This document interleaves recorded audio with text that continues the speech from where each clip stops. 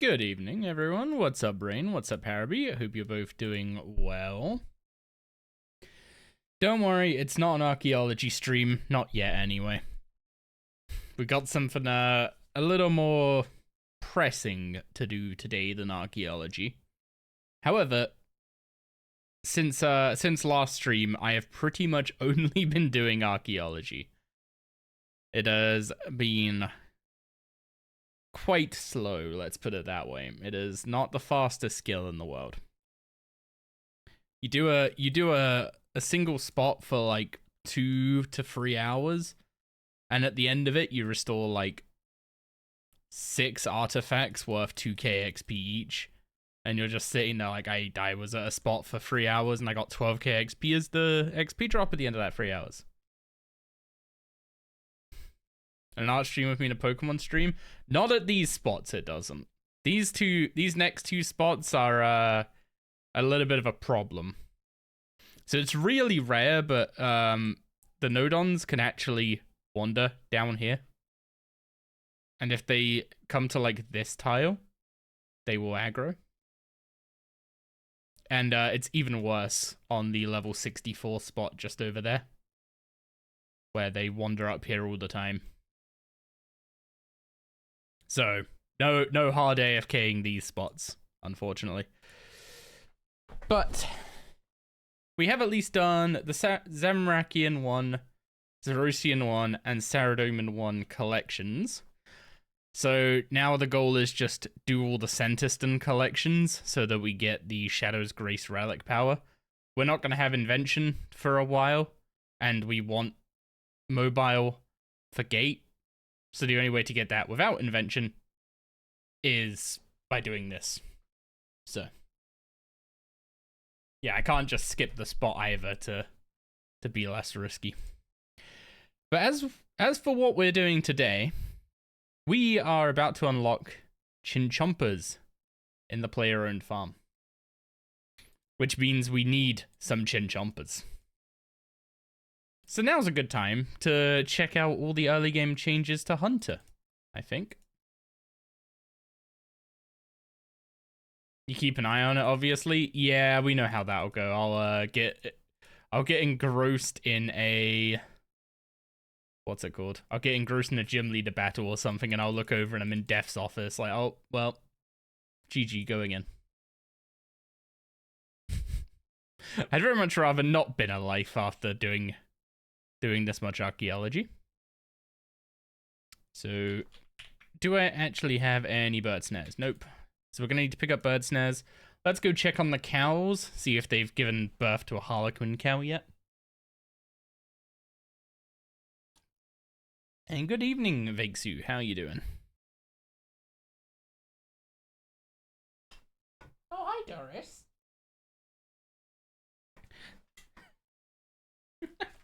Did you want to come say hi to stream?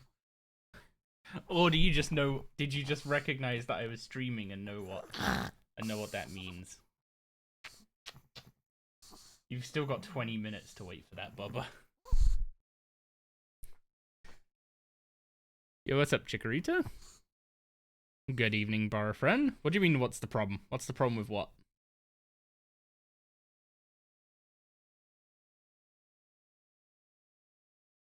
Wait, no new baby cows? What the? Those cows gotta increase their productivity.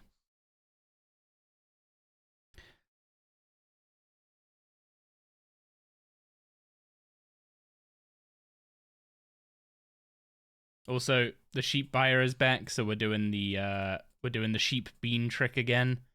Stick these in there. If I open up a timer, 24 minutes. Solution. Oh, hunt for a farming solution. It's just a funny phrase combining hunter and farming, because we're going to be doing hunter, and the end result of doing hunter is to get chins for farming. But I also want to test out some early game hunter methods. So far I've heard that birds are good. So we're going to go pick up some bird snares and try those. You rage quit chins? Oh no. Doris Tritos from Rain? Oh no, I said the word. Normally I have to wait half an hour so that people actually have time to join us and see and see the Doris Tritos. But how can I do that when she's like I added the 30 minute rule, right? And Doris has just vetoed it. Just hard vetoed it.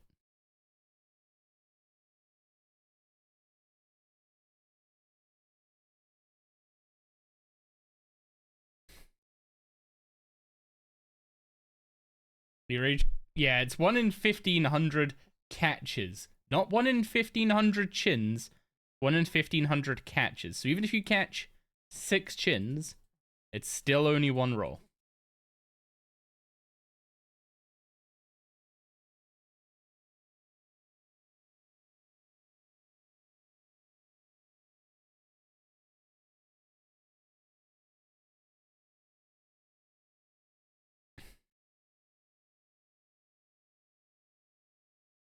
Am I looking at thieving or agility?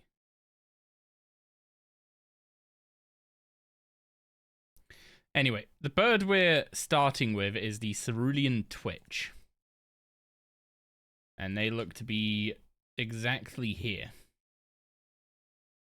So, put a bird snare there. Put a bird snare there.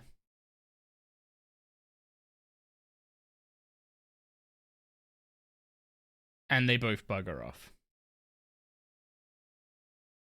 Hey guys, I love Hunter.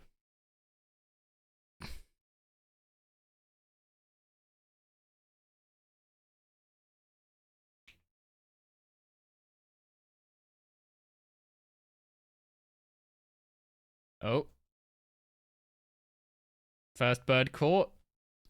What's the XP like? 61 XP. You're still running barrows for 112 KC and 21 out of 39 log? That's not bad log rest for that KC. This is why no one hunts birds.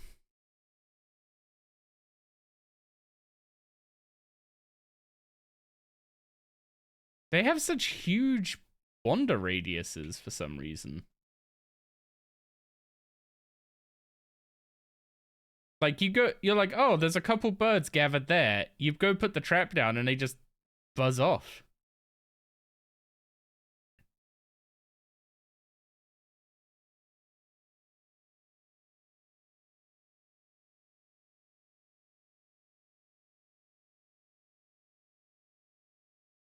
Oh, we failed one already.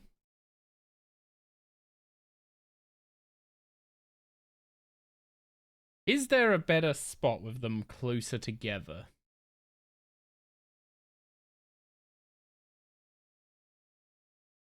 Nope. The spawns up there are atrocious, and the spawns down here are also not great.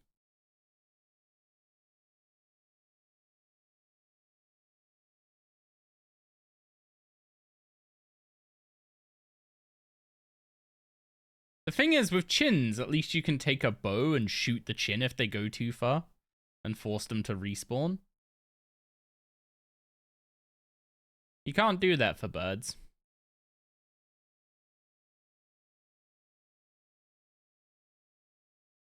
But chins don't have the, chins didn't get a buff to their catch rate, so they might be a little painful. Killing chinchompas, monster? I mean, you're either killing them now or throwing them later, your choice. Do I actually have... What's the first level you get? You get chins. Traps. We get box traps at 27. But that's only for ferrets. Okay, Cobalt Skill Chompers are at 27.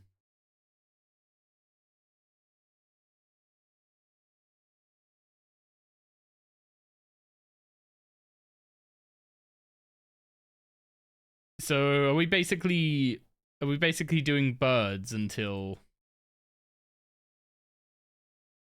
We're basically doing birds until 27, right? And then maybe we swap over to chins at that point.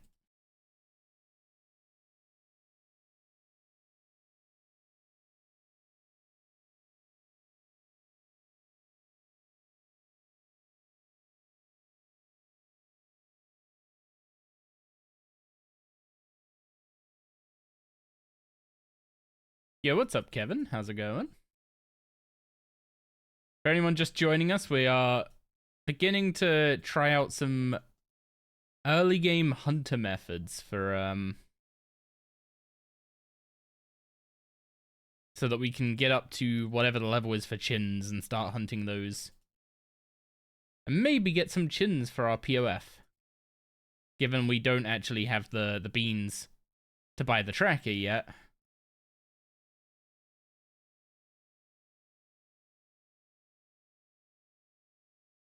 I mean, we're up to 13 so far. It's not the most... It's not the fastest thing in the world, but... The increased catch radius of the bird snares is actually kind of appreciated.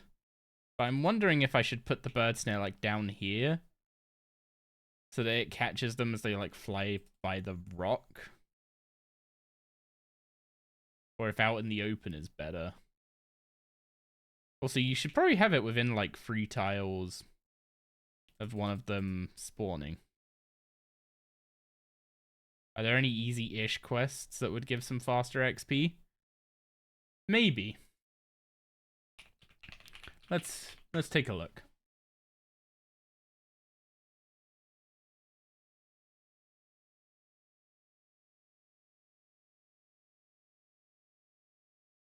Not really testing out the changes by just skipping it with a quest, but if we come to the conclusion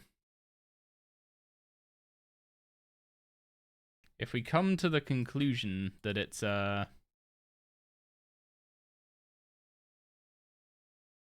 too slow, then we just quest and try and skip to the next method. Magic Hunter. Eagle's Peak requires 27 and gives 2,500, but that's also required for unlocking box traps, I think. So we'll have to do that anyway. Summer's End needs 35. Yeah, there's no quests that give direct hunter XP that don't also have a hunter requirement. Like there's a mini quest that gives a medium hunter XP lamp. But that's not going to be particularly good because those scale with your level.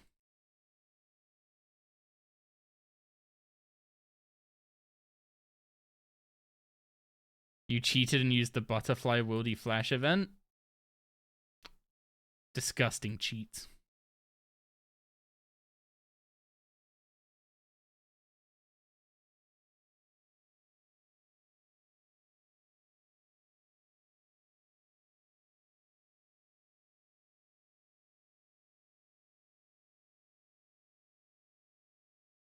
Should I get you a little pillow for the desk? Would you like that? Would you like a little pillow for the desk? Yeah.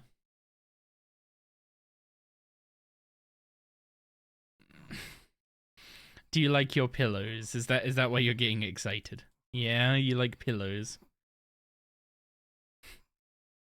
Should we ask Mummy to bring your pillow? I could just pick that one up off the floor if you want to use that one. Would you want that pillow? Congrats on your free stream streak, Kevin. Thank you very much for the continued support. Should you do one of your 23 missing quests, or continue to ignore them for years? Continue to ignore them. Because no matter what I tell you to do, you're going to do the opposite. And now that I've said that, you're not going to do the opposite. But then because I've said that,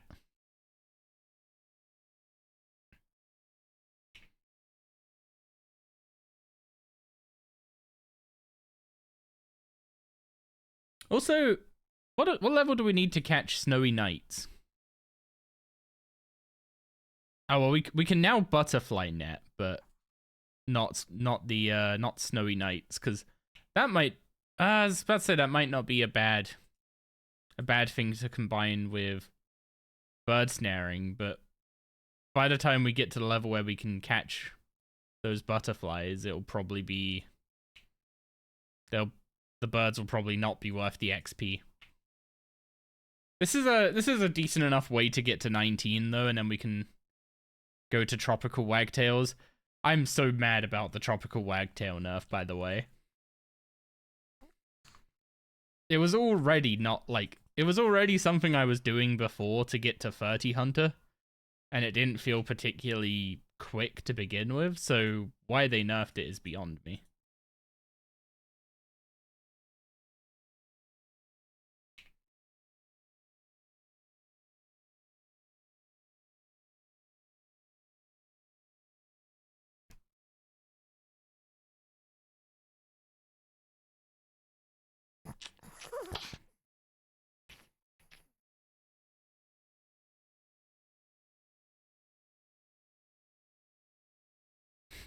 Who's a good girl? Who's a good girl? Just a few more minutes, Doris, and I'll give you them, yeah? Yeah? Just a few more minutes, Bubba.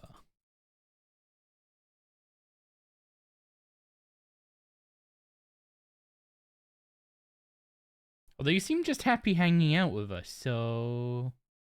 Yeah, you're happy to just be here. Yeah, are you happy to be here? See if I can grab your pillow.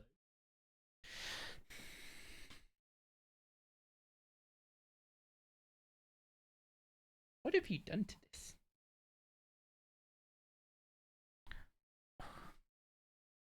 There you go.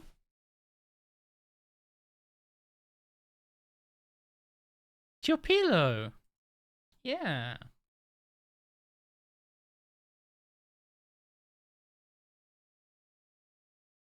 You got fluff in your fluff, Bubba. Yep. If anyone knows a better spot to put the bird traps, it'd be appreciated. Because I don't think I've picked particularly good spots.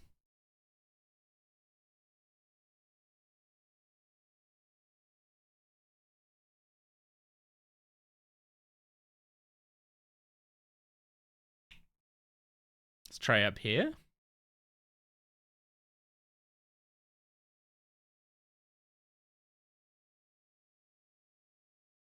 So if I bring up the spawn map, can you guys see this? No. There we go. So this is the spawn map of them. Like, there's not really obviously good places to put the traps. Like maybe one here and one here, maybe?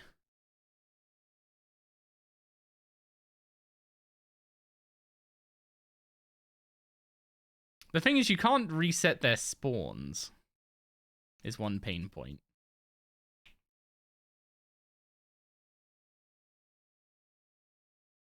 So, like, I can't just set up the traps, reset their spawns, and test. So figuring out what the best spots are going to be is tricky.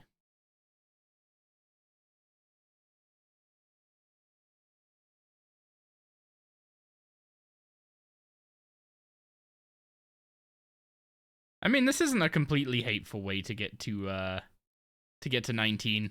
I'd rather do this than plain whirligigs, that's for sure.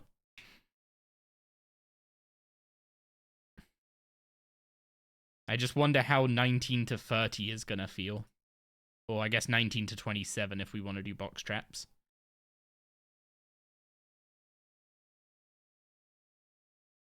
And then at 30, I want to test out whirligigs and see I just want to see if the nerf has completely gutted the method or just made it, you know, a reasonable XP rate. Because if it's made it a reasonable XP rate, then it might still be worth it to get up to some of the better methods. And then swap off of it around, say,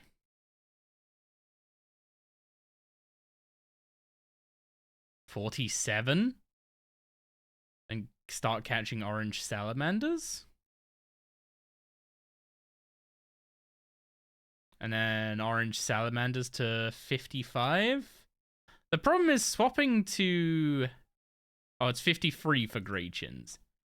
The problem with doing chins as soon as you unlock them is that your catch rate is terrible for the first few levels. And I say first few levels, it's like the first 10 levels. So I'm kind of skeptical about just going straight from another method to chins at 53.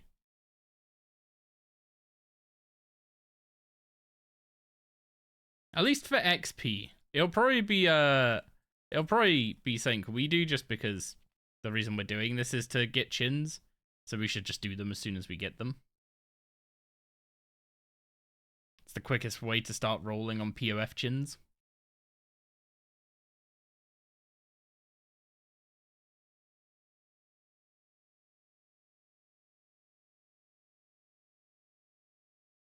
Yes, Doris? Is it almost time? Is it almost time? Yeah. Is that waggy tail because you know what you're about to get? Yeah.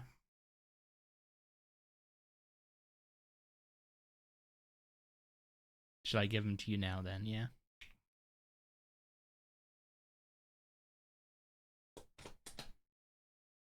Mr. Saren Spirit, there goes another HSR. Oh dear.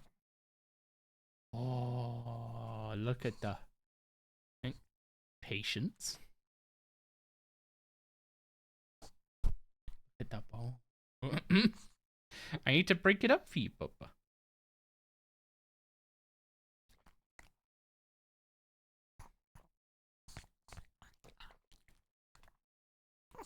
Good girl. You chewed it like a good girl.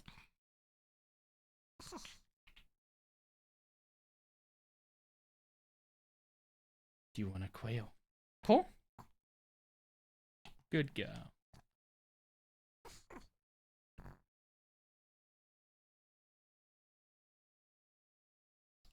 Hi, Paw? Darcy, hi, Paw? Hi, Paw? Very well. You gave chat a high paw. That counts. That especially counts for them.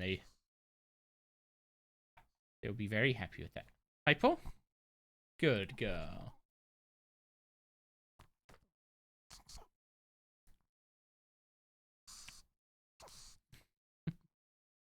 Are you adorable, Doris? Yeah.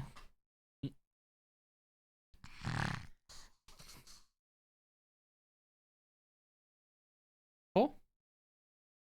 Good girl. Okay. I'll get a couple more. I'm gonna close the pot. Oh, oh, it's a little bone. Pop. Go on, Doris. Give it a pop. Pop. There you go. Good girl.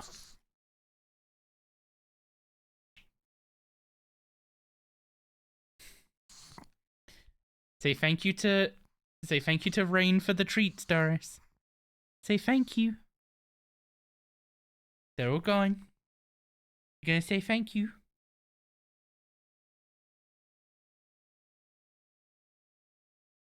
Do you not know what thank you means? Nope, you have no idea what that means, do you? Doris, come on. There you go.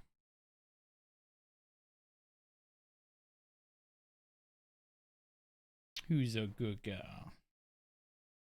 Getting comfy on your pillow, yeah? Good evening, Verdum. How are you doing? And hello, Alessandro. Hope you're doing well. We are halfway to 19 Hunter.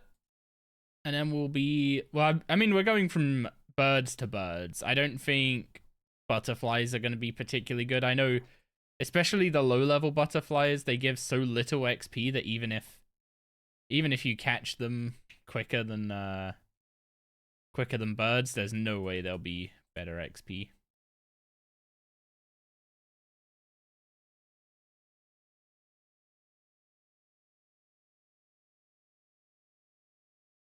I'm just hoping tropical wagtails aren't atrocious now. That's my biggest scare.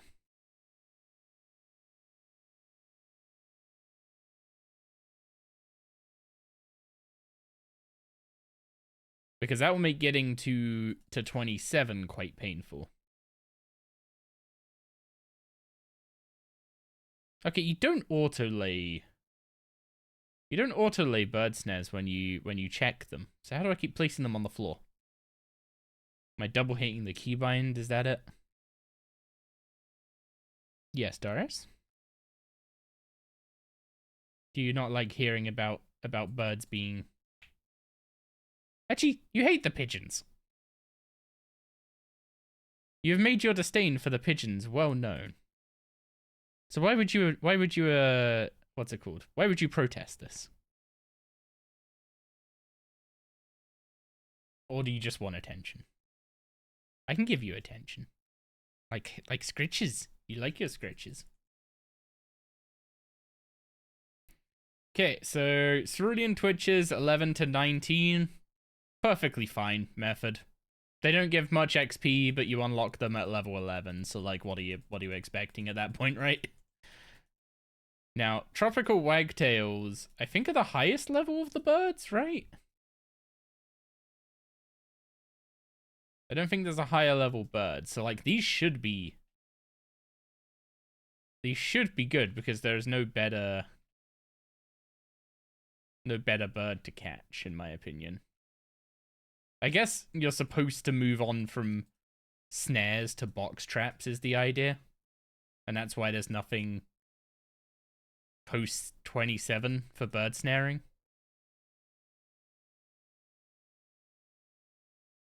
Do we still need to do Eagle's Peak to do box traps? Or is that just an old school thing?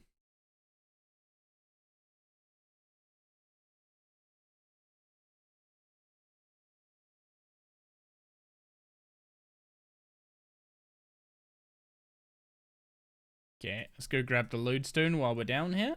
There's a wimpy bird is higher? What level do you need for wimpy birds?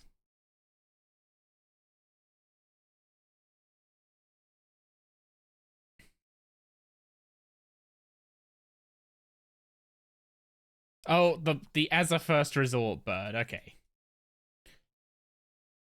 Oh, the sheep are done. 1 second.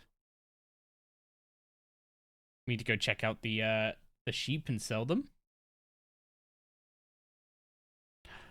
Where's that little smile for me? Where's that little smile for me, Bubba? Yeah. Who's such a good little girl?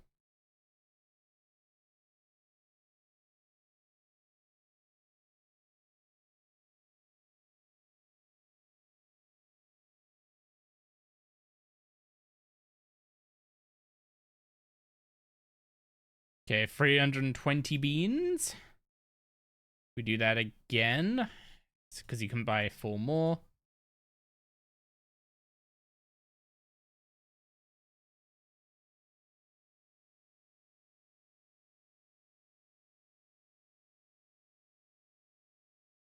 And we reset the timer for another 24 minutes.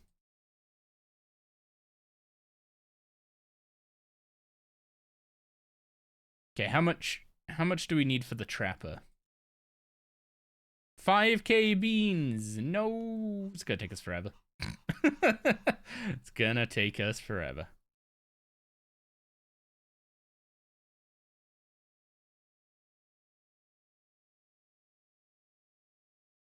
Once we get the farm actually like fully set up with all the pens and everything, and we start selling chins, the beans are just gonna like stop being an issue. So I'm not that worried about it.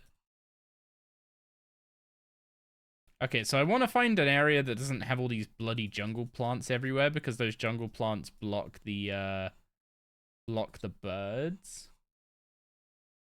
So I want to find, using a bird snare, tropical wagtails, show on the map.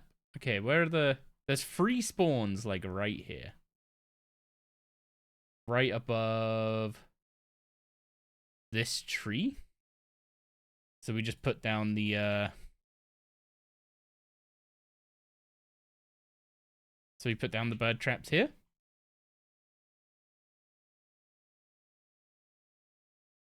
And they get completely ignored. It's fine though, we've got Doris to pet while we wait for birds, don't we? Yeah. You're happy for the downtime of pets. How much per 100 XP? So each bird is currently like 1/5 of a level. I mean, that's not atrocious. I think it used to literally be like 3 birds to go from 19 to 20, so we would be 20 right now. This is going to be hard to judge because they have buffed the catch rate, and they've increased the area that these traps can attract the birds. But the big problem with birds is just, yeah, they wander off, right? Like that bird's stuck over there for God knows how long, and I can't do anything to force its respawn.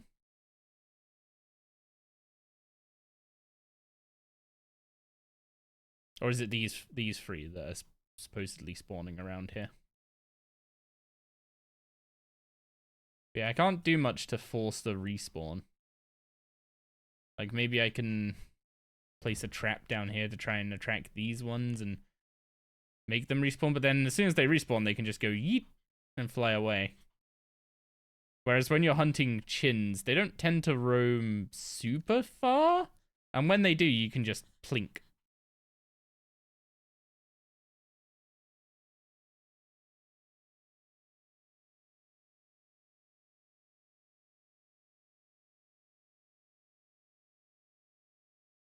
Okay, the catch rate is noticeable. I will admit the catch rate improvement is noticeable. Normally you fail these a bunch.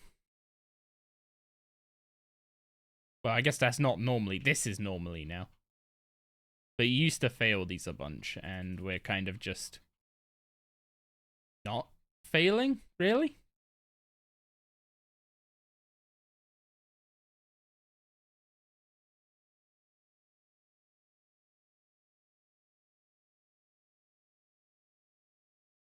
Wait, can I place another trap down now?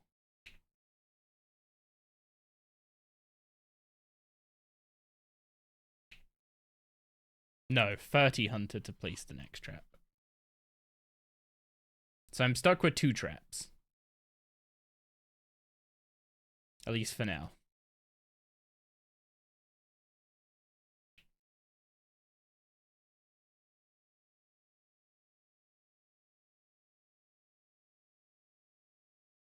You okay, Bubba?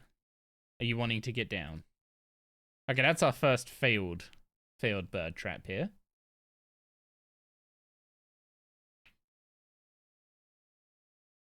You want to get down, go to your ice packs, yeah? Coming in. Ugh. Go on then, Bubba. Down you go.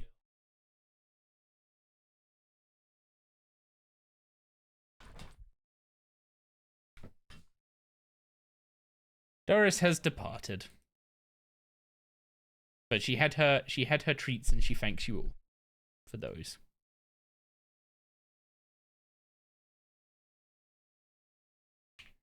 Okay, what are we getting as we're leveling up? Scarab catchling for dazzling whirligigs. Those are the ones that need golden roses, so those aren't exactly gonna be a sustainable method. They have no, what the heck? Young Impling setting a deadfall trap. Is deadfalling actually good XP? Because one of the issues with deadfalling is that you can only ever place one trap. But right now we can only place 2 traps anyway.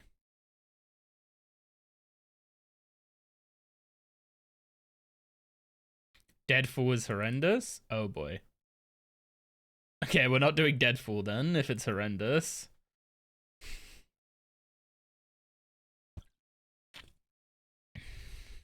We have better butterflies at 25. Yeah, it's looking like, to me anyway, it's looking like a bird's up to 27. Then if we need to do Eagle's Peak to use box traps, we go do Eagle's Peak. If we don't bother. We just go straight to chins. I mean, so far the tropical wagtails aren't atrocious. It's kind of just the same problem that like birds always had, of their roaming being kind of insane. Like their roaming range compared to chins is just nuts.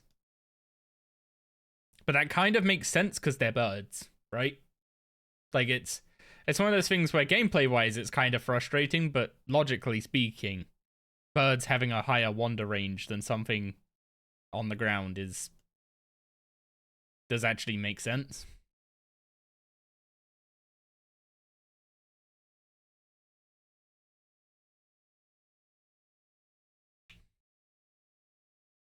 I don't know if the XP nerf was needed, but also my benchmark for Hunter is like 100-something K XP an hour that you get with whirligigs.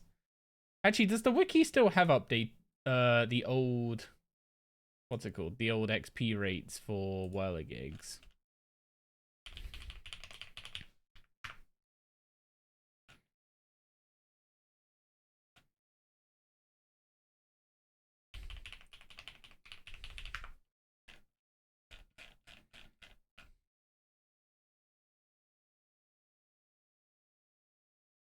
It is possible to achieve over 180k XP an hour. That has to be the old rate.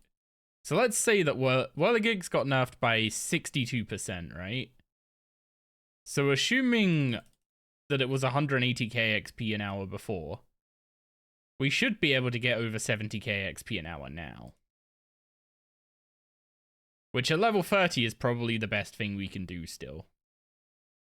It does come with the added cost of using up our roses for Hunter XP instead of using them for farming XP.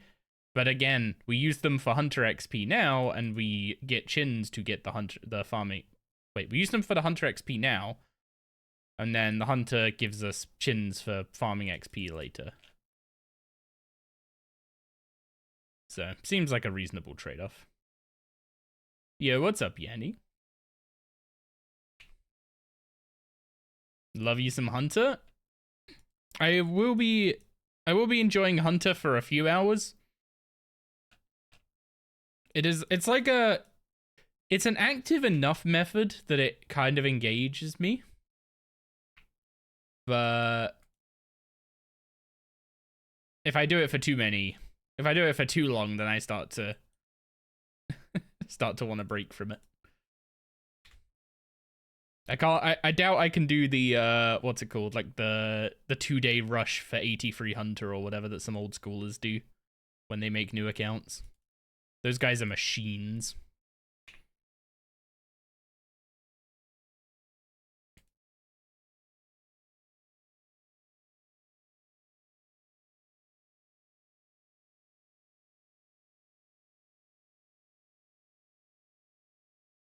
Wait, Duke's in RS3?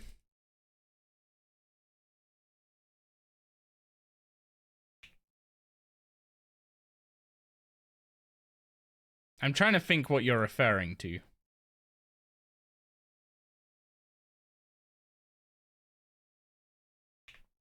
Are you referring to the Chthonian demon in... What's it called? In the Haunted House quest. I don't know what... I can't remember what... I can't remember what the Haunted House quest is actually called. Broken Home. The Caphixian dude standing next to the Ascension. Oh, what? Oculus? He's in Children of Ma. Wait. What? Really?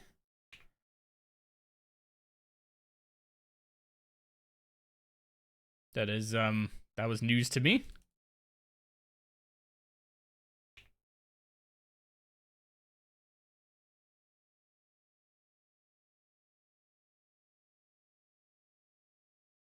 I didn't know he was in RS3 at all. Is he mentioned in the wiki?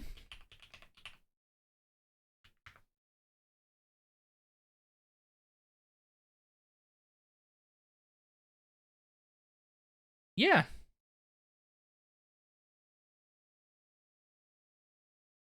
I must have never right-clicked him, I guess. He's in a memory. Oh. Makes sense. Also, do I need to move my traps? Is this one now in a bad spot?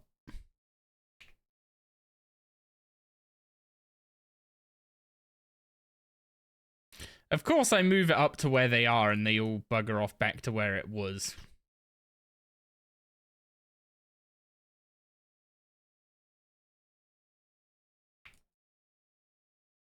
You have to talk to him for the quest? I definitely didn't just spacebar through that. Hunter's no fun anymore? We need Hunter rumors like old school?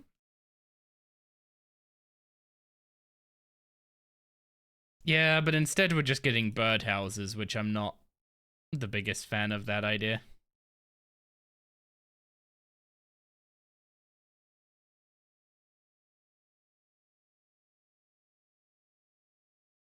Like, of all the things to take from old school Hunter, birdhouses were not it. is my maybe lukewarm take at best.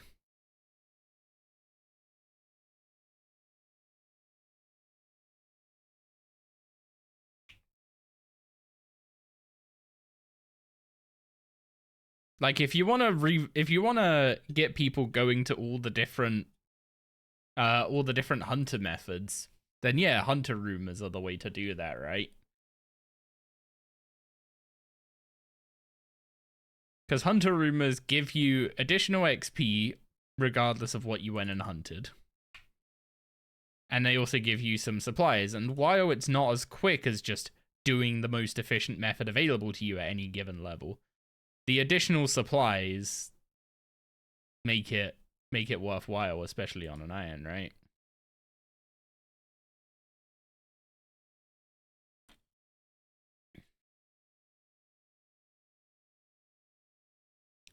Like in old school, if you want to just get the hunter levels ASAP, you just go to salamanders, I assume.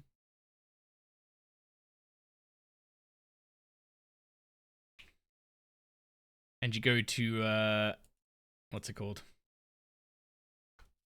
You go to hunter rumors for supplies.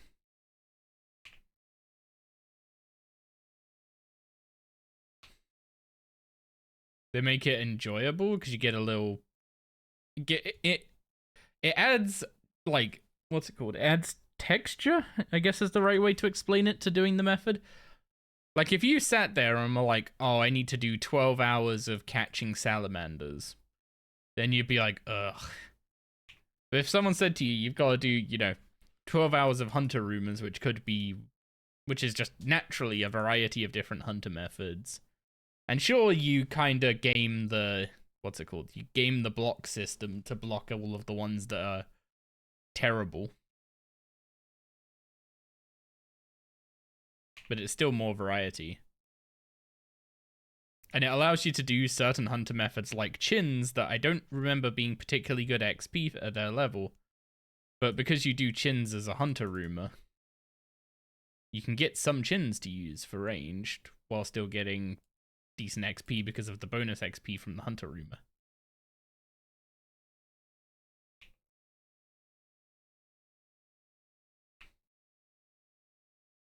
Also, tropical wagtails are fine. Like the XP nerf I was initially a bit confused about, but like there's nothing wrong with this method at the moment. It's not insane XP, but it's not like disastrously slow.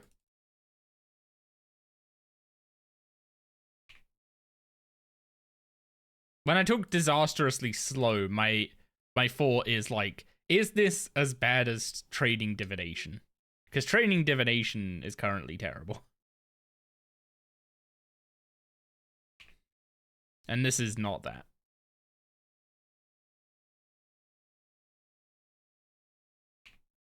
Unlike an old school, RS3 can surprise us with updates. Interested to see what else they drop with Haven Hive. Yeah, I guess that's one benefit to the whole not polling stuff. Also, with some of the opinions I've seen recently, I think we benefit from not having a polling system.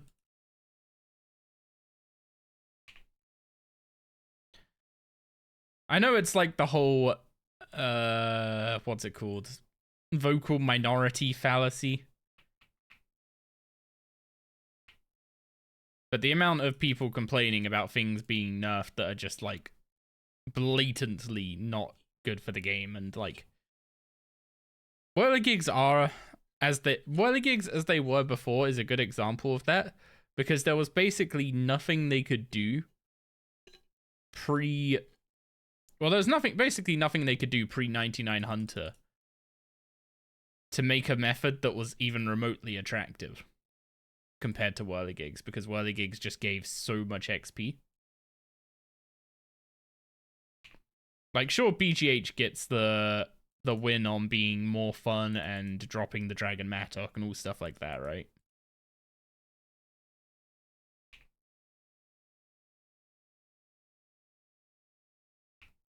But if you just wanted, like, the fastest way to get 99 Hunter, you'd just do whirligigs.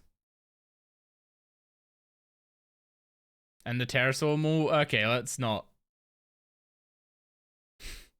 yeah, let's not get ahead of ourselves there. I'm pretty sure you could go 99 to 120 Hunter, hunting the tier 3 dinos. And if you didn't get a piece of the Pterosaur Maul, that would not be surprising.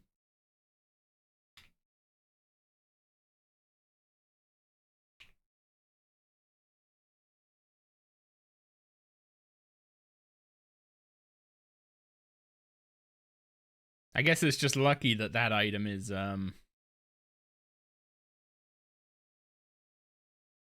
lacking in uses, let's say. Scaling drop rates are actually insanely dumb, is one thing I've got to mention. Like how long it takes to get the archaeology weapons.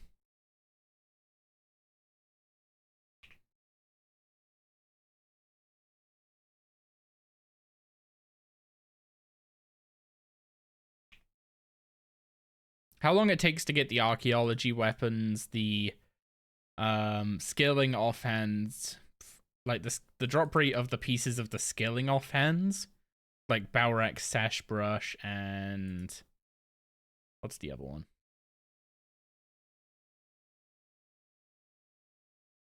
Okay, we should now be able to box chat trap Cobalt Chinchompas, right?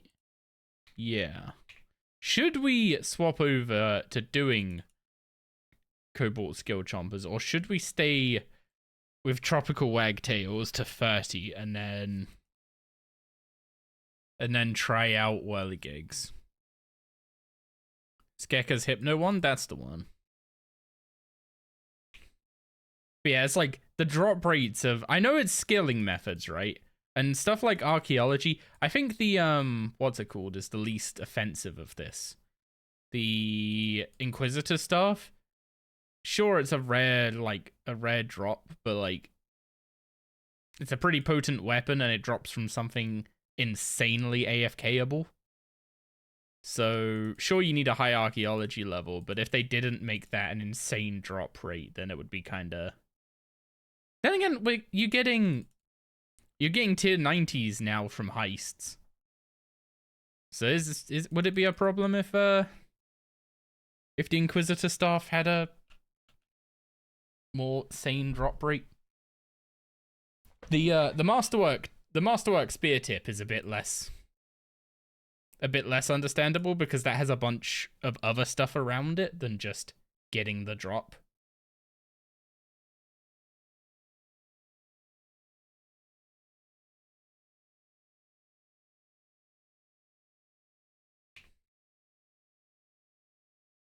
You just completed your skilling offhand collection. That was a super long grind. Did they want... Like, I'm assuming they want it to be. Because, like, all the skilling offhands, for the benefits they actually give... Like, when you compare it to, like, a PVM upgrade, right? For the benefits scaling offhands actually give, the amount of effort you have to put in to actively go for them doesn't match up.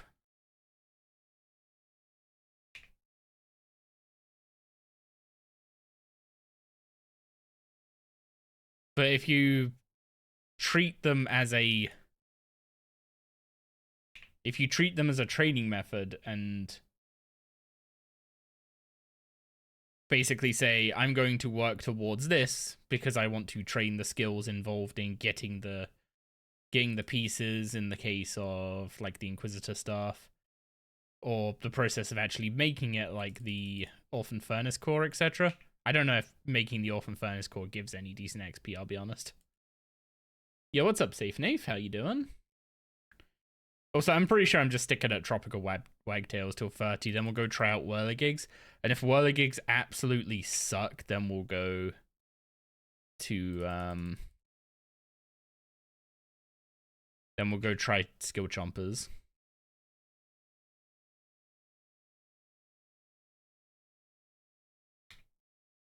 The only reason I'm trying out Whirligigs is because even with the XP nerf,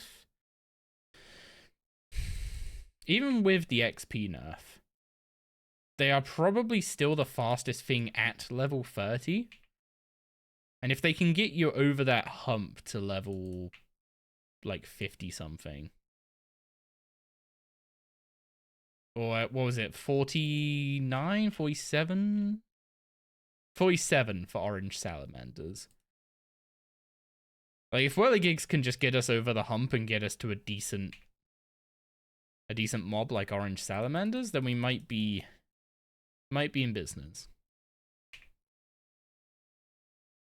You started the arch grind so slow without porters. I know the feeling. Some of the zones. Ooh, okay, when we hit 30, we need to go check our sheep. The alarm just went off for that. So that means we've been here 24 minutes. 24 minutes to go from 19 to 28. That actually means these are pretty bad XP per hour. Not as bad as divination, but not great.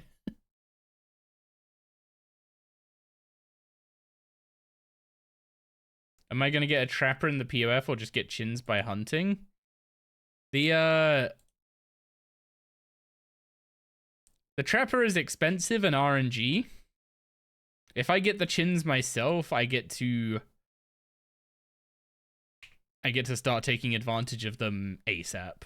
So I think I'm gonna go for them myself. But I am selling, like, the problem with getting the beans for the trapper is I'm breeding the cows to specifically hunt for the shiny cow, so I've got that ready for ancient summoning. I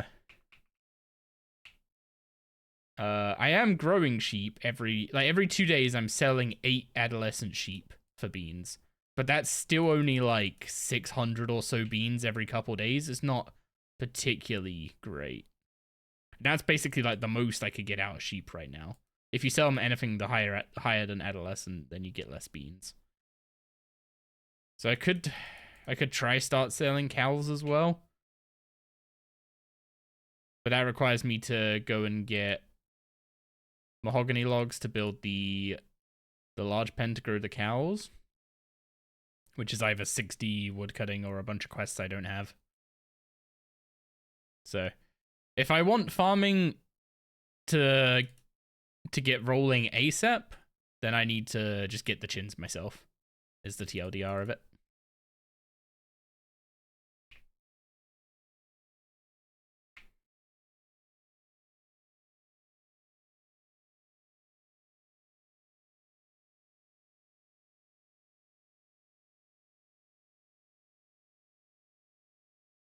I mean, you unlock a load of different hunter methods. That's the thing that kills me about hunter.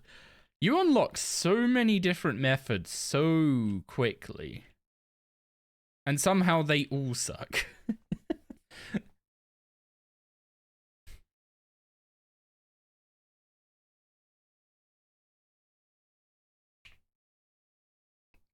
Okay, like 90% of them suck.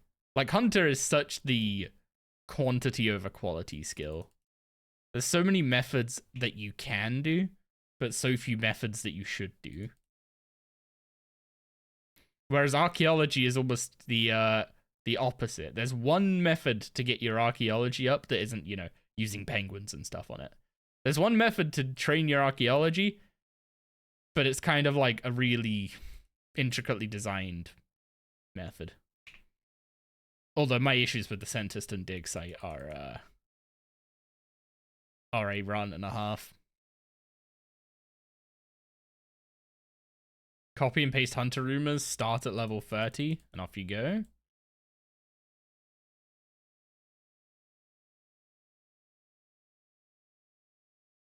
I mean, yeah, Hunter Slayer does kind of solve the problem of it makes you do other methods and then augments the XP and such of doing those methods. So it allows you to just kind of blanket speed up the skill without having to go and individually tune a load of different methods.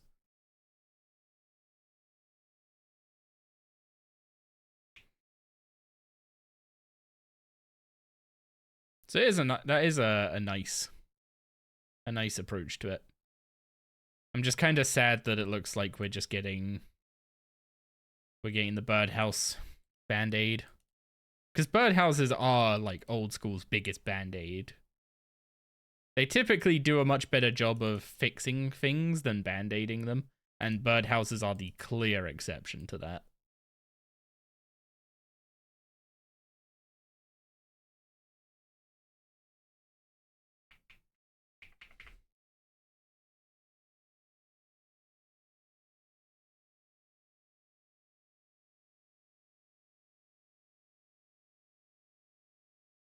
That bird is a menace.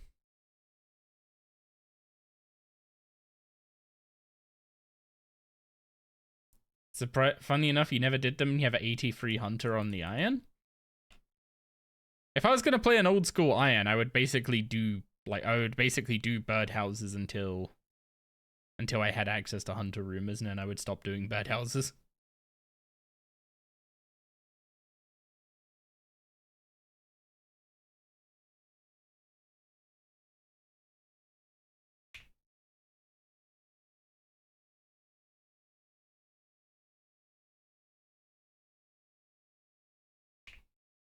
I mean, swamp lizards are not.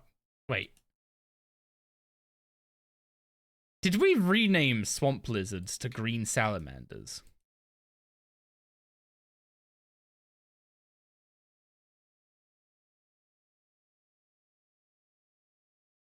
Why?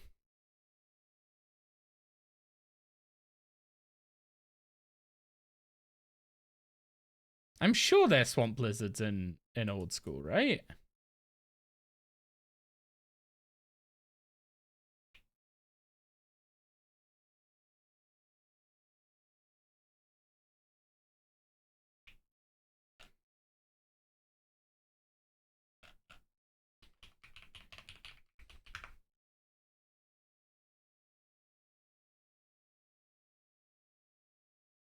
A green salamander, sometimes called swamp lizard. Don't gaslight me. They used to be called swamp lizards.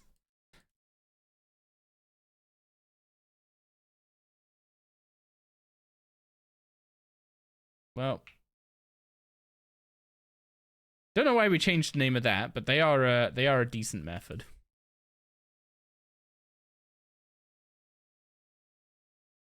Okay, back to the POF, sell our next round of sheep, and then we'll go see how bad the Whirligig nerf is.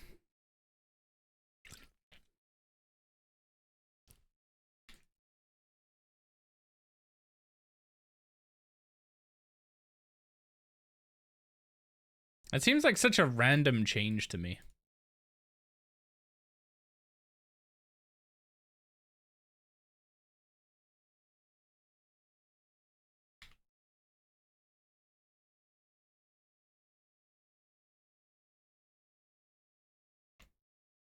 Okay. There we go. That's our 640 beans for these couple days. Animals can now breed in small pens. That is probably worth picking up.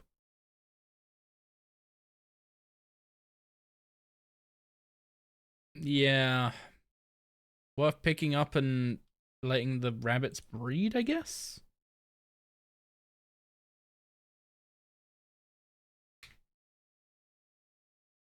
We'll need it for the chins regardless.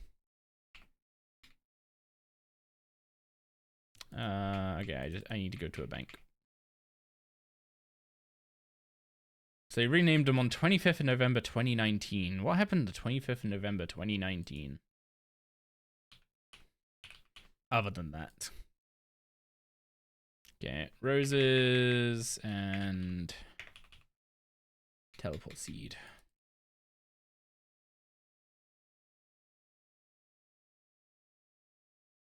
Oh, hang on. I forgot to check my beehives, didn't I?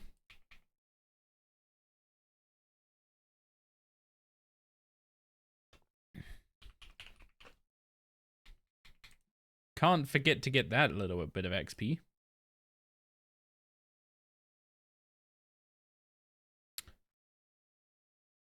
Solo Dubs, thank you very much for the resub at tier 1. Appreciate the support very much, dude. Enjoy your ad-free viewing and welcome back to the crew.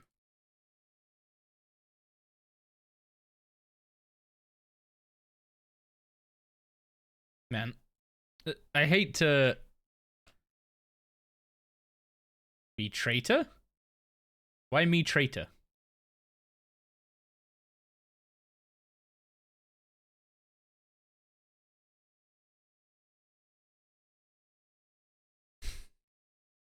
I've abandoned you? I have done no such thing.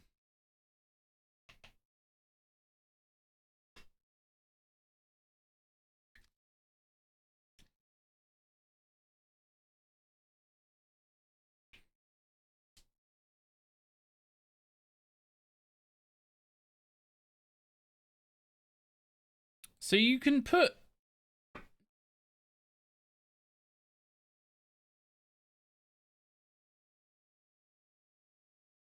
Yeah, you can put more than one type of flower in there, but it will only process up to 27. So there's not much point to. You were back just in time to see the can of Guinness being drained?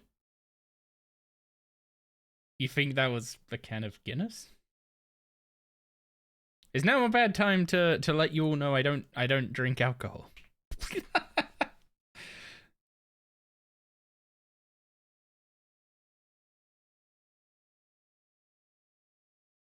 Techie is very upset that that I'm not playing WoW today.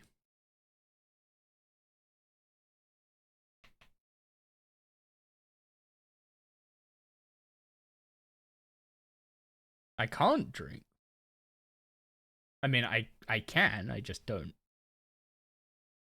There was a point where I couldn't when I was at uni, which was really poor timing, but That wasn't a permanent thing.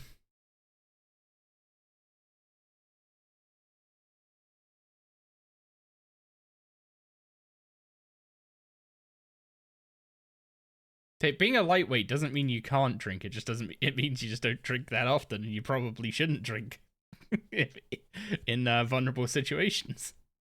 Yo, what's up, Kristen?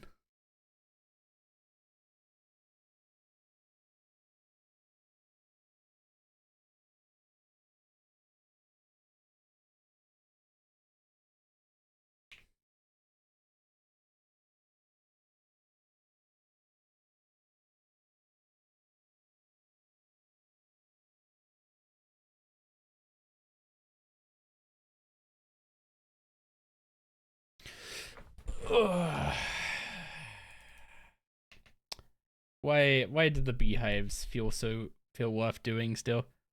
I mean, you can tell by the fact I've gained like half a level from doing this that it's just about still worth it.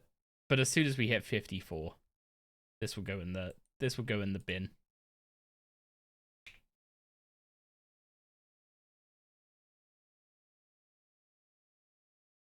You take it easy as well these days, usually no more than 6 beers or 1 bottle of wine.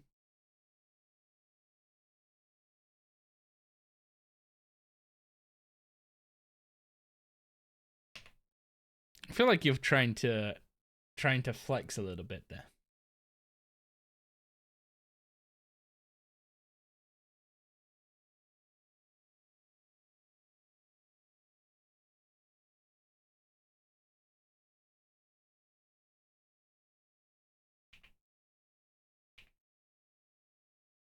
Wait, oh, I was gonna say, why am I getting 74 XP for this one? But I was taking 2 out in a single tick. This honeycomb will make your animals more fertile.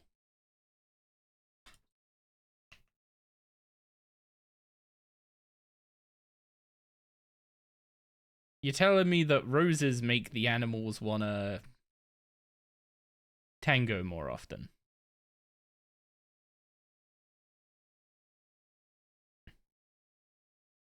You know what's easiest to give your chins as food? Woad leaves. Woad leaves are the food for chins.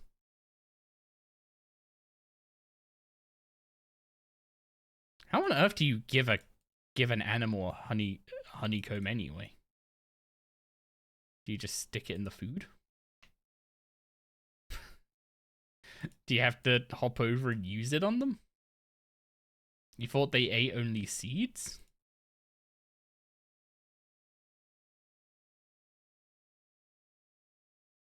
Well, my cows are now more fertile. So surely we'll see a Harlequin cow later today.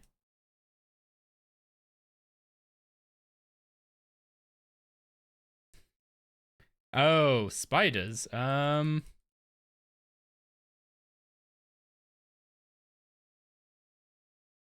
Spend an evening at the master farmers and feed them all the terrible seeds would be my guess.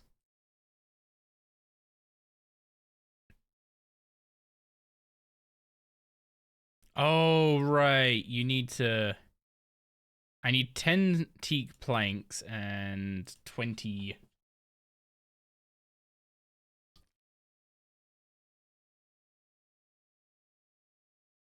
You don't feed spiders. If you want XP, you gotta feed them. But yeah, if you want meat for the POF, the as a first resort quest is the way to go about that. Okay. We need 10 teak planks. Can use the Christmas food. I have no idea what you mean by Christmas food, so.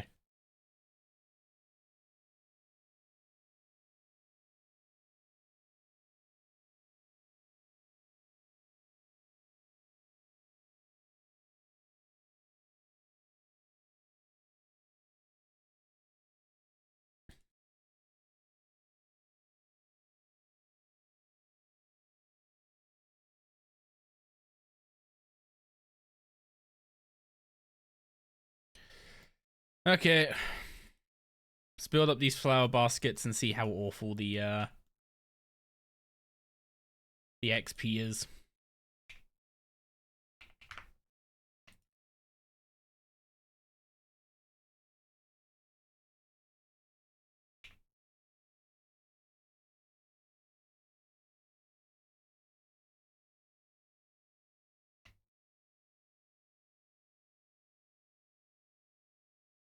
$25 XP for stacking another whirligig. And you can still fail it, so you have to spam click. They should have made it so you can't fail. Wait, why was I able to move there? Is it only in the water that the... Okay, it's only in the water that the yellow clicks get ignored. That's actually good that it does that. But that might still make the wardrobe interface method a little better. Given you could still click on one of the edges.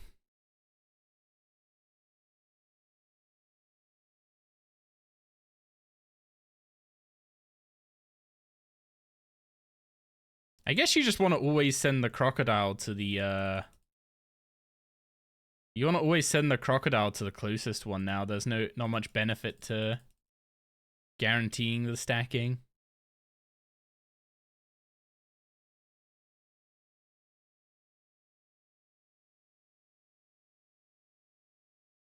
Okay, yeah, oh wait, I can't do the wardrobe interface thing in the classic UI.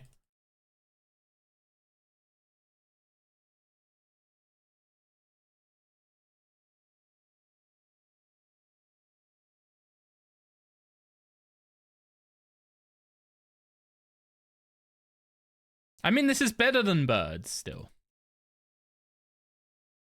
You need the roses for it to work, but it's still better than birds. That's not much of a it's not much of a challenge, but it's better than birds.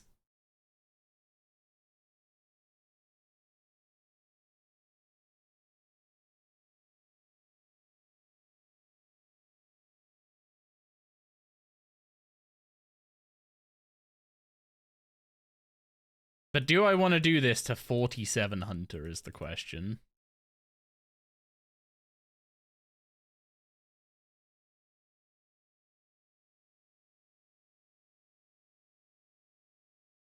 Like, it's still RSI inducing.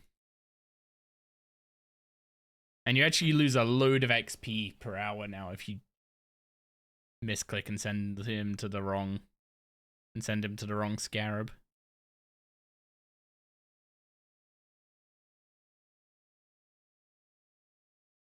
You're still really liking thieving? That was gonna say Gobi's still 30k techie. So you can't be asked at the moment. It shouldn't take you that long to get 30k techie there.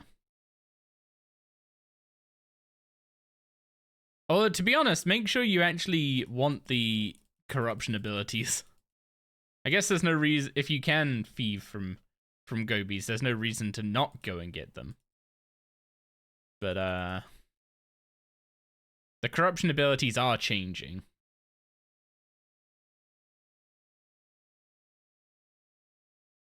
Oh, hang on. I'm already down on flowers. That's not good.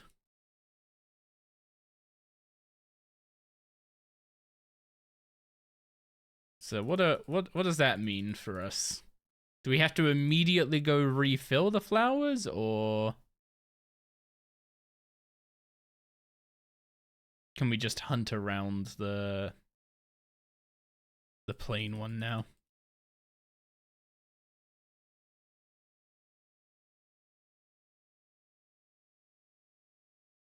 Yeah, they're changing to being like spender style abilities instead of basic abilities.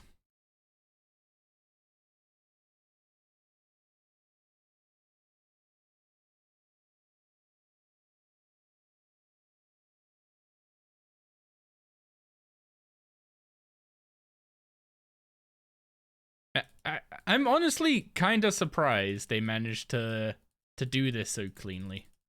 Like, they managed to nullify yellow clicks only in the water. Like, I was expecting it to basically prevent you moving while you were handling the crocodile, but they didn't do that.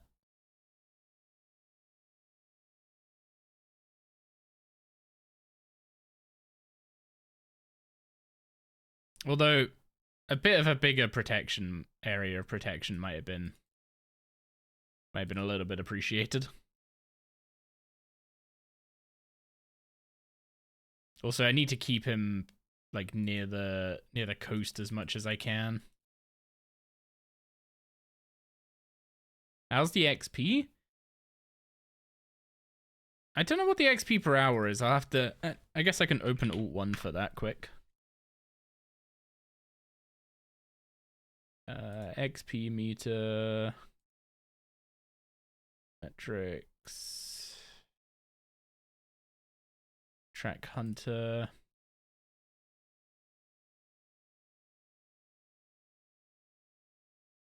Can you guys? Nope. There we go. Okay. Let's see what the actual XP rate is. I am expecting something like 70k an hour at best. Although the annoying thing is going to be having to keep refilling the flower baskets. Because you don't have many places you can stand where your camera's in a nice position, and the flower baskets are not ideally located for that. Like, I guess while he's going and catching stuff, you could run between them.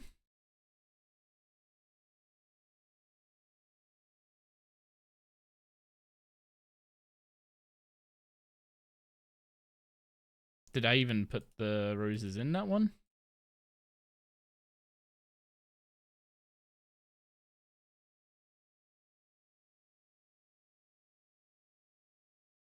Yeah, maybe like some kind of indicator when you're controlling the crocodile with like a bar under each basket to show how many flowers are in each one would be good. So you know whether or not you need to run over there to fill up that one.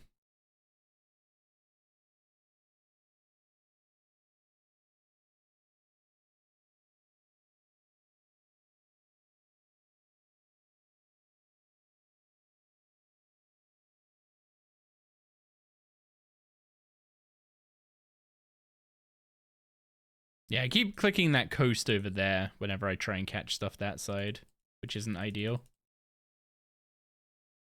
Also, they should probably make it so you don't fail on the stacking, if stacking is going to give so much worse XP than it was before.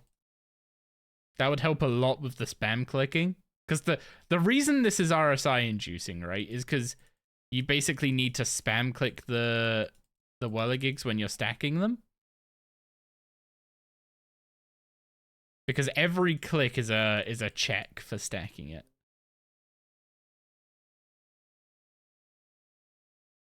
So if they just remove that check and make it so that you guarantee stack them, then you only have to like click, click, click. Instead of spamming.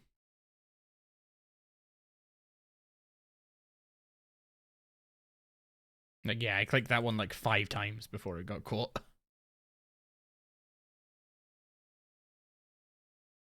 Any new methods unlocked? Barbed tail kebbits. And pitfall traps for the rupias. We are not doing pitfall traps, that's for sure.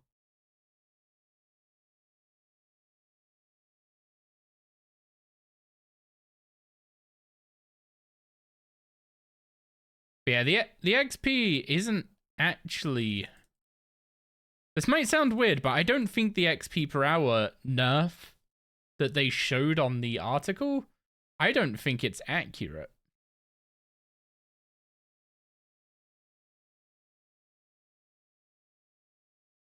I think what they've done is they've assumed for that calculation that every time you sent the crocodile out to catch something, you were getting 1 catch and 5 stacks. But that wasn't the case. In fact, you were actually kind of hoping to not get the catch. As weird as that might sound. But even if you didn't get the catch, you were still getting the 3 or 5 stacks.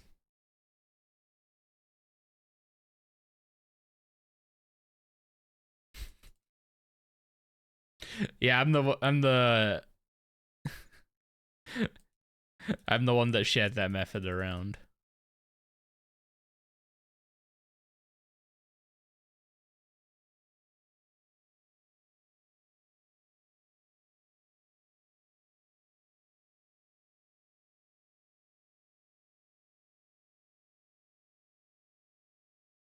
Yeah, before you didn't actually you didn't want the crocodile to catch. You didn't want the crocodile to catch before, which was definitely kind of a problem. Because if the crocodile didn't catch, then that would mean he wouldn't bother swimming back to shore. So you'd be able to hunt the next whirligig quicker.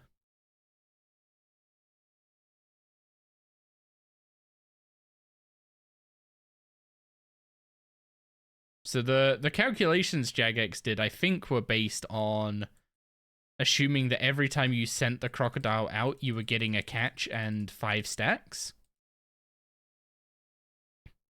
But you won. A lot of the time, you were just getting the 5 stacks, or 3 stacks, as it is at the moment, because you don't have the upgrade. Which means moving so much of the XP to the initial... what's it called? Moving so much of the XP to the initial catch and nerfing the stacking so much actually means that instead of getting 300 XP for a failed catch, I'm getting 75, which is a 75% nerf on the failed catches. And on the successful catches, I'm getting 175 instead of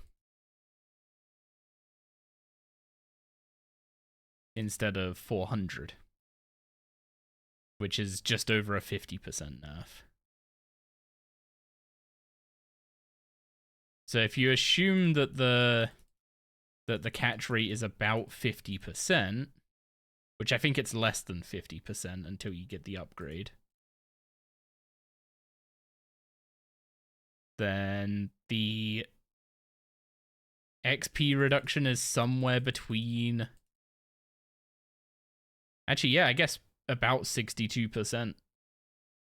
A bit more than 62%, but maybe the 62% number is actually accurate.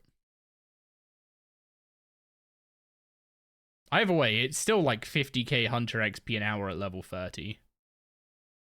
So, in terms of a training method, this is still one of the quicker methods a skill has access to at level 30. You're just not immediately getting 100k XP an hour when you hit level 30. Or, to be honest, it was even more than that. It was like 120k an hour with no upgrades before. And that was even using the method where you weren't using flowers, where you get a little less XP in order to not use flowers at all. So this is like... They may have kind of taken it out back a little, but... it's definitely still a viable method. The problem is the intensity. If they reduce the fail chance on stacking, I think that would go a big way to reducing the intensity of the method. Because instead of sending him after that whirligig and having to spam all of these until they get added, I would just click that one and then click each other whirligig I want to stack once. And that, like, drops the number of clicks to, like, a quarter of what I'm currently doing. Because I'm clicking each one, like, 5 times sometimes. Like, because I have to sometimes click each one 5 times, I'm ending up clicking each one 5 times, even the times I don't need to.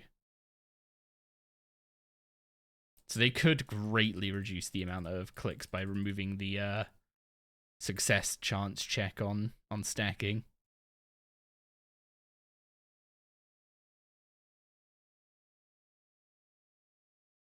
I might raise. I'll raise that as feedback and see what response I get. Basically, just say like, you know, it's lower XP per hour now. It's still a good method, but it doesn't feel worth the sheer amount of clicking required. Can we, you know, reduce the amount of spam clicking required? And then I think if they do that, then Whirligigs will probably be a fine method. But I don't think... I'm not going to do Whirligigs at other levels, I don't think. Like, maybe I could be convinced to do the level 50 Whirligig. The problem is the flower cost is probably a bit too much.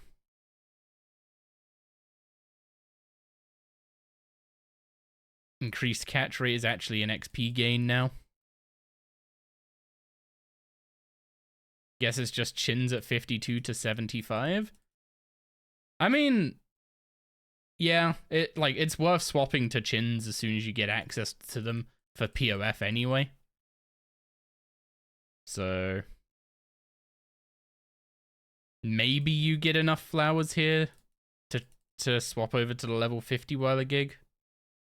Just to get to 53, but honestly, I'll probably just do this to 47 and then go for orange salamanders and try those out, see what the XP rate is there. Because if I remember rightly, red salamanders in old school are about 45k an hour or something. Right? Something like that.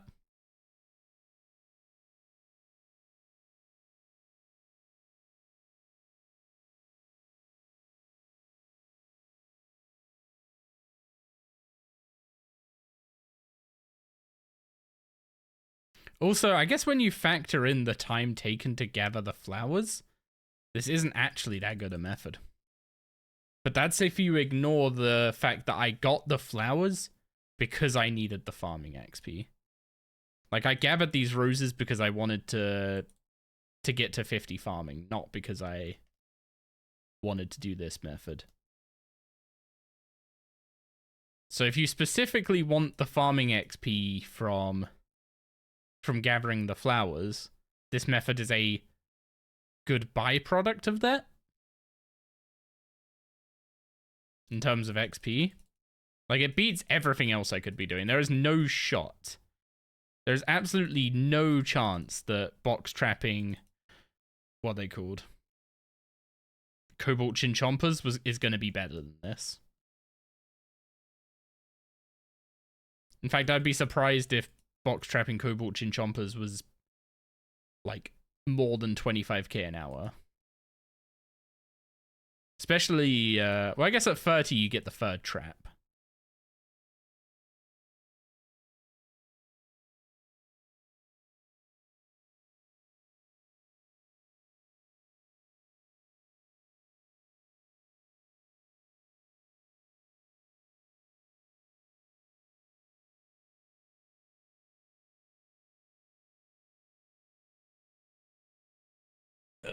Making me stretch. Probably a good thing. I'm slouching already.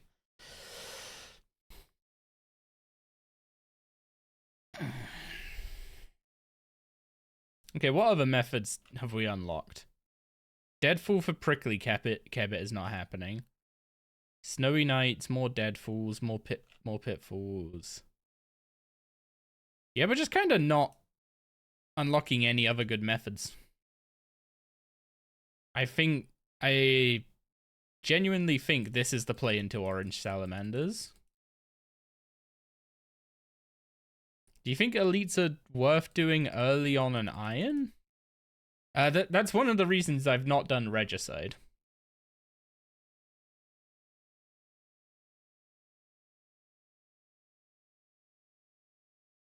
Because I'm gonna I'm gonna test out doing elites instead of easies for fortunate components on this account. But if I can help it, I would like to avoid unlocking Tyranwin. Because, like, the worst thing you can do is unlock Tyranwin, but not get all the, like, teleport items. And then do elites. You either don't unlock Tyranwin, or you get the teleport items first.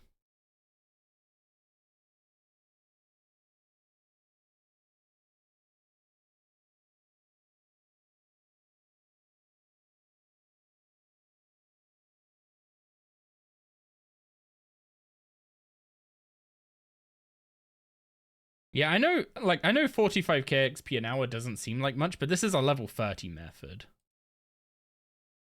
And this is, like, easily the best method you have available at 30 even now. So while it's not what it used to be, I still think I would recommend doing this method if you wanted Hunter as quick as possible. But I don't think it's worth the, I don't think it gives XP worthy of its intensity anymore.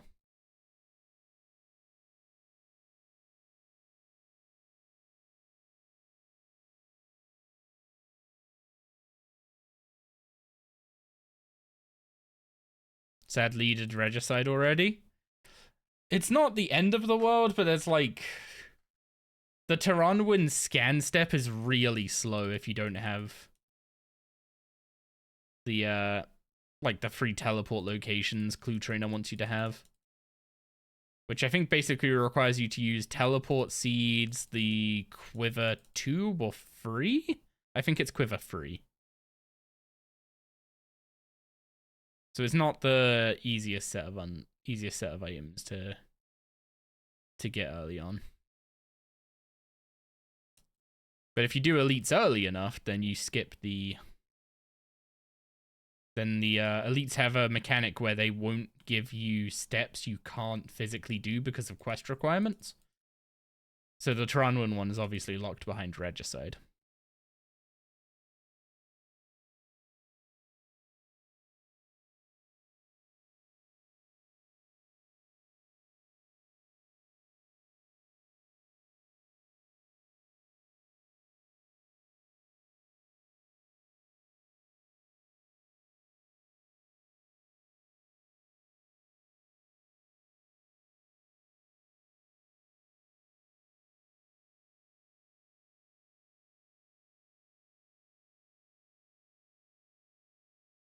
Yeah, I've got plans to do a lot more thieving after we're done with getting access to the Gate of Elidness. So I'll probably end up with a little clue arc in the middle of that. Because I think I'm gonna do it the same way you've just mentioned, like get 104 thieving and hit up the market guards.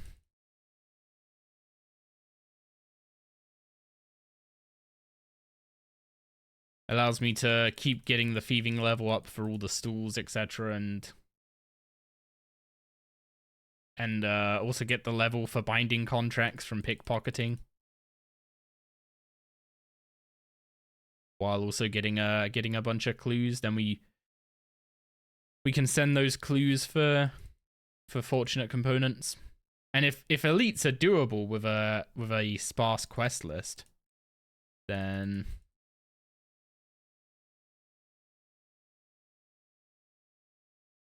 we can get quite a few Globetrotter points or whatever they're called. I don't know what the clue point currency thing is called that you use to buy the Globetrotter outfit. Yeah, if we can do elites early, we can start making some progress on those, which then makes doing other clues a little less poopy.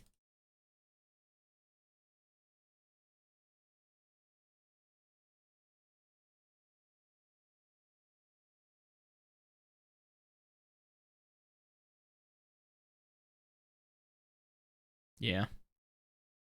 I think that's my feedback I'm gonna try and give is like, hey, while the gigs are still kind of fine, the you know, the flower fix, I understand why it was done, but the method should be less intensive by removing the fail chance on stacking.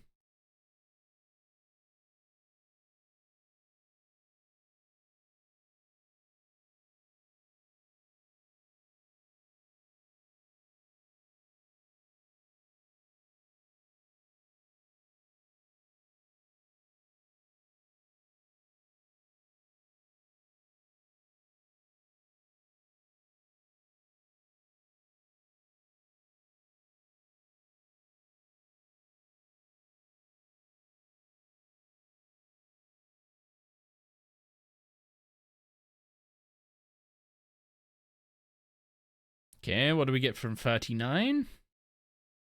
Smoke to mask the scent on a trap. I'm pretty sure that has never worked. Required bait. But I'm pretty sure you only ever hunt those during the quest anyway. And then green soporific. Oh, the moths from, what's it called? Big Chinchompa. That's what those are.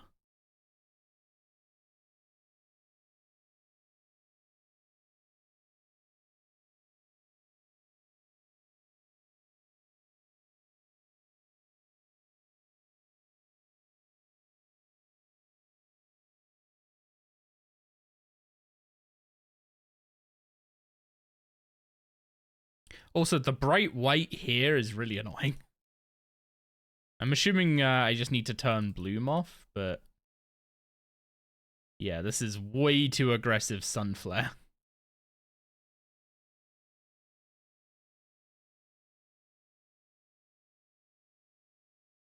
Yo, what's up, Foxy? How you doing? We are currently testing out post-nerf whirligigs. Still decent XP, sad about the flower fix, but I kind of understand that it was well, I mean, it wasn't bug abuse because it wasn't a bug. It was the intended behavior. It just ended up being the optimal way to do it.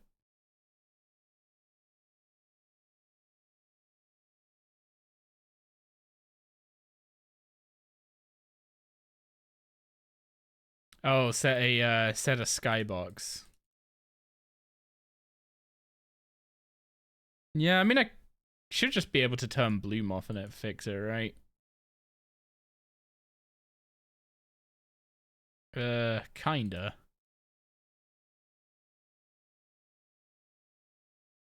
It now just looks bad. It's less aggressive. They massively nerfed the XP you get from stacking like that.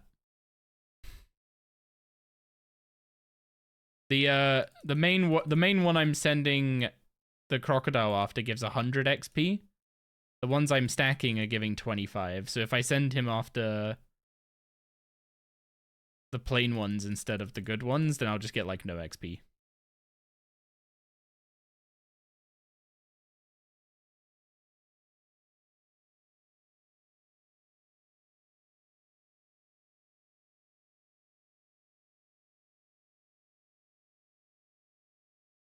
Yeah, they nerfed the method quite a bit. Whirligig abuser spotted.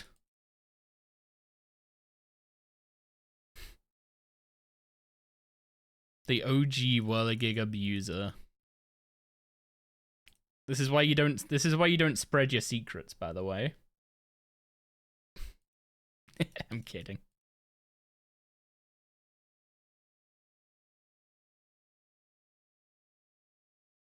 Yo, what's up, Beast? And good evening, Jenkins. Hope you're doing well. I had it too good.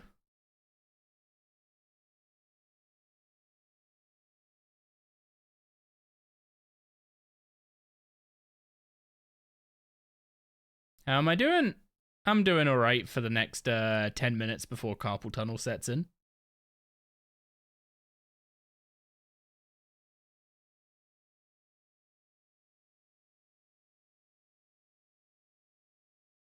We're here till 47 hunted, and I'm swapping over to orange salamanders.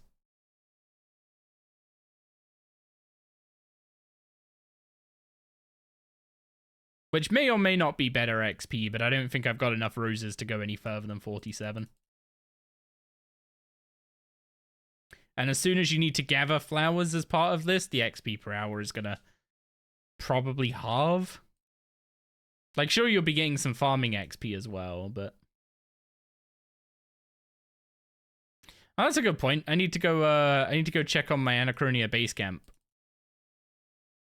After we're done here.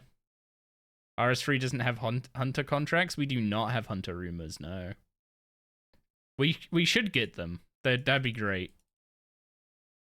Like, if we're gonna copy anything from old school when it comes to hunter, drop the birdhouses, take the hunter rumors. It feels like the nerfs on these were very harsh. Relative to how OP they were before, yes. Relative to every other, like, method at the same level, no. This is a level 30 method giving 50k XP an hour. That's perfectly fine for a gathering skill, in my opinion. Like, sure it has a supply cost, which is like its balancing thing.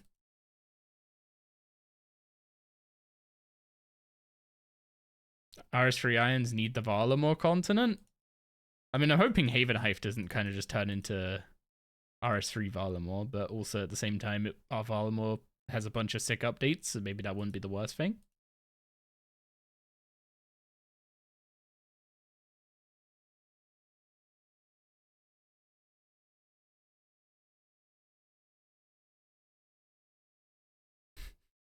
I ain't gonna be hopping to pick up Eclipse Reds on RS3 though, that's for sure.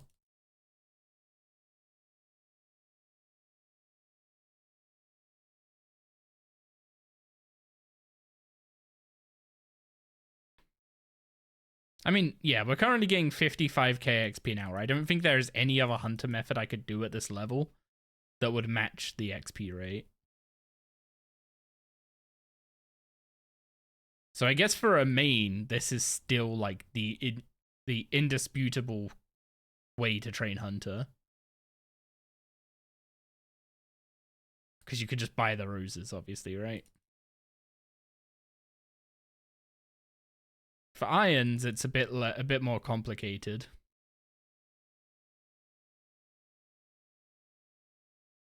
For irons, it's basically if you have the flowers for any particular reason, then it's worth doing. The thing is, I don't know what makes you get the, I don't know what makes you get the flowers beyond roses. The rose bush here, you can cultivate it and get some farming XP, and it's like a semi AFK farming method. It gives pretty slow farming XP, but it gives repeatable farming XP that doesn't involve waiting for stuff to grow.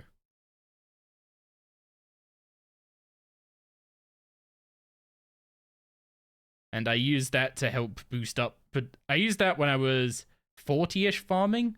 I did it from like 40 to 47, I think, to speed up getting the 50 farming for Succession. Which admittedly, it turns out I didn't need to do because I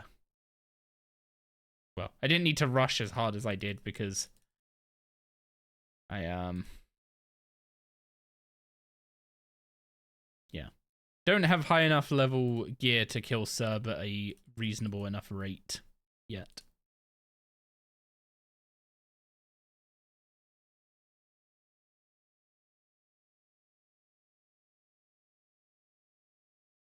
But once we get a blocking pet, that will be solved.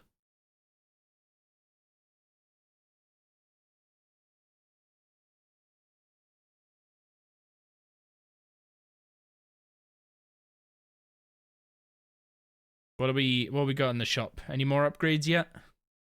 Double loot chance, sure.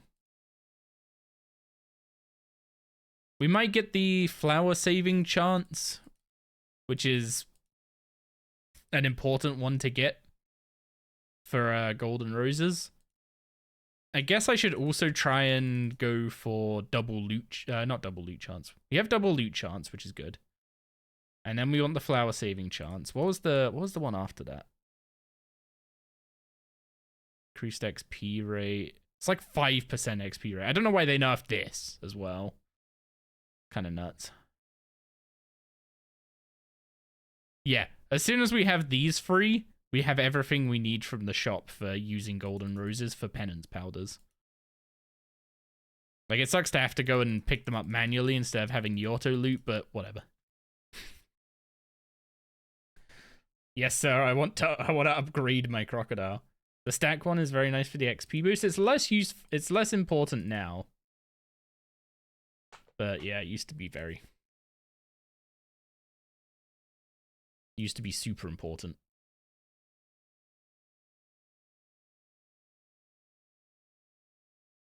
Also, Jenkins, did you change your name color? Hydrate? Oh. My water bottle is empty. Big sad. Let me go grab a bottle of water.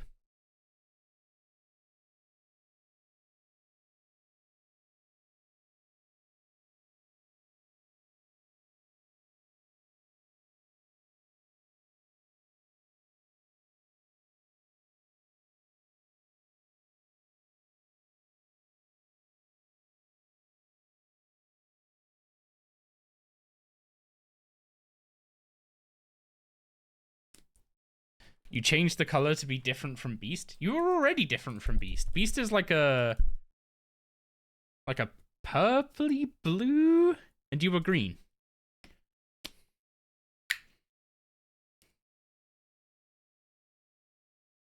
Is this when Jenkins finds out he's colorblind? It's weird you can't find anything about the nerf on the wiki as such. The wiki is... Yeah, the weird thing about the wiki when you look up... What's it called? Gliding whirligigs.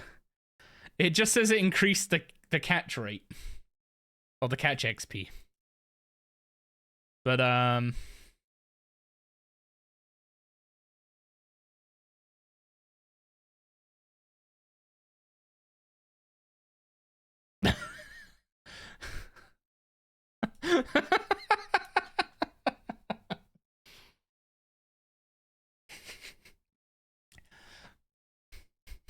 the Desert Treasure 2 boss is apparently an RS3 and I never knew.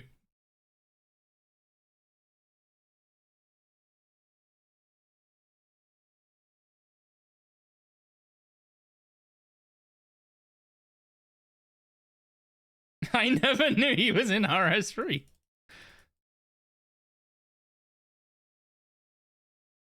The boss fight isn't in RS3, but the guy is. If you can call him a guy. Yes, thank you, Rain, for that for that enlightening trivia.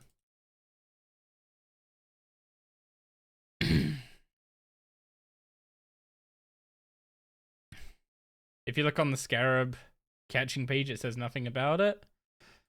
Yeah, the wiki should probably, I mean, the wiki probably says about the fact you get less XP for stacking now, but it probably doesn't say specifically this was nerfed on this day or whatever.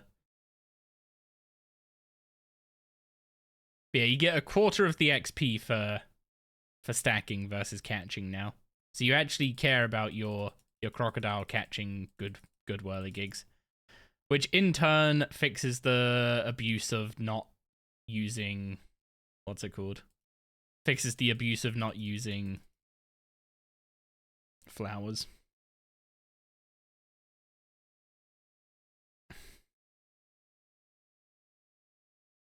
You have so many things that should be trivia questions overall. Same like using a raw herring on a tree will give you a nice reference.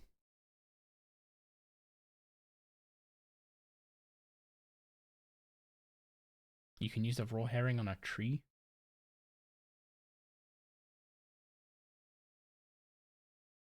How do you even find this stuff out? Who was the person that used a herring on a tree?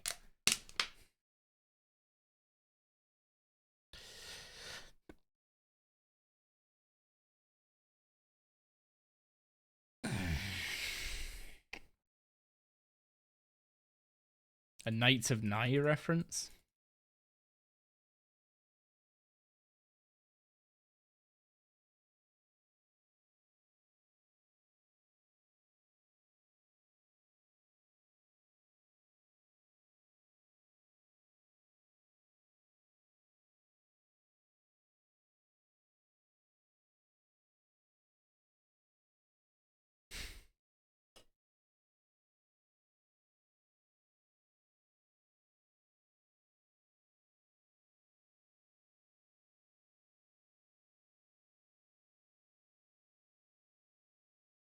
Google it. It's a funny part of a Monty Python movie. Not one I've seen. I don't think I've watched a whole one either.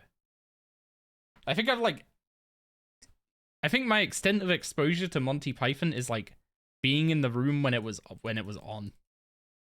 And being like, hey, I recognize that scene as one that people reference.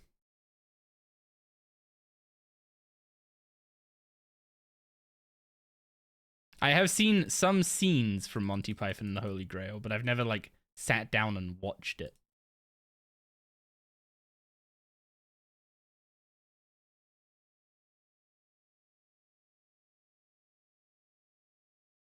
There's a lot of films I haven't seen.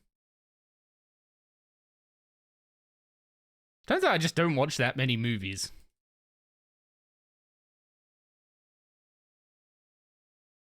Now you did 2 whole quests a day, you're tired, maybe you should get back to doing your actual job. When questing an RS3 is so bad that you don't even want to slack off your job to do it.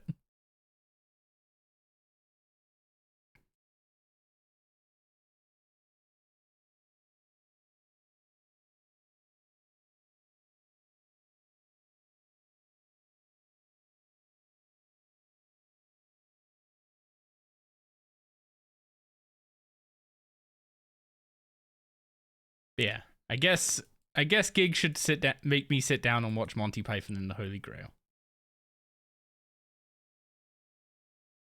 Because I'm pretty sure Gig's already watched all of it. Hey, Gig! You've seen all of Monty Python and the Holy Grail, right? Okay. You'll love it or hate it. I mean, it seems like mostly British humor. It should land.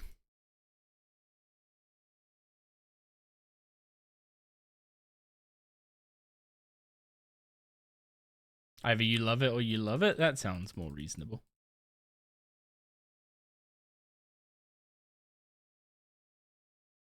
Is falconry at any good XP?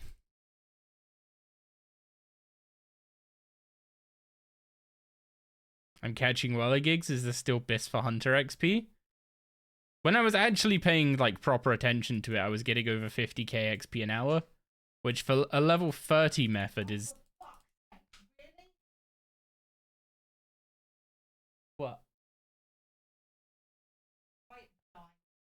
It looks quite dark to me. Is it always that dark?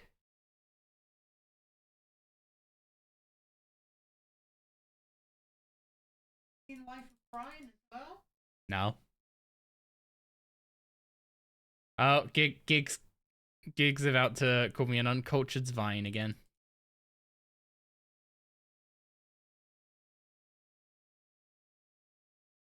Yeah, the XP for this method is like, it's perfectly fine. It's the most active and best XP method at 30 Hunter, but also like,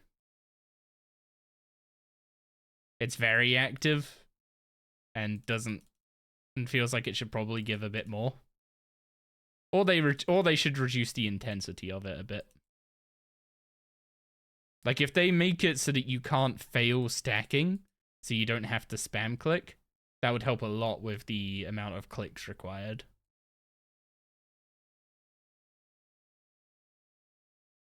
Yo, Pato, thank you very much for the 7 stream streak. Congrats. The continued support is appreciated.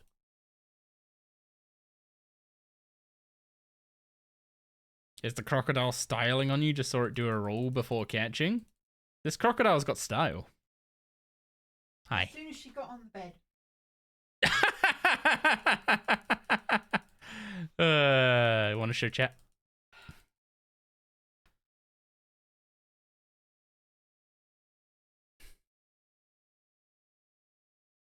Doris stole Gig's pillow. As soon as she got on the bed, she stole my PO. Yoink. Now, I share everything with this fucking dog. Everything. But that's my PO. Mine. Exactly, and that's why it's Doris's. No. It smells of you. The one thing that's mine. It smells of you. Therefore, Doris loves it. All the rest of the bed smells of me. I've had that bed for years. Yeah, but that pillow smells especially of you. My pillow.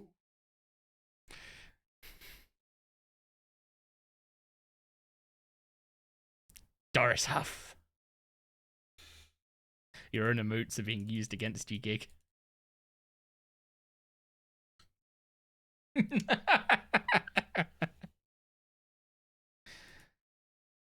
You seem unamused. And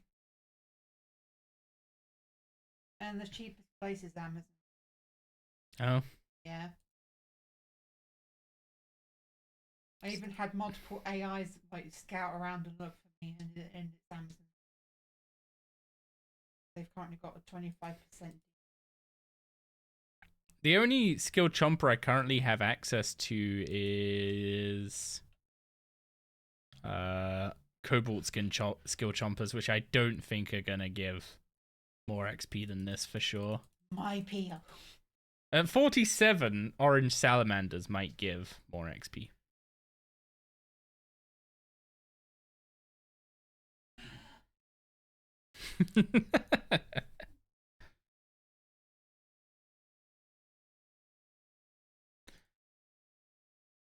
Yeah, Doris is a sneaky pom.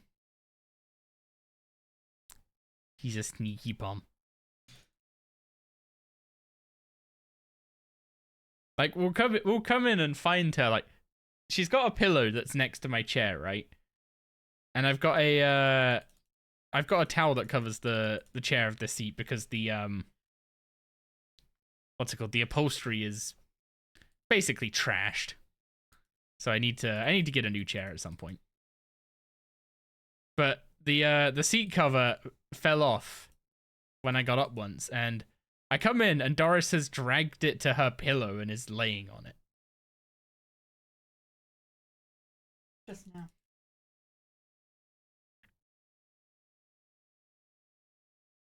Show him then.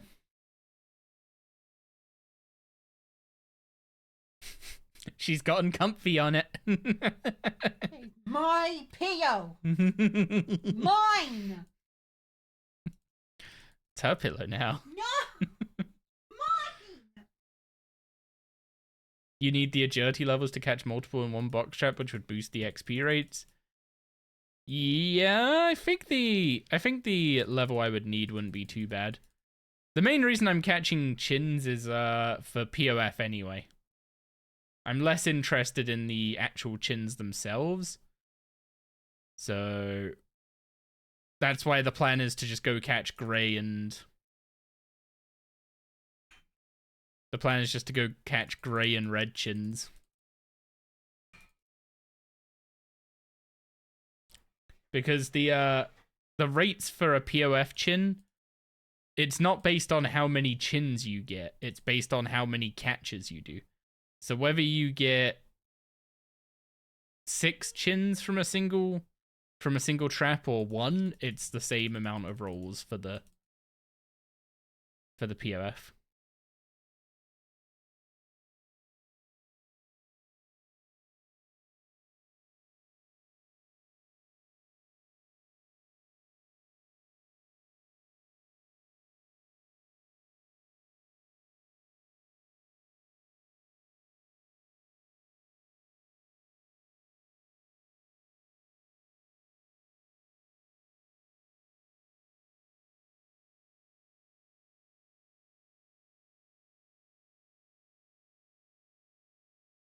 Also, I only need one to be a red chin.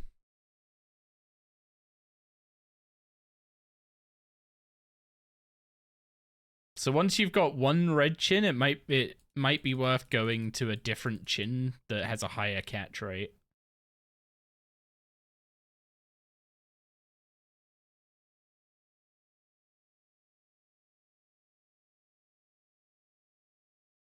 The reason behind that is as soon as you have one red chin in your POF, you just have a chance of, you know, the result of breeding being another red chin. So we'll start with grey chins at 53, go until we get to red chins, catch red chins until we get a POF animal. And then once we've got one red chin, we'll probably go back to grey chins or swap over to a skill chomper, depending on what's better chances. The multi-catch doesn't affect the POF rates. It's 1 in 1500 per catch, not per chin.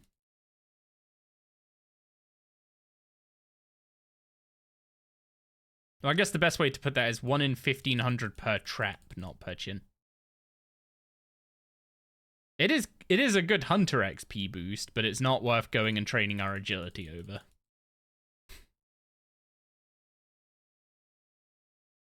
At least not for now.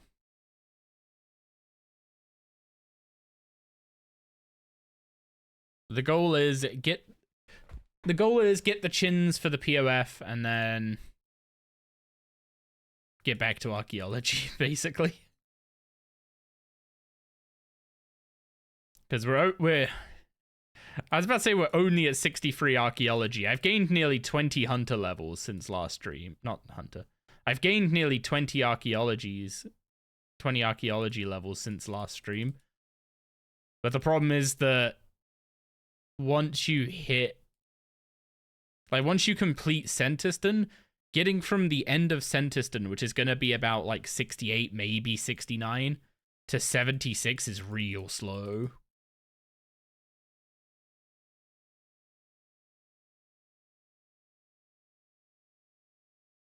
So that's going to be like the wading through mud bit of the grind. Then once you get access to the Warforge, the spots in the Warforge are actually kind of decent. That's kind of the same thing, actually. Every time you unlock a new dig site, the first few spots are usually pretty good. I think the main exception to that is the Infernal Source, where for some reason one of the artifacts that comes from one of the spots, just that spot doesn't drop any of the materials to restore it, like the Eye of Dagon or whatever it's called. You have to get 7 Eye of Dagon from one spot, and then use the other spot that drops the other 2 artifacts to get the materials to restore the Eye of Dagons. Which, like, really randomly extends how long it takes for that first bit in the Infernal Source. And you just end up with, like, a load of unrestored artifacts that you don't even need.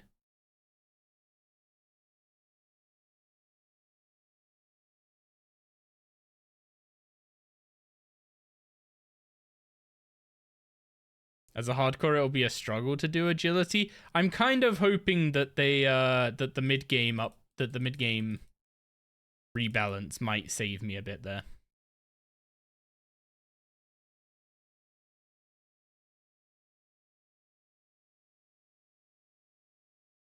But that said, we should get a bunch of agility XP from doing the Gate of Elidness.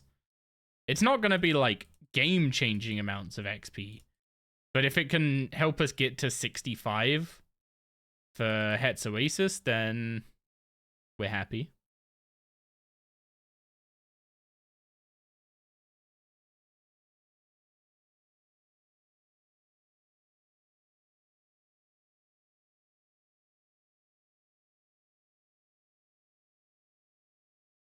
He was still stacking. What are the gliding shells used for?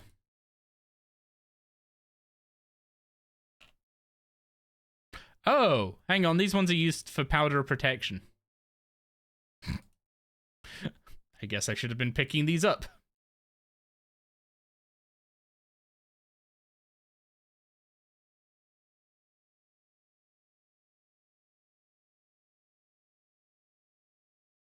For some reason I thought the level 71 gave the powder protection. Because level 91 gives the powder burials.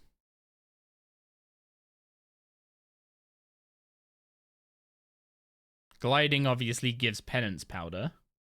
Not gliding, the golden ones. Yeah, I don't think we have... We are definitely nowhere near that upgrade. I don't even know if we have... We at least have the flower saving chance, I guess.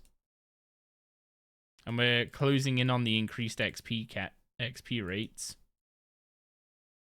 Although it's a 5% XP buff now, so it's kind of token. Kind of a token XP rate increase rather than a particularly measurable one.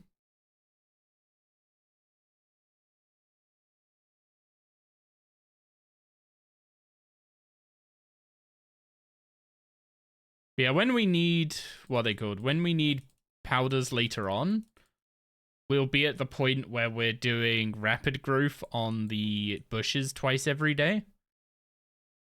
So we can just use the flowers we happen to get from that. Am I interested in OSRS leagues? I will probably check it out for like a week or so. Who needs powders? Penance powders are freaking insane. Also, powder protection is not like a...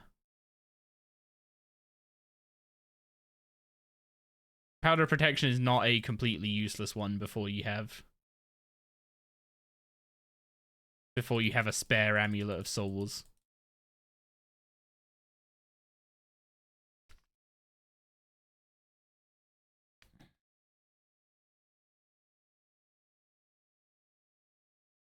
Like, your first Amulet of Souls will probably get turned into an EOF.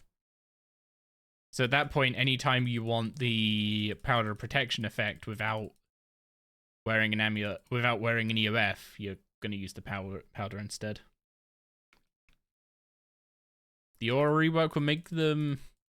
Yeah, it does seem like they're wanting penance powder to be more of a replacement for the penance aura, so I'm wondering if they're going to make it a little more accessible than it currently is. Because currently it's, not very... Like, the fact that the best way to get golden roses is to... What's it called? Use the Instagrow spell on the bushes once a day is not great. Wish there were easier ways to repair the EOF for Ironman?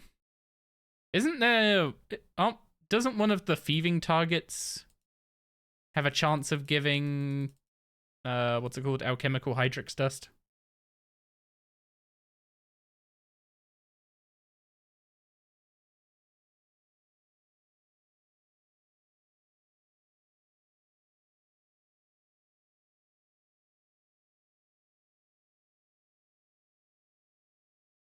It's a stool. Oh.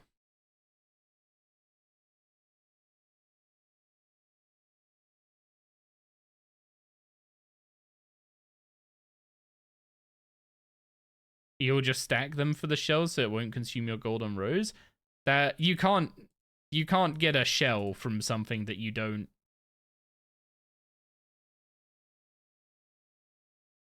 You can't get a shell from something you stack. You get a shell when the crocodile catches it as its primary target.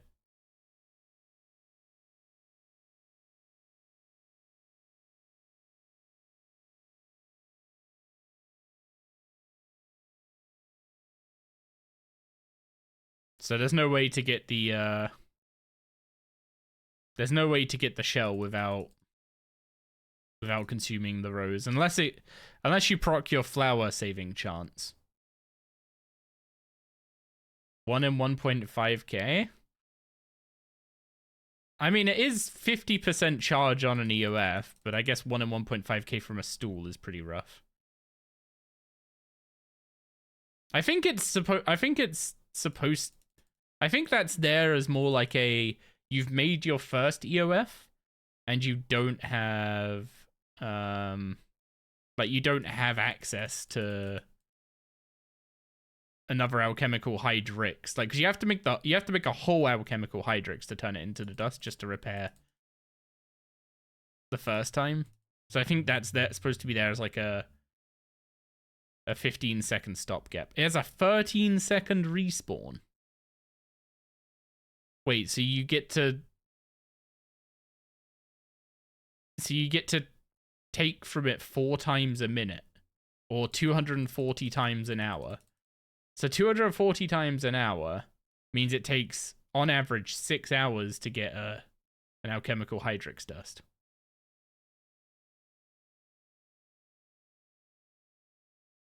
If you're doing daily reapers, it should easily have your upkeep for EOFs.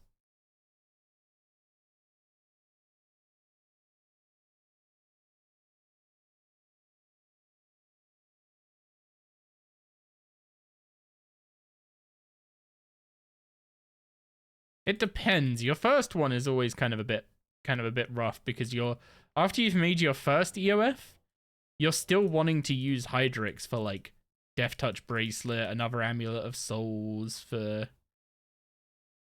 places where you don't want to use the EOF. There's a lot of competition for the hydrixes after you make your first EOF. It's 4.8 second respawn. Okay, that's a lot better. It's a lot better than 6 hours, let's put it that way. It's about 2 hours to get one.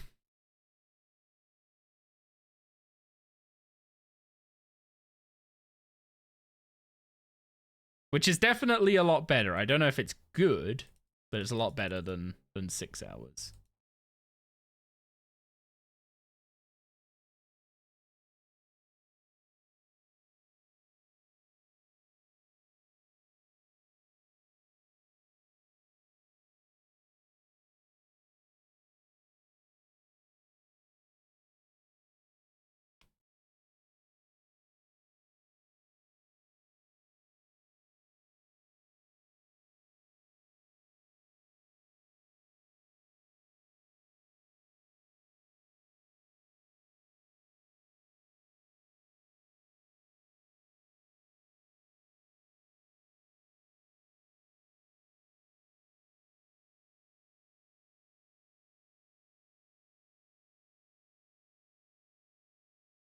You swap the special out on Ironman than you would on... So you swap the special out more on Ironman than you would on a main, but 300 Reaper points is like every 14 days or so.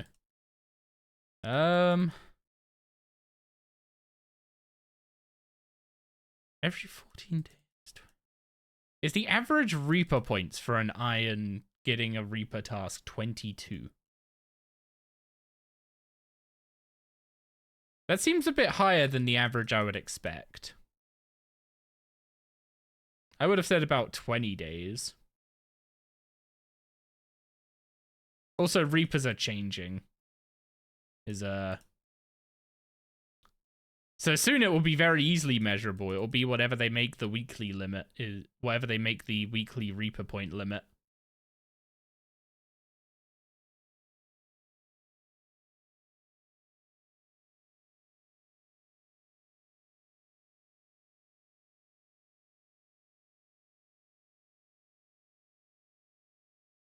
Yeah, they're changing Reaper tasks from a daily to, you can do Reaper tasks as much as you want, and you'll get Slayer points and Slayer XP for them. So like, they're basically bossing Slayer tasks, and then there's a weekly like a weekly limit on how many Reaper tasks or Reaper points you can get from them. So we'll see how they handle that. Part of me kind of wants the points to be the same no matter what. Maybe increased by your CAs. That's probably how they should do it, actually. They should increase your weekly Reaper points by your CA completion.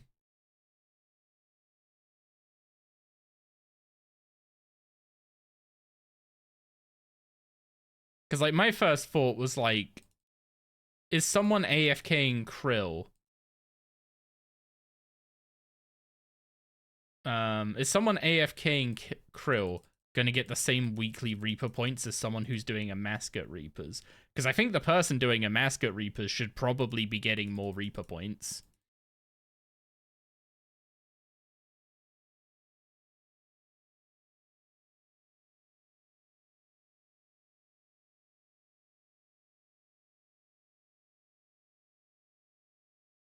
But I guess one way to solve that is just as you complete, like, as you get more levels of War's Blessing or whatever, just increase the increase your weekly cap of Reaper points.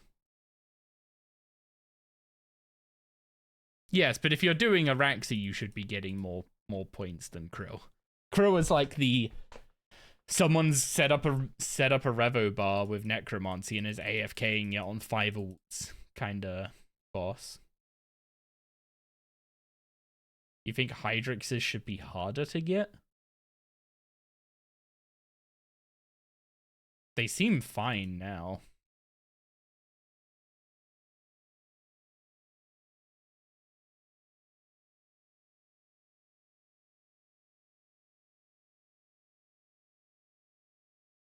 Yeah, I'm just saying when they rework it to have a weekly cap, I think there should be, like, if you're doing harder bosses, you should still get more Reaper points than someone just AFKing Krill on their ults.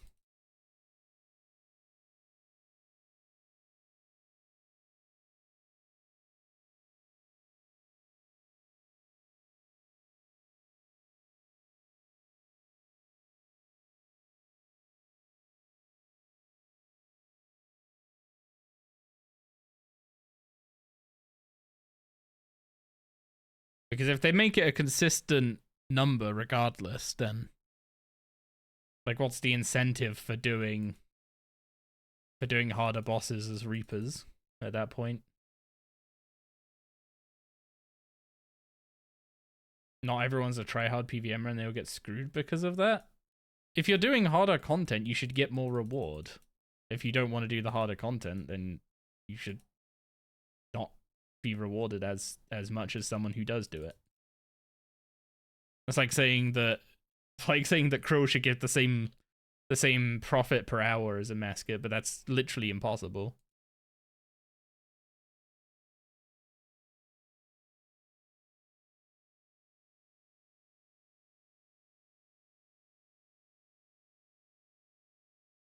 Like, you're obviously going to get the points quicker doing a higher tier boss, right? Like, you're going to hit the weekly cap quicker doing a higher tier boss. But I also just think it should be the case that you are able to get a... What's it called? I think if you're doing harder bosses for Reapers, you should be getting equivalently rewarded for doing that. How'd you get the XP tracker to work in Alt 1? It's not tracking for you? There might be... If you click the cogwheel here, then there can be an error message that explains what the issue might be. It might be that you haven't set Alt 1 to display full values, so it's displaying shortened values. So if it's saying like 5.7k instead of 5700.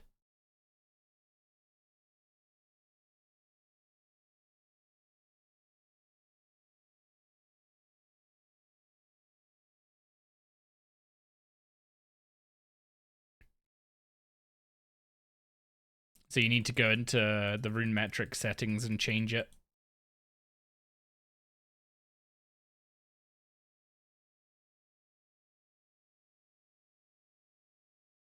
Isn't competing more important than winning nowadays? How do you mean, sorry?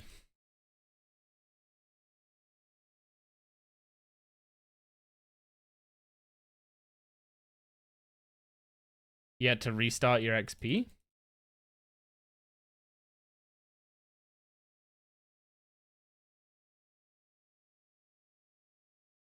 Oh, you mean reset the tracker?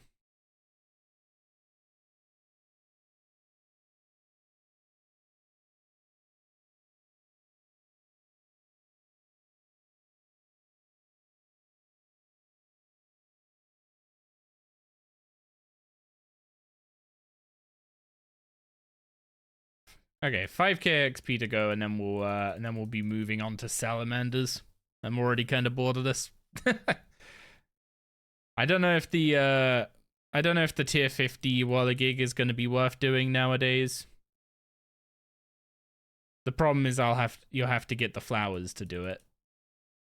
And I'm not gonna, if I have the flowers, then I may as well do them. If I don't, I'm not gonna go get the flowers just to do them.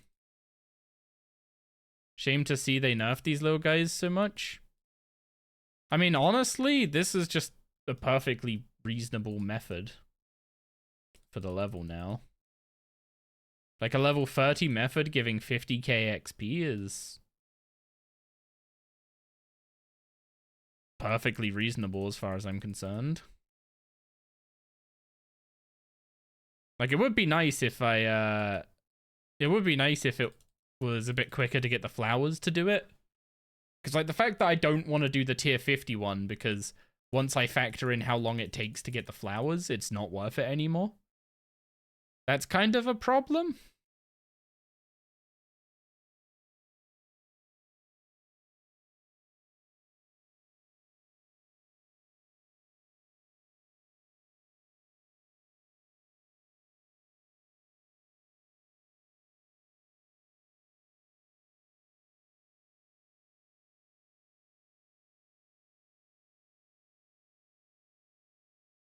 I wouldn't say I agree with that entirely, Foxy. I don't think the game's doing anything to achieve that exactly.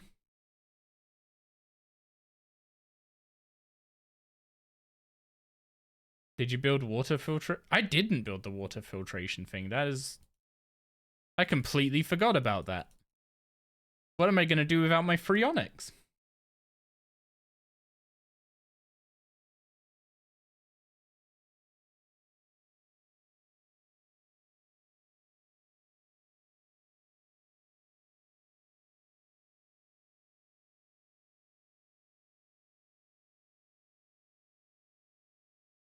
Yeah, ultimately, my opinion is that it is healthiest for the game if the amount of effort you put in is, you know, proportionally rewarded. What that scaling looks like is a question for someone who is much more into like psychology and stuff than I am. But like, I'm obviously biased by the fact that I will happily put in, you know, many hours into a grind. I will prepare for a grind in, you know, the best ways I can find how, all that kind of stuff, right? Which would naturally cause me to benefit from a more aggressive scaling on that. But also, there's the case of, you know, people don't have as much time as me on average. So maybe it shouldn't be maybe the scaling shouldn't be so aggressive that people who can only play for, you know, a few hours a couple times a week don't get completely screwed. Dailies went way too far one direction, where you could basically train skills just by doing dailies, which was a problem.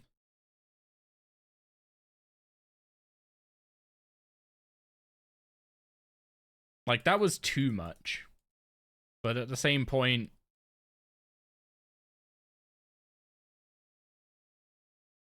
I feel like there should be some amount of diminishing returns to, like, if you put in like 24 hours in a day versus someone who put in 18. I don't know how exactly you would ever achieve that. That's obviously how the systems like rested and unrested experience ended up in WoW and all that kind of stuff, right? To make it so that people that logged in less frequently but had access to rested XP would get just a little bit of a boost to help them keep up with the people that were playing more. But it wouldn't like completely bottleneck people who were playing a ton. Which is why you actually, if anyone's played like WoW Classic, there's a massive balancing problem in the game where you can do all the quests available to you and just not hit max level, which is really hilarious to me. But it's because the balancing was all done assuming that a certain amount of it would be done with rested experience. So if you play too much, then the monsters you're killing during quests aren't giving the XP that the devs expect them to give you. So you end up falling behind.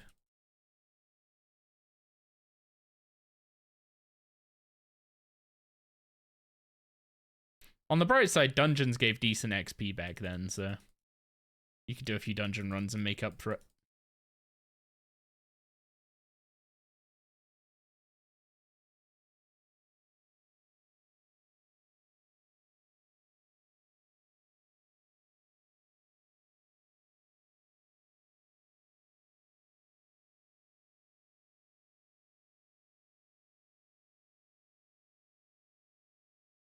Doing 200 mil on main was not too bad. Spending only like 100 hours for like 200 mil thieving nowadays is also insane. I don't know.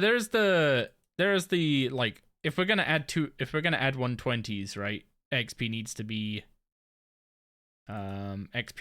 quicker than when only the 99s existed. But maybe not so insanely faster. Okay. 47 Hunter, we get access to Orange Salamanders. We also have access to Viridian Skill Chompers, so I guess we can try both of those methods out.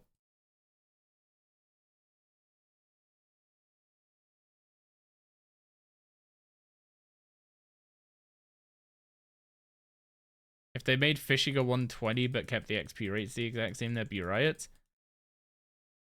Yeah, there's a few skills like that.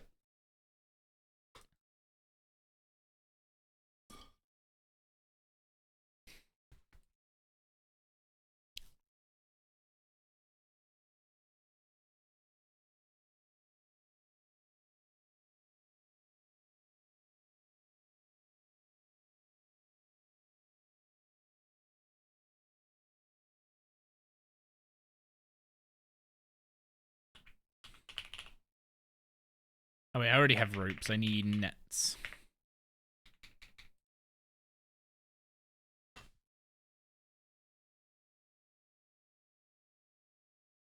Gathering skills are pretty slow usually. You mean like divination? Divination is still insane to me how its XP rates are so bad, even when you configure it to not give any resources. Like, if you're not getting resources from a gathering skill, the XP should be standout, in my opinion.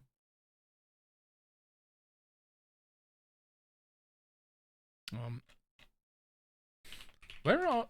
Oh, orange salamanders are in the bloody desert, aren't they?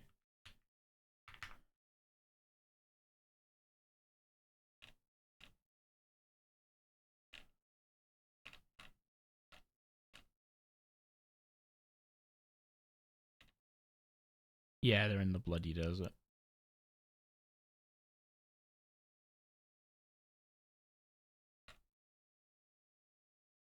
Well,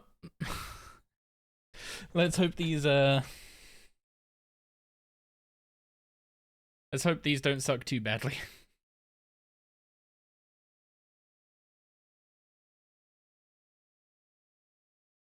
Glad for mining that stars exist. He did 200 mil fishing at Swarm on Orion.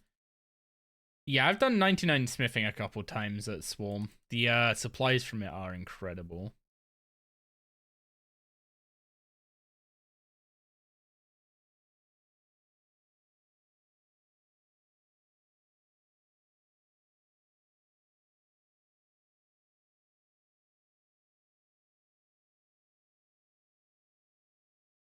Also, I know there would be riots from the high-level community if they changed how pathing worked, but it still blows my mind that that straight line pathing is prioritized over diagonal pathing. Like, every fiber of my being screams that what's it called? Screams at me that my character should move diagonally before linearly, because it's just a more efficient move.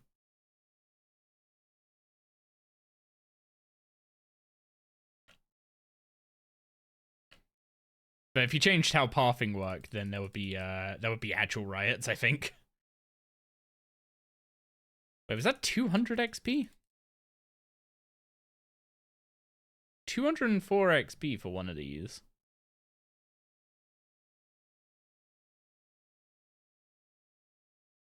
Okay, is one... Oh, it's wheeled. It's wheeled, not release. And you can't shift... Oh, hang on. There's a right-click release all that solves my problem.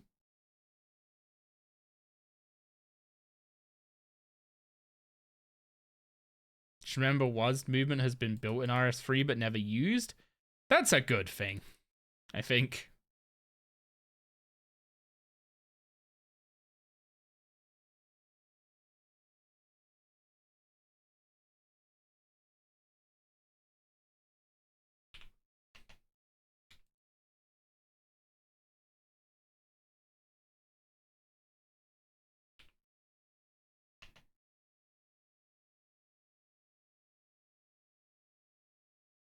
I should probably be wearing the desert elf. I should probably be wearing desert robes rather than necro gear for this, but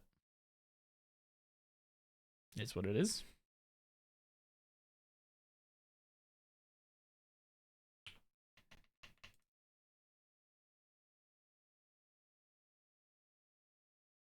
Look at the downtime.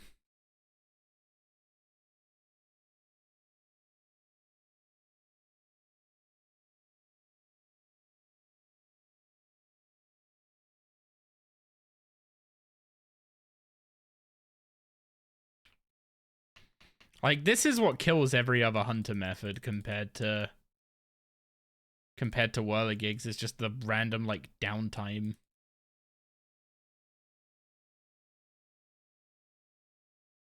Also, these being in the desert is quite unfortunate, I gotta say.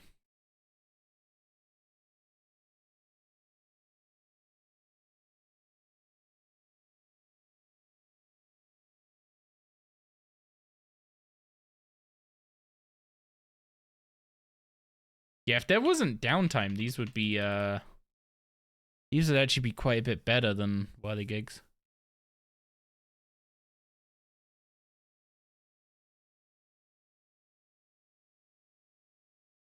I'm just spending too much time waiting for something to happen.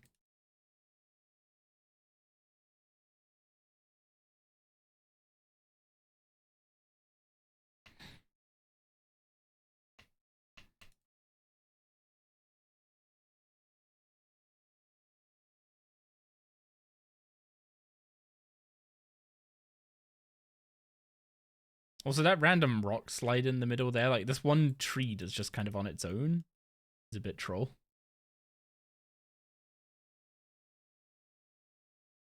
Even if you got access to 4 traps here, it's not going to be that useful. When do you get the 4th trap anyway? 60.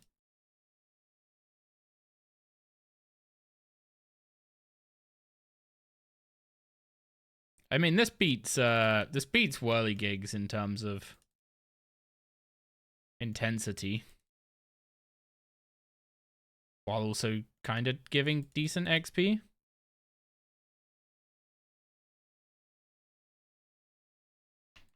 But I could see an argument for staying at whirligigs all the way to 53 if you had the roses for it.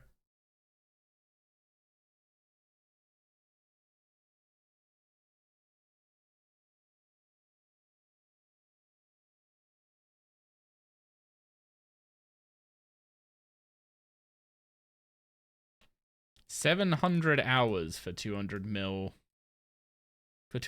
smithing. It's definitely a lot quicker than that nowadays.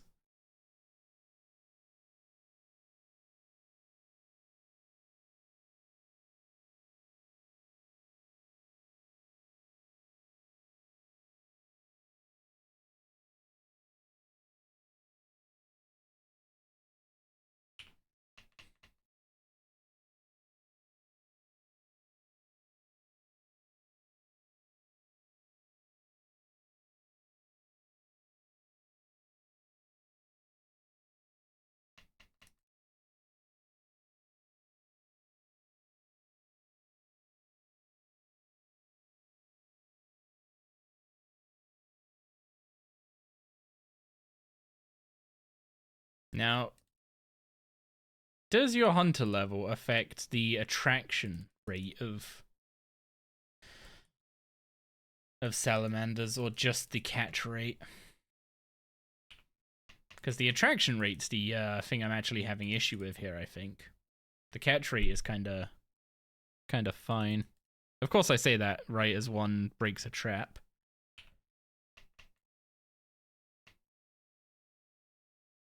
Free penguin. Take that.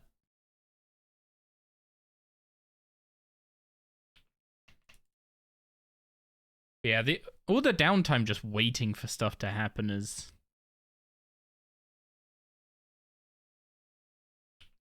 what kills the XP rate, all these other methods.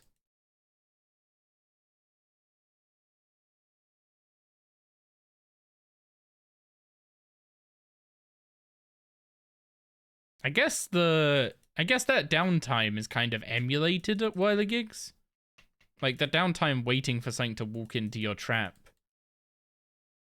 is kind of emulated by gathering the flowers.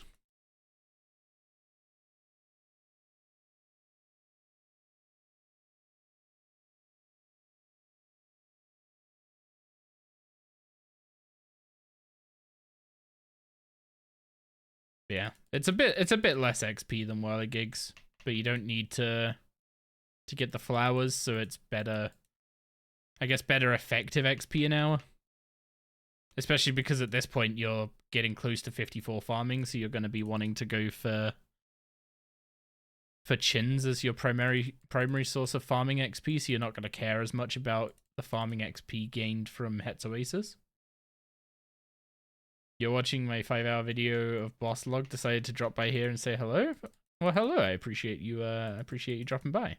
Hope you're enjoying the video. Wondering when the next DXP is? Should be able to smash out a 120 crafting then? Is it going to be next month?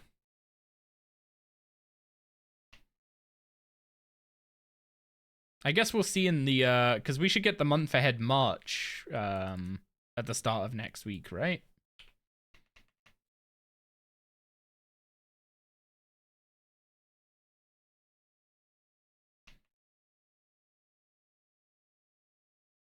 So I guess we'll see in that post what's coming up.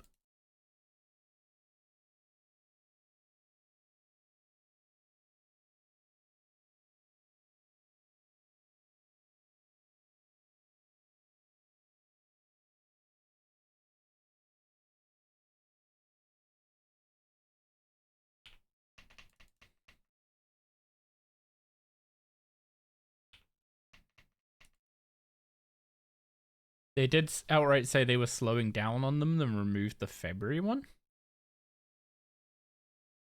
Wait, did he just get stuck? That guy just tried to walk into that net trap and got blocked by the tree, so he gave up. What a scam.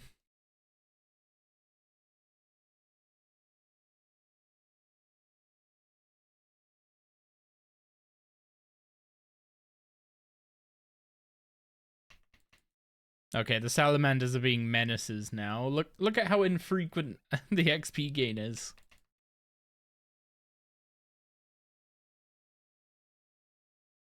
Didn't finish yet? You're doing season 2? There are 3 episodes of season 2 up on YouTube at the moment.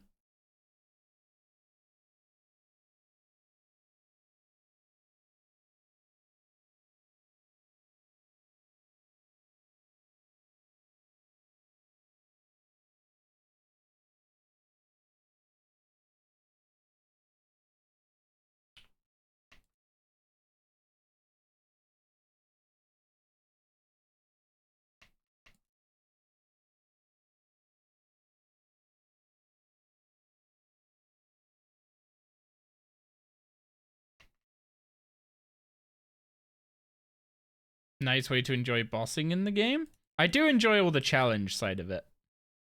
I have some concerns about the progression series side of it. Mostly it's mostly that it's like a bit complicated, hard to follow, stuff like that. And the like narrative side of it is kind of it's kind of hard to follow from episode to episode while also keeping all the structure of the like the bossing challenges reasonable within a video. Because like I can't mention a task at a boss in a previous video, right? And then just expect people to remember it when they're watching the video after. So you have to keep bringing it back up and stuff. So I've got some things to figure out on that front, but I do really enjoy the boss challenges side of it. I had quite a bit of fun with the Grador video that went up recently. So take what learnings I can from that.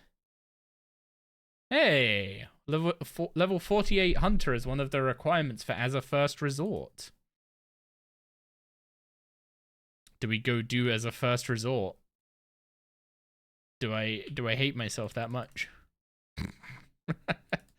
I hate that. I hate that quest with a burning passion. I don't have an entirely logical reasoning. It's just, it's one of, everyone has that one quest that whenever you mention doing it, they groan, right? For me, that's as a first resort. Don't have the fire making level for it. Oh, wait, is that like 59 or something?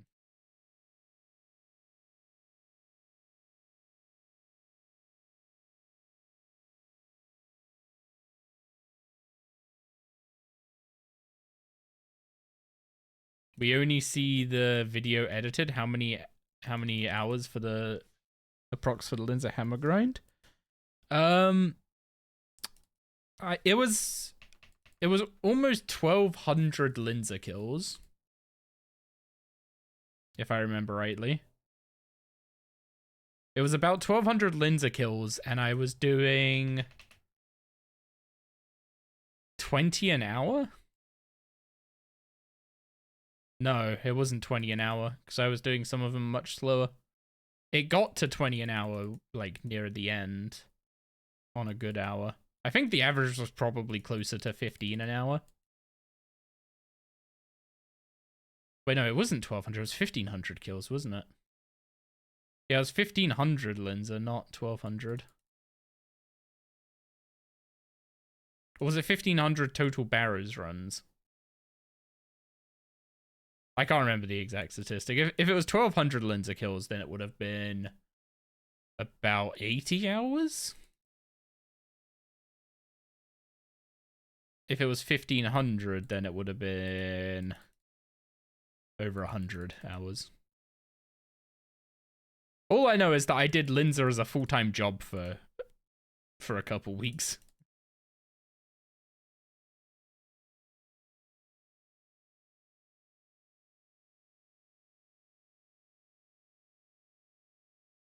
You hate every quest with a passion. 95% of people say it's one small favor. One small favor is literally like free in both games now. So when do we go back to hell? When we want planted feet, we can skip Cyware 1 this time.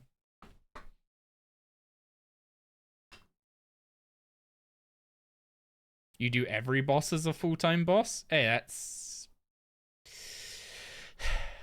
Actually, no, that's a lie. I didn't do Sanctum as a full-time job. Because I didn't have enough runes to do Sanctum as a full-time job. I kept running out of runes halfway through each stream and had to find something else to do while I waited for the shops to restock.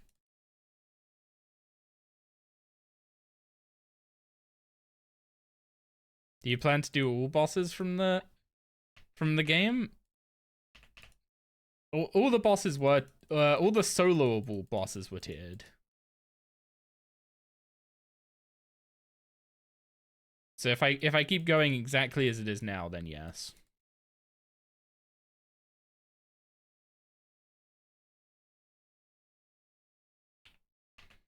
The thing is, quite a lot of the bosses are sort of not really repeats of each other, but like they're all kind of the same. They're different flavors of the same idea, right? Like all the God Wars 2 bosses are kind of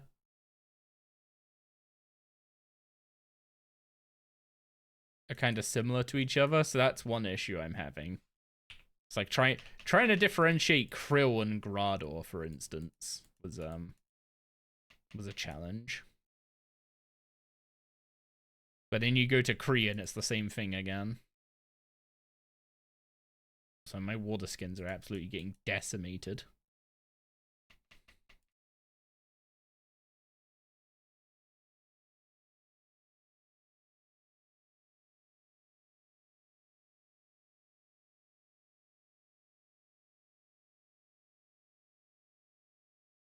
Desert heat is a heat is a bit of a beach, I guess.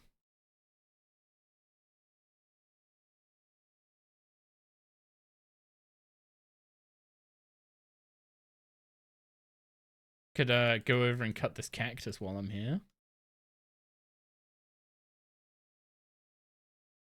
You failed to cut it correctly and it gives no water this time. Great. I just spilled the water all over the floor.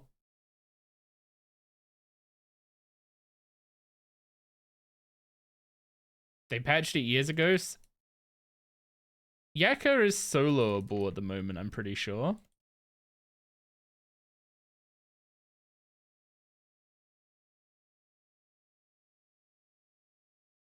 Another thing, you have very nice taste in music. Thank you, I agree.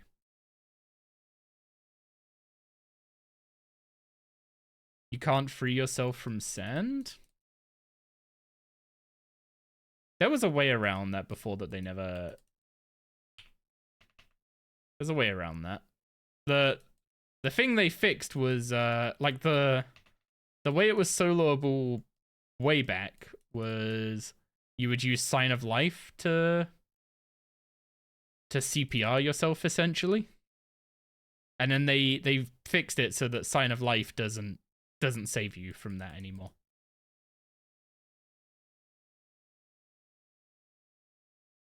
So you can't do that anymore.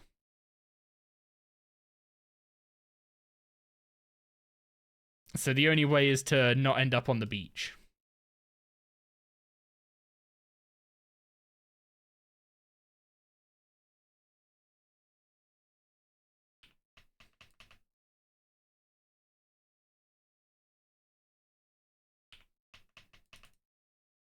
Yo, what's up, Sawyer? Cool hunter training? It's very hot, actually. I'm running out of water.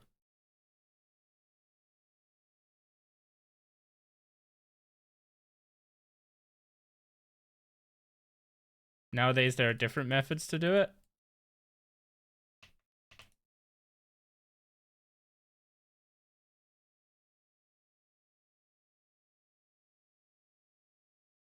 There is no legitimate method to do it. If you poison Yakamaru and get put on the beach as intended, you are dead. I'm pretty sure that's literally the only thing I'm allowed to say.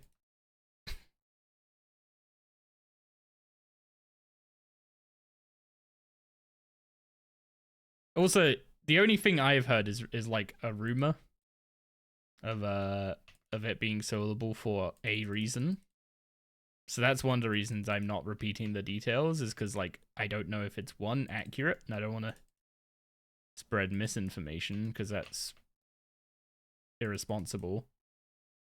But also, like, I'm pretty sure it's an exploit that's gonna get fixed, so I don't want to go around spreading it.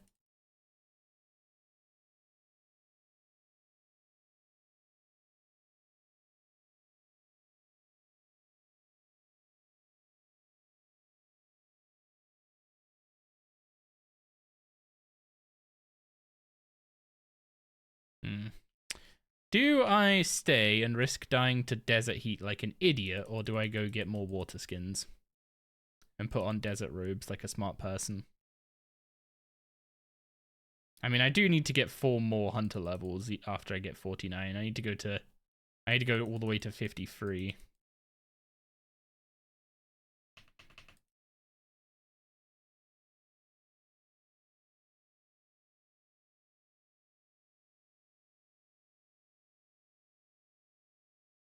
Hey, I almost got killed by desert heat as well, doing Succession.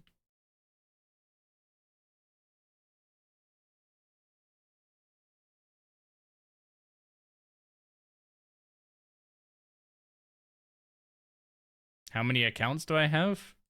I plead the 5th. That was my first chance, right? I mean, I didn't take a hit. I didn't take a tick of desert heat. I realized what was going to happen instantly and went back into Menaphos. That was the first like sketchy scenario that the game forcefully put me in, though. And yes, I did, like, I was doing all the early quests without guides this time.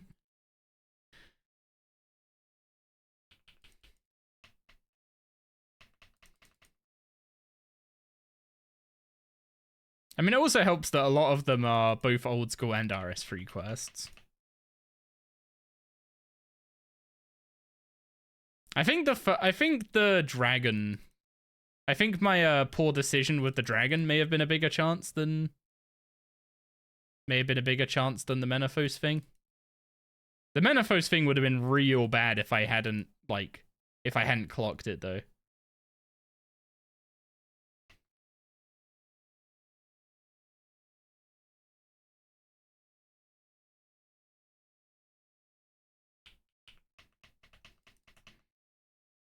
Kritya, Zappy crit, melee crit?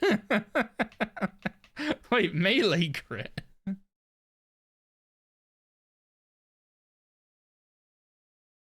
Why did they leave you on low HP when it wasn't even you?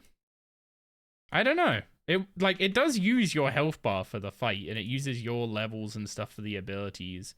So it's so weird. Like, you get your stats boosted to 99 of each, right? But you don't get access to any of the abilities apart from defensives. Apparently you can boost your defense level for defensives, which is news to me. Because I was able to use debilitate when I don't actually have the level for it.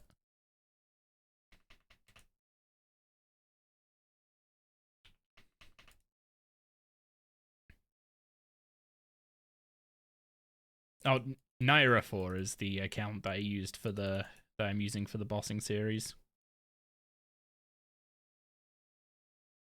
49 tracking Razorback Kevets. The XP rate here is so inconsistent, by the way. Like, I've looked at the XP tracker multiple times. Sometimes I see 50k, sometimes I see 30k. Like, it's insanely inconsistent.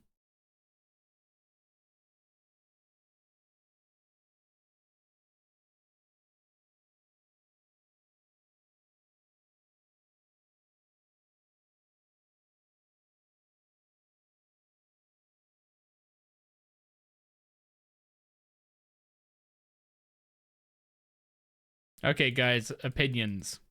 For 50 to 53, do we test the level 50 whirligigs and see if they are truly, truly terrible? Or do we stick with the Sallies?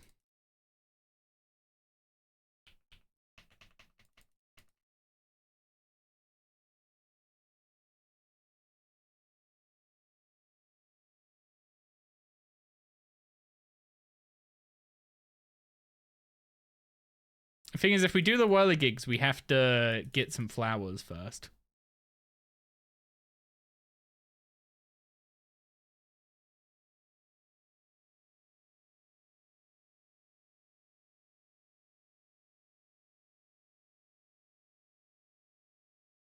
God, desert heat is really really inconsistent as well. Sometimes it ticks 200, sometimes it's ticking 600.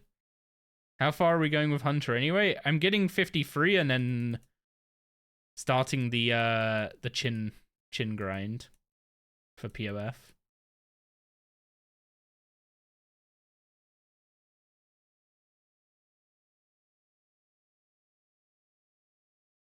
Yeah, like it went from hitting a 500 plus to a 178.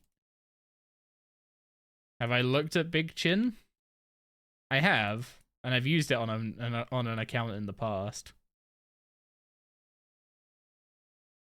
I am not that interested. I'm not after Hunter XP beyond 53 yet. Once I'm at 53, I have what I want in terms of XP. I'm more interested in the chins for the POF.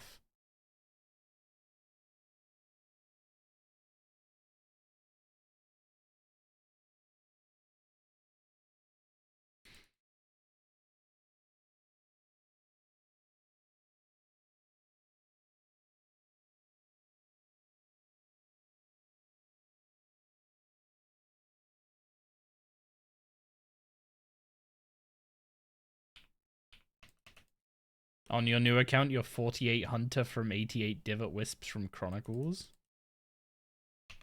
No dailies for the pirate.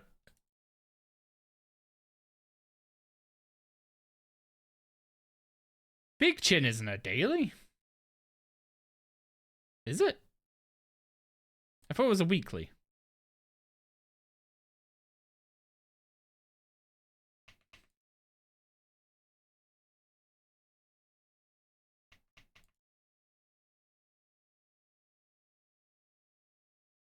Same difference? I mean, if they keep making dailies into weeklies, we'll be asking for them to fix weekly scape next year. What do you mean it falls within self-imposed rules? They didn't mention mention Big Chin on the Daily Scape blog, did they?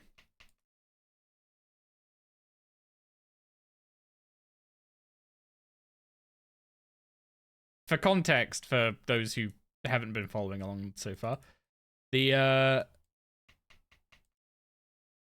basically treating the game as if the Daily Scape blog and all the changes in it were live already. So that means like no Worldy Flash events, no Bizwax, no caches. I know caches are getting reworked, but don't know what the reworked version is going to look like. Yeah, basically just treating it as if the changes in the Dailyscape blog were live.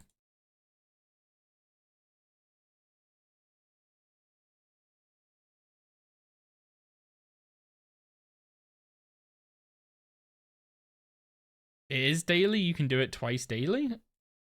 I could have swore it was a weekly.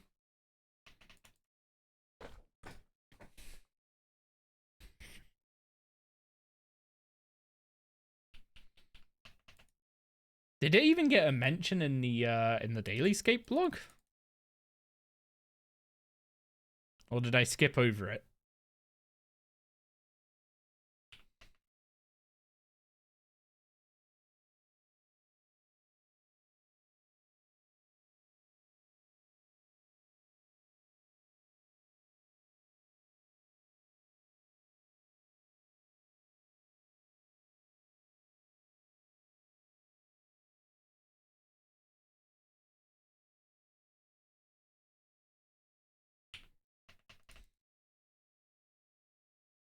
They didn't mention Nemi either?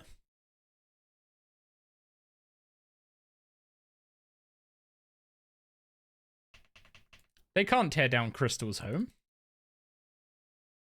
Crystal Cove, that is, not the Twitch streamer.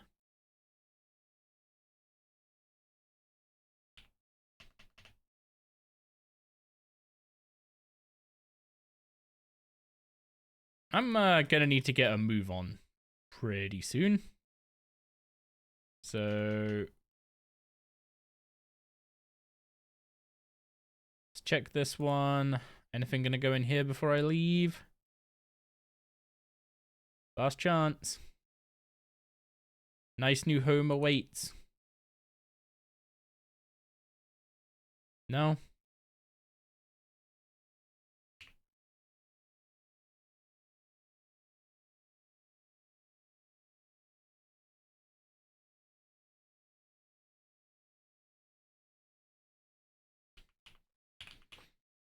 Okay, let's see if we can finish it off at Whirligigs.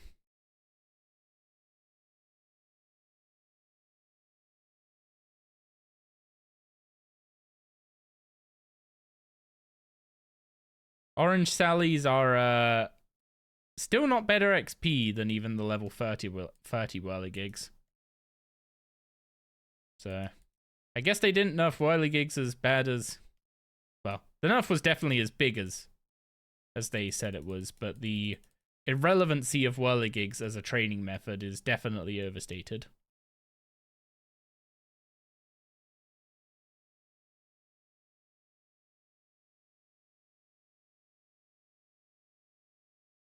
You've got to make 2.5k battle staves buying 5 per world. Oh, right, old school. I was about to say, how are you world hopping for shops? That's an old school thing, and of course he's on old school.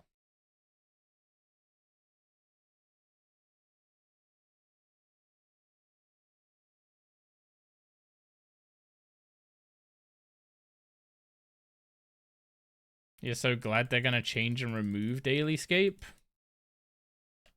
I am also very happy that they are removing a bunch of the DailyScape, what's it called?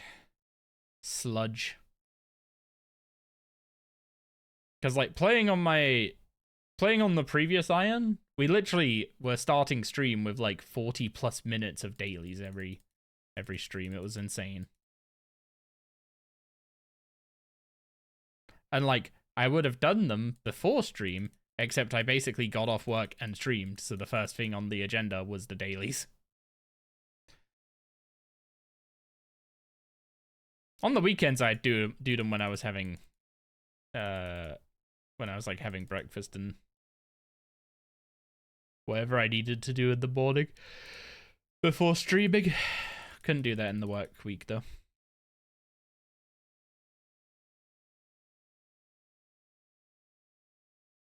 We did many a farm run. To be honest, the farm run's not gonna change. I'm still gonna need to set up the dragon fruits and farm those.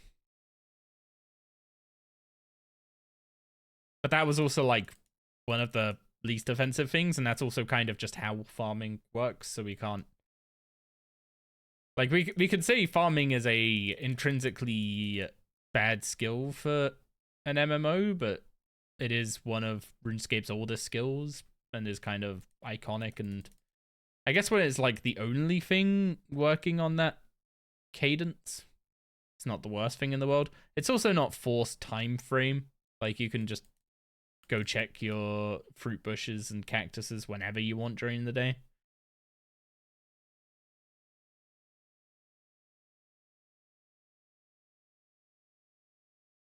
It's not like Wildy Flash events where it's you have to be at the tree at exactly 6 p.m. tonight. And God forbid you want to do anything else at that time.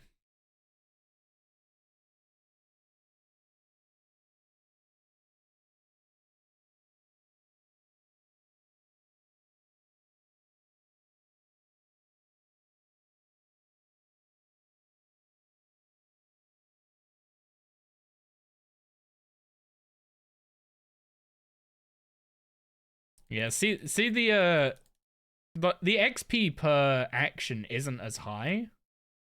Like, the spikes in XP aren't as high doing whirligigs. It's just because there's no waiting around like there is with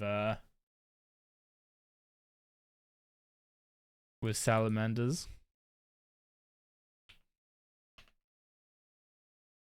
Okay, level 50 hunter, we now get access to the sacred clay tools, eclectic implings, and swift whirligigs. But for swift whirligigs, we need... There's a bank chest there, which means I can go grab... Wait. Is there a bank chest there?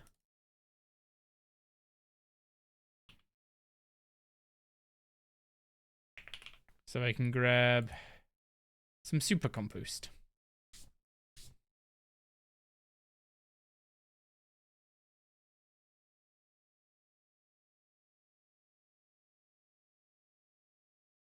I don't remember if that makes it quicker or if it gives you more flowers, but either is beneficial for us right now.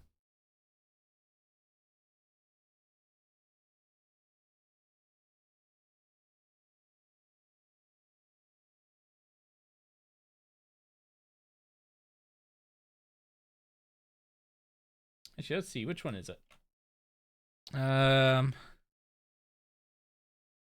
Het's Oasis Flowers. They can be fertilized while in their bare stage to increase the progress gained from cultivating. Yes. So it makes it so compost makes it faster.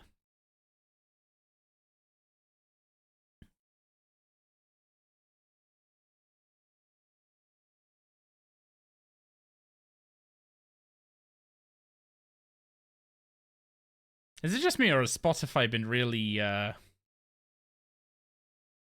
preferring what's it called? Preferring the covers recently?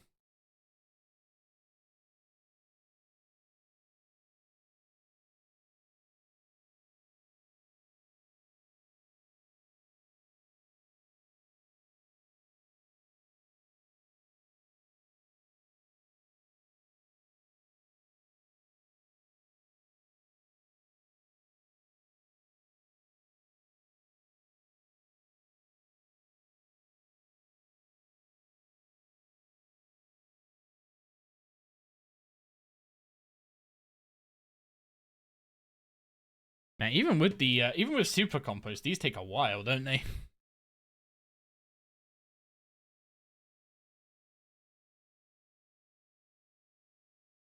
Well, they supposedly buffed how many flowers you get from this, so hopefully we don't need to do this too many times. I mean, we're going to 53. If we're going to level 53, it's 35k XP. And if I look at Swift Whirligigs, they give double the XP of gliding.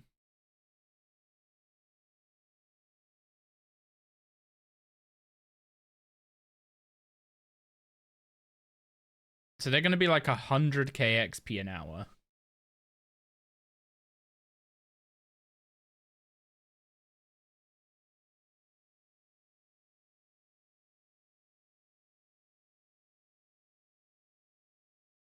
But how many irises are we going to use? So 180 plus...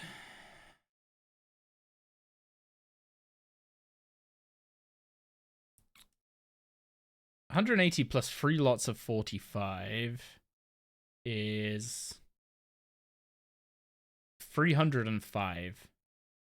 So 305 XP, 320 because of the 5% buff, 320 XP per flower. So I need over 100 irises.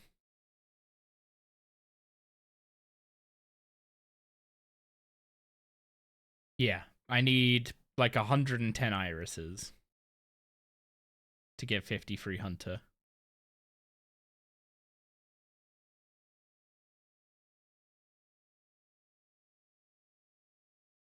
If I'm God, they needed to make the number of flowers you got much more than just 20% extra.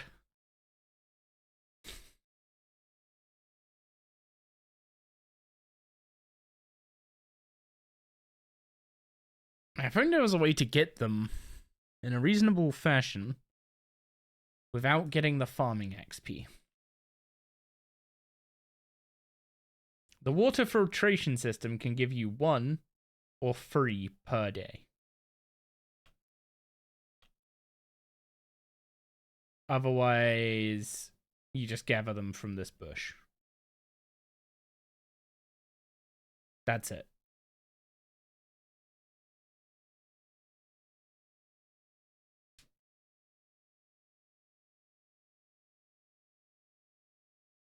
Like the farming XP is nice alongside it, but I kind of wish you could gather the flowers quicker if you were willing to forego the farming XP.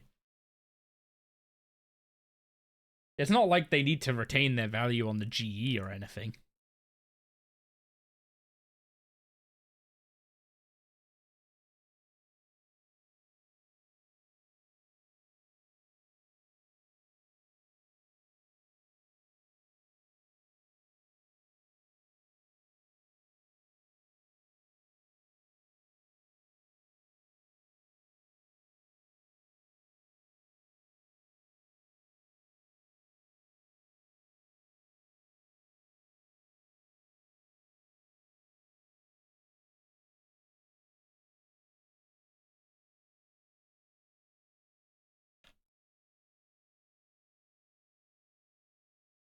Come on, high roll. Okay, we high rolled golden roses. I guess I can't complain about that. 3 golden roses is the highest roll you can get from one harvest. 13 irises was a pretty mid/low roll. How long have I played RuneScape? Like, how long since I made my first account ever? Would be 21 years.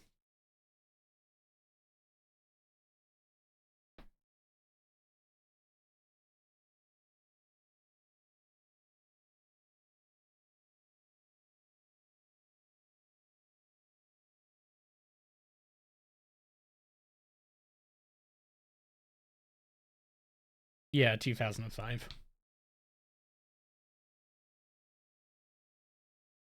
I've had I guess like free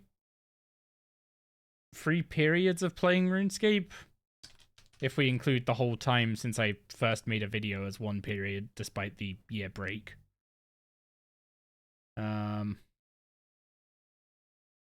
like 2005 to a bit after EOC was kind of like one period of just playing it casually. Then I started an Ironman in 2014, I think. Basically, when I went to uni, I was bored and needed something to do. So I specifically remember playing Naira 4 like during my first term at uni is when I made that. So that would have been 2014, I'm pretty sure. Maybe a bit later. Either 2014 or 2015. And then I played until they wanted to add Room Pass to the game. And when they wanted to add Rune Pass to the game, Jagex weren't exactly in high favor with the community, let's say, like they were when they added Hero Pass. So that didn't go very well. Also, what the hell are these low rolls with the irises, man? You're supposed to be able to get up to 25 in a single harvest. I'm getting single digits.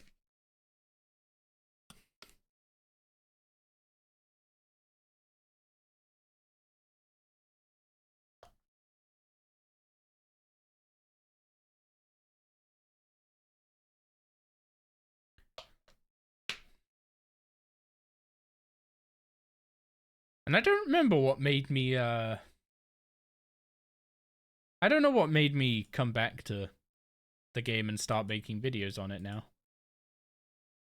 I'm trying to remember what did it. I think it was just a case of, like, I injured my wrist and couldn't really play WoW anymore. So I was just looking for something to play that I didn't have to use the keyboard as much. And I just ended up settling on RuneScape.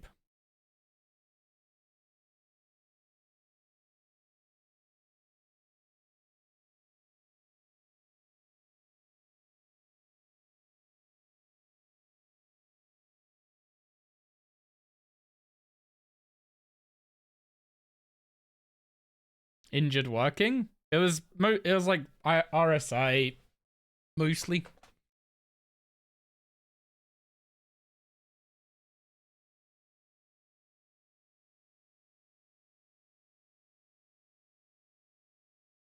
But I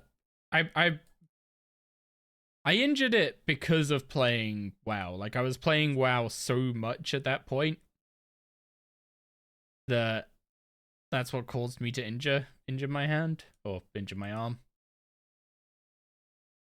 And I stopped playing WoW because it was, one, painful to do so, but also I work as a software engineer, so injuries to my wrists/arms or anything that would prevent me from using a keyboard are, like, you know, they're the scary thing. I don't want to have to learn how to do my job with a voice to text piece of software.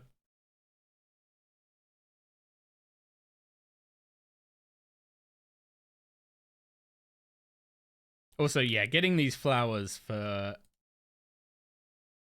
it's probably still worth it at this point. I don't think there is anything I could hunt right now.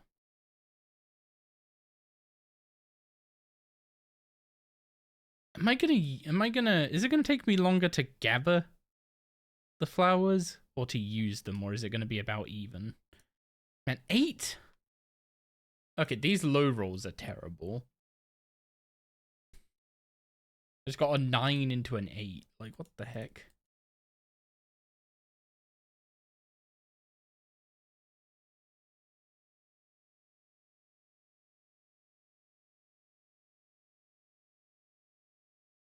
Like, the average is supposed to be 16 per harvest. The average is supposed to be 16 per harvest, and I've gotten 10 per harvest so far.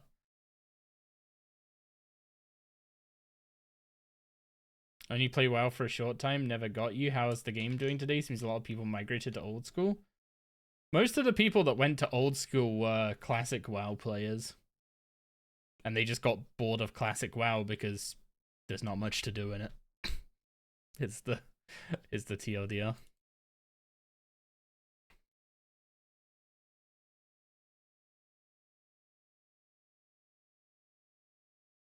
There's only so many times you can watch Ashbringer get ninjaed from an axe raid.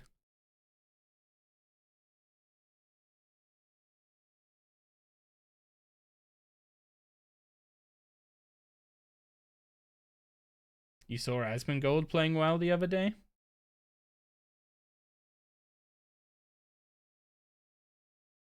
I'm assuming TBC rather than resale. But also, like, isn't this like the third time Blizzard have rolled out the TBC carpet? It's like you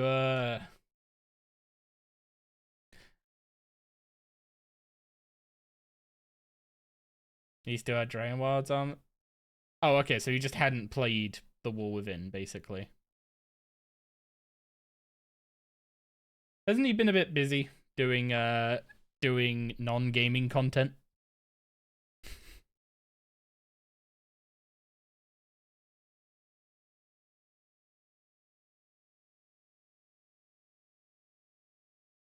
He hates WoW though.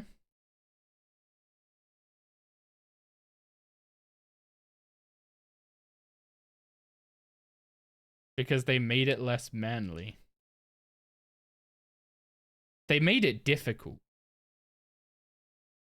The hard truth is they made it difficult.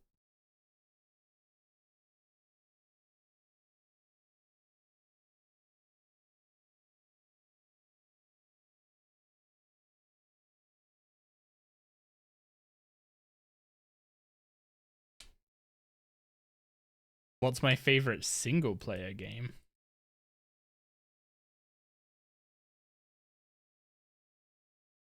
The one button gameplay looks so bad. That was them trying to like make the game more accessible after making it so damn difficult, because they kept making it harder, right? And people kept making add-ons to solve that level of difficulty. So then they kept making it harder, etc., etc. And then it's like, okay, we can't make the game difficult by just making the encounter super difficult, because they'll just solve that with weak auras. So we'll add complexity to rotations and make, you know, getting the most out of your class a bit more challenging so that you have more to manage. And all this just like sort of piled on to make it like a really inaccessible game. So then stuff like the rotation helper came out because rotations were really complex. And the one button rotation came out so that one button rotation is basically Revo, is the TLDR of what the one button rotation is. It's Revo but for WoW. And it's there so you can just brain off and like AFK your way through LFR kind of stuff.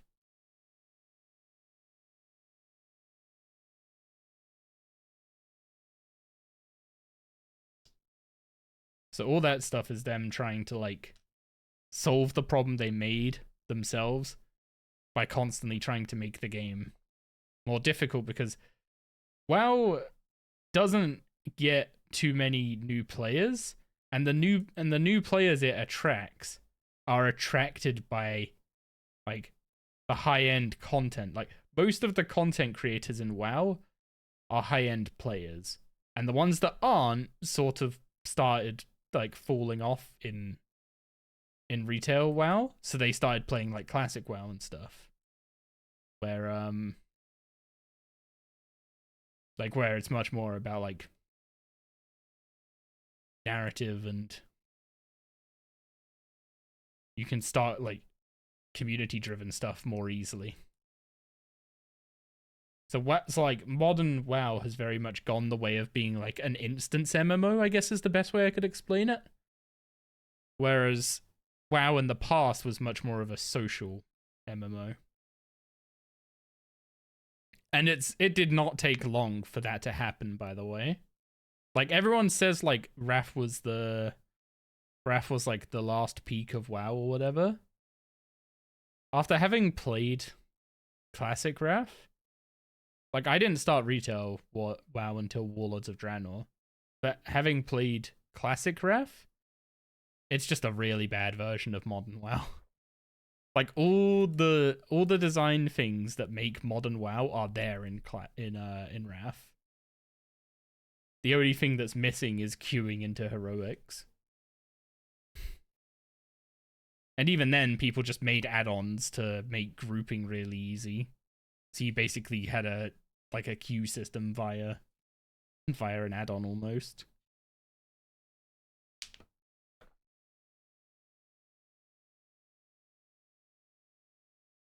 Which I guess wouldn't have existed back in Wrath like Wrath Prime before it was Classic Wrath. Classic Wrath had a lot of issues with add-ons.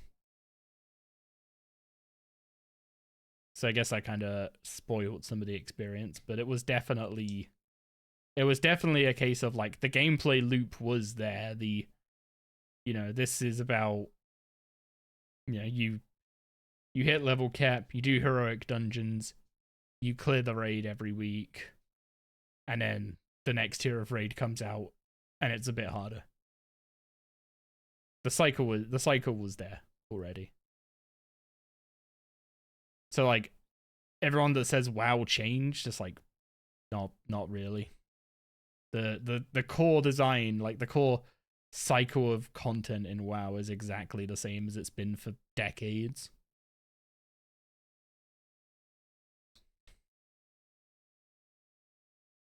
It's just harder now. It's harder, which makes it more inaccessible.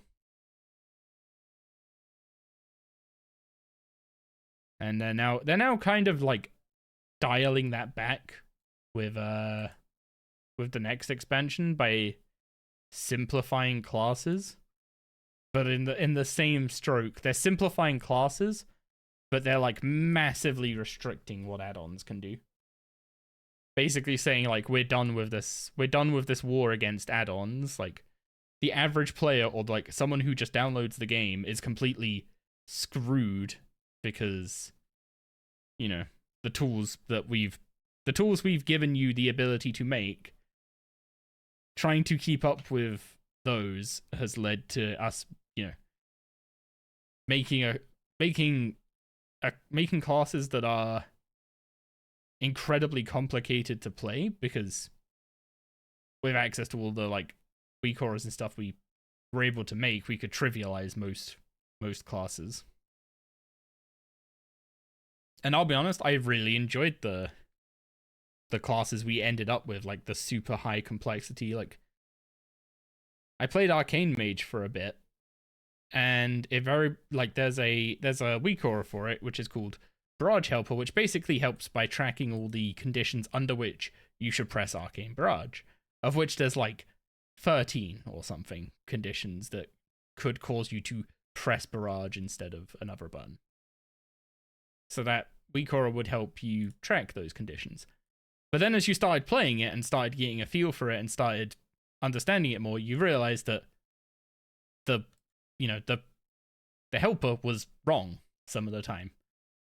And that really you don't want to press Barrage here, or maybe you do want to press it here and one of the conditions that was coded into it wasn't met. So you then start realizing that there's a bunch of other like smaller conditions to take into account, or variations that, it's basically like gets really complicated, really, really like detailed and in depth, and it's really enjoyable for someone like me, but terrible for someone who's not played the game before. Which does that sound familiar? That they're having to de-bloat and deobfuscate combat to make it more approachable.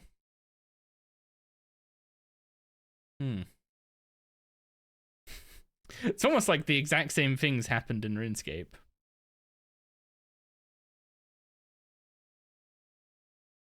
So like me looking at WoW now and seeing like all the classes have been simplified and stuff, and I'm just sitting there like, oh, what class would I even want to play? Like, none of them are gonna keep me engaged anymore. And it's like that point where it's like, oh, that's not what should be the thing that's keeping you engaged. It shouldn't be that your rotation is taking up so much of your brain power to keep you engaged. It should be the content that you're doing that's keeping you engaged, and not being solved by an add-on or plugin, which is going to be an issue we run into, by the way. Just to clarify, if Jagex are not careful with the plugin API, we are going to run head first into the WeCore's issue.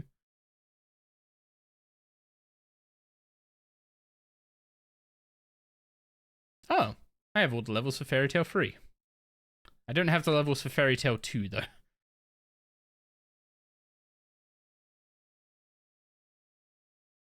Also, yeah, the flower gather rate is atrocious. This is terrible. Like, I need 110 irises, and I've been gathering for, like... How long have I just been sitting here yapping? This is terrible. Like, the farming XP is nice, I guess, but, like, I don't want farming XP right now. I just want the freaking flowers.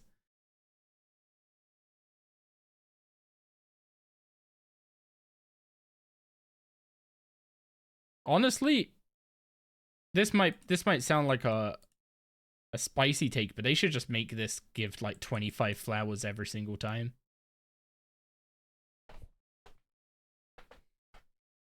These don't have that much value. They're 40 coins on the Grand Exchange. They are not like a super high value resource that you have to worry about crashing the value of. This should they should just be dumped out by these flowers.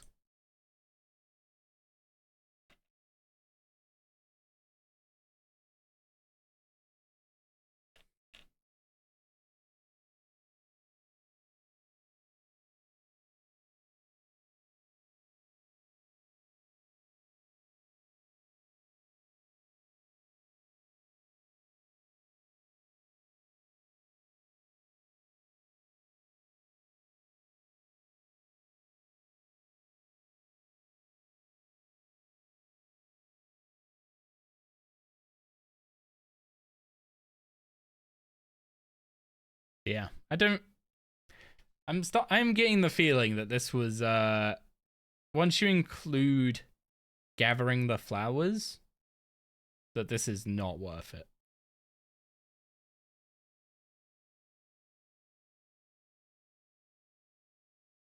Like, if I stayed at Orange Sally's, would I be 53 Hunter by now? I would have to have gained 35k XP.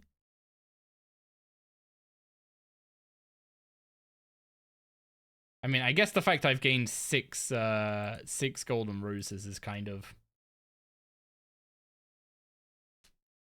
a wrench in my thought process, because 6 golden roses is like 3 hours of penance powder.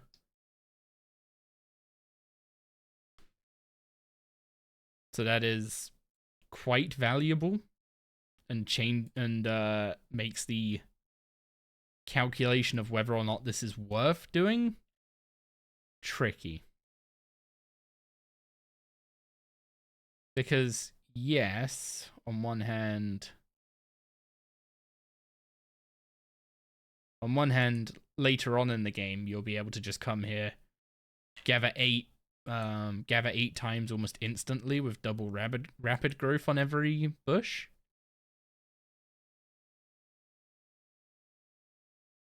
But that's quite late game, and we are very far from that. As in, it's going to be so late game that it's going to be after Zerk.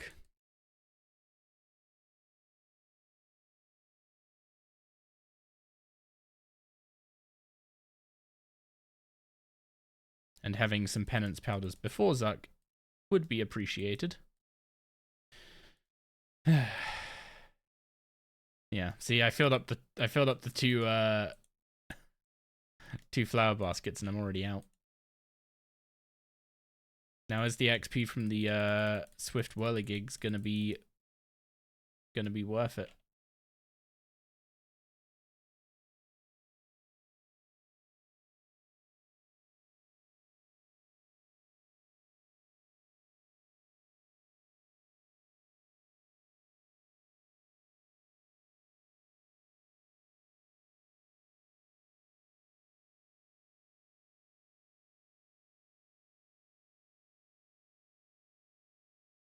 I guess we'll see with the XP track. I mean, it's gonna be about 100k an hour. But the thing is, you have to halve that, I think. Actually, it might be worse than halving it. Like, there's no way this many flowers lasts half an hour. And I spent about half an hour gathering.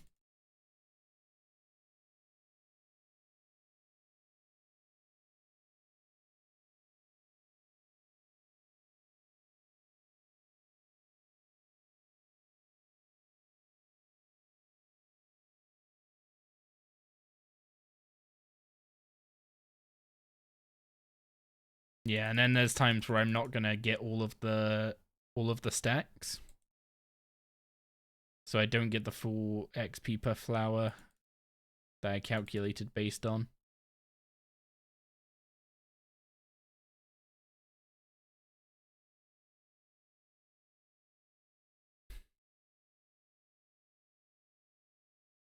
Yeah. I think I have made my decision when it comes to whirligigs. You hated this minigame, you had to abandon it? But why? Yeah, I've made my decision when it comes to whirligigs. On a main, perfectly good way of training. You can buy the flowers. You can buy the flowers and it gives you the best XP out of anything at that given level. On an iron, it takes longer to gather the flowers than it does to use them. Which means I think the actual XP rates are probably about a third of what they look like. Just didn't enjoy clicking them? Yeah, that's fair.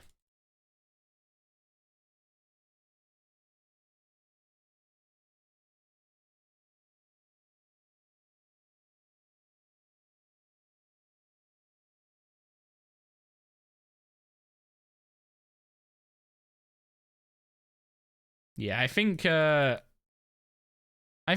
whirligigs have been a bit over nerfed would be very fair to say.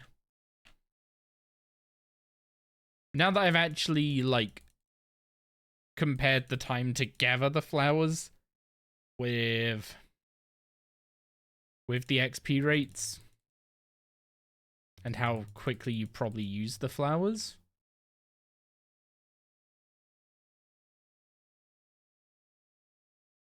Unless you also want the farming XP from the bush.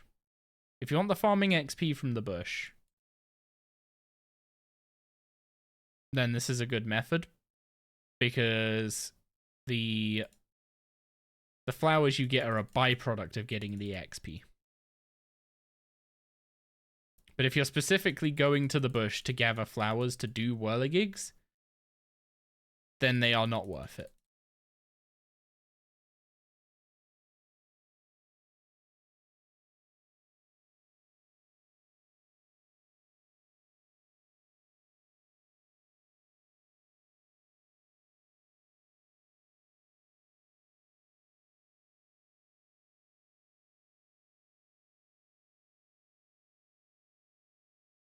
On the bright side, at least the getting from 50 to 53 part is going to be quite quick.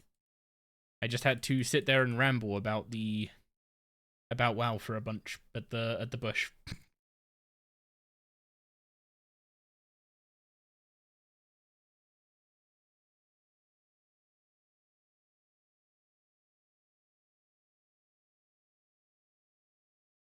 Oh, I was rambling about how they made like combat super complicated in WoW, and how they're dialing it back and like de-bloating it, and how that was drawing some parallels to what was going on in RuneScape with the combat update. Also, I had the hottest take of hottest takes when it came to WoW. Basically, the new expansions aren't bad because WoW changed, it just got hard.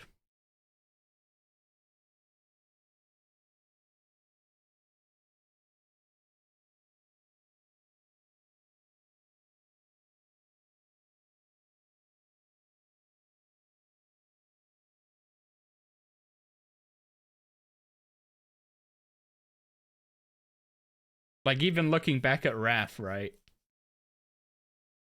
Even looking back at Wrath, the core, like, structure of an expansion release is already there. Like, with the seasons and such.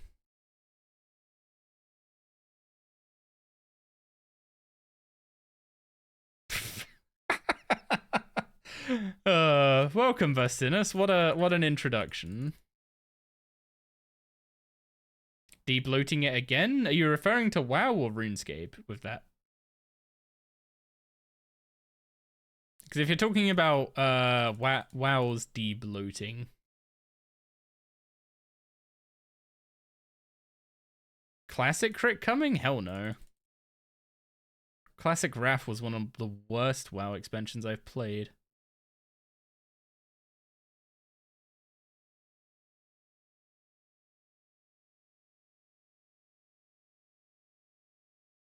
Season of Discovery V2 though, they started strong with Season of Discovery, but they kind of dropped the ball on it, right? So is there any guarantee they go back to their original winning formula?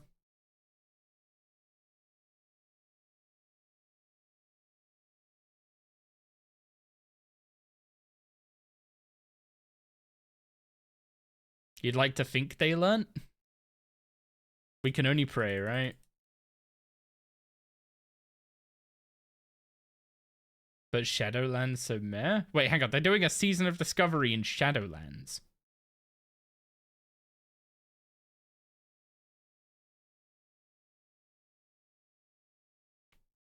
Like, don't get me wrong. Apart from the whole Covenant bullshit that we spent like a year telling them that they were being dumb about before they finally caved.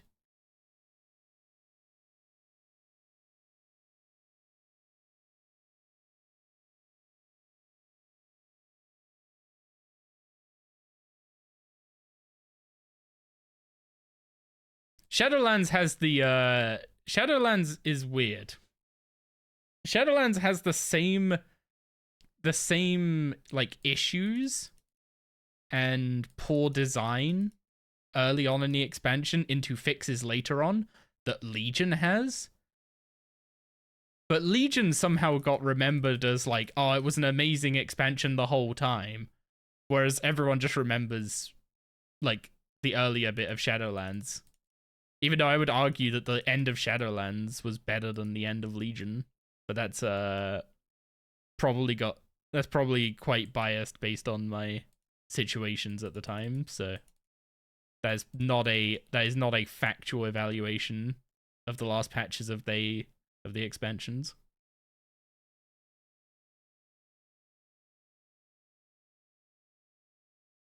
You haven't cared for anything after Wrath? Man, like, I don't know, like, I got told Wrath was gonna be like the second coming of what's a game that completely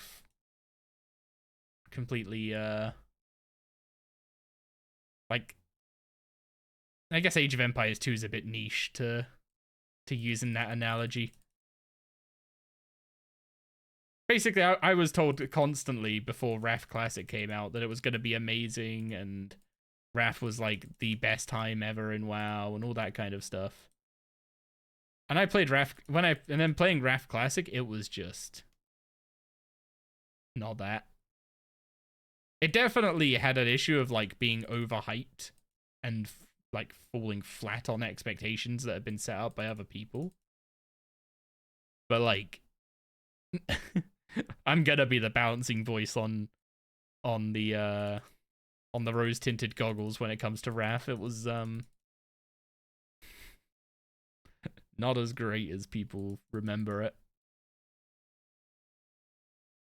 The game itself, maybe the difference is like the way the community was back then. I don't know. I heard things about loot score and stuff which sound just like the Raider AO and eye level nonsense that we have in modern WoW. So I don't know if the community was any better. But the game itself, ignoring the situation of the internet around it and the community that was playing it,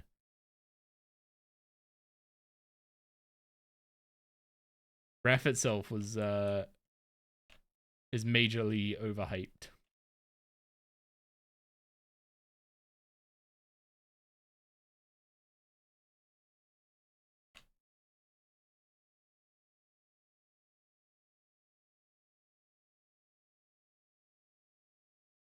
It wasn't, but you had high gear score, so it didn't affect you. Wait, it wasn't in regards to what?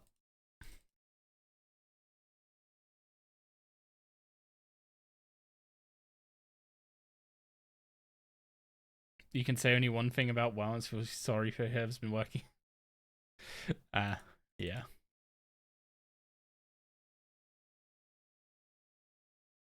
People weren't nice back then. See, some things never change.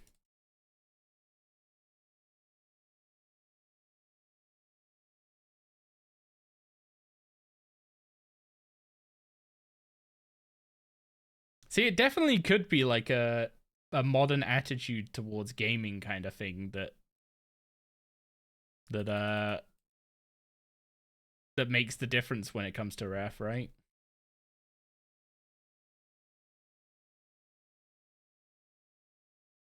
Because what the community naturally did when Wrath Classic launched cannot have been the same as what they did when it would have launched the first time, like real Wrath launched.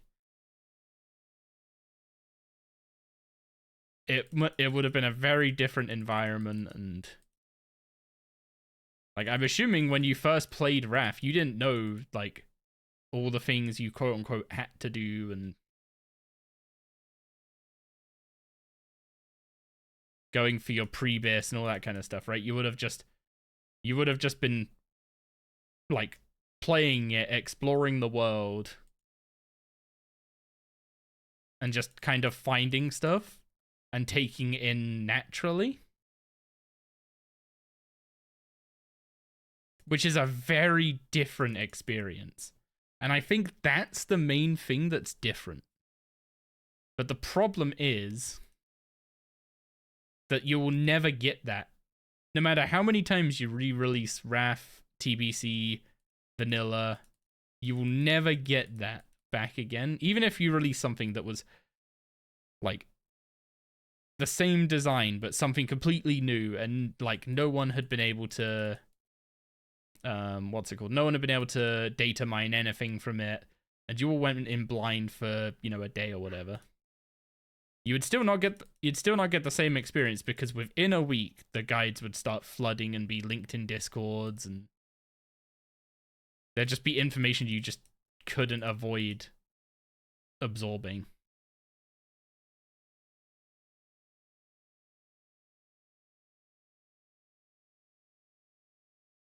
I think that's the main difference when it comes to WoW nowadays. You play an expansion and you can go on Wowhead and get a full picture of what exactly that expansion looks like, what is asking from you, and how you quote unquote correctly play that expansion, right? And that's going to happen. That happened for TBC. That happened for TBC Classic. It happened for Wrath Classic. It almost certainly happened for Vanilla Classic, but I had even less interest in that. That just wasn't my kind of game.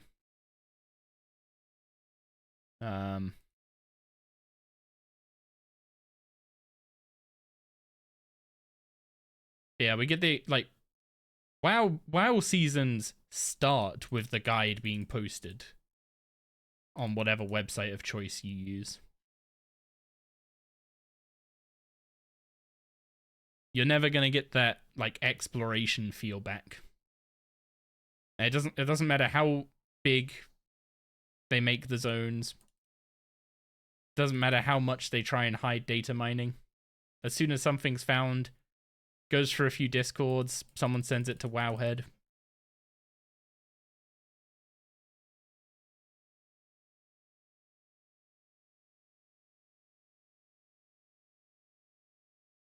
Like the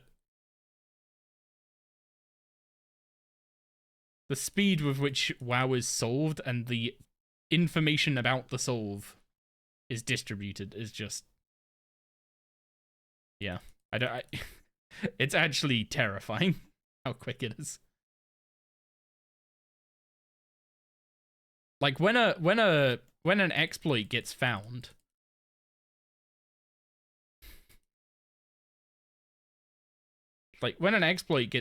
it will make the rounds way before Blizzard get a chance to respond to it nowadays. Which is what gives the impression that the game's so much buggier than it used to be. It's not that there's more bugs, it's that you know about more of them.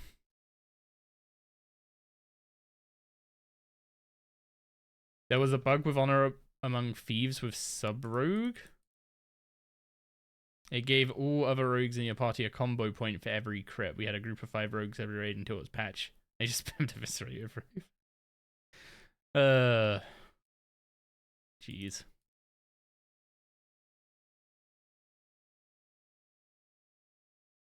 It does happen with all games. It happens with RuneScape as well, right? An update drops. A boss drops. The HLC will play it for a day, figuring out some strats. They will make their videos, and then there'll be a agreed upon way to kill it among the community.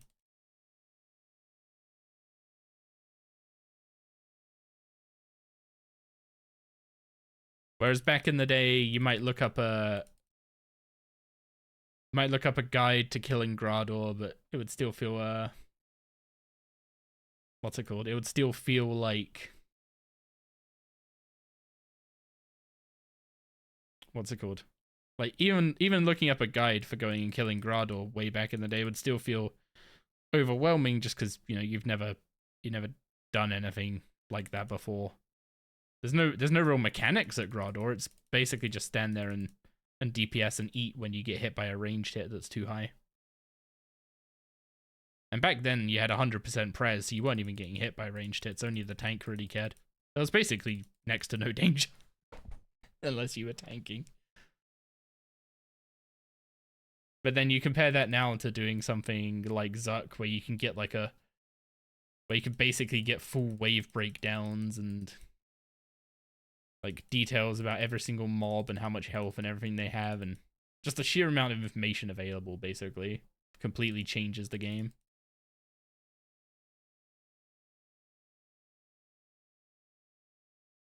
Why watching you play RS for the first time was so painful? You still don't know what's happening? I mean, watching you play RS for the first time, I was just trying to give you as few hints and like warping information as I could, so that you would have as much fun exploring as possible.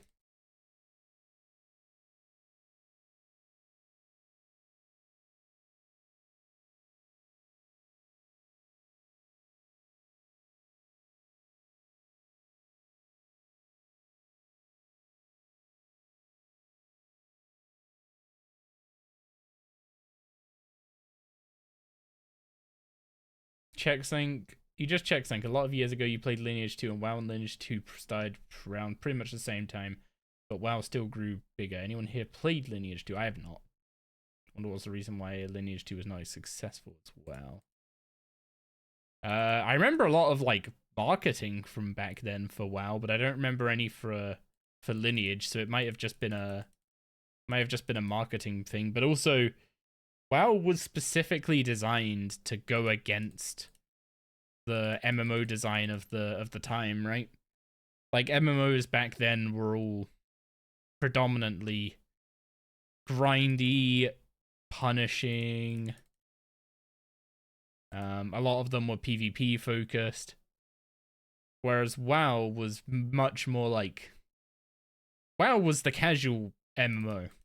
Like, as much as people say that modern WoW is the, is a casual game, vanilla WoW was built to be a casual MMO.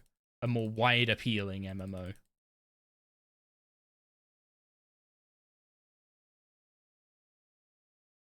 Like, you remember it's entering a field with stuff like EverQuest and...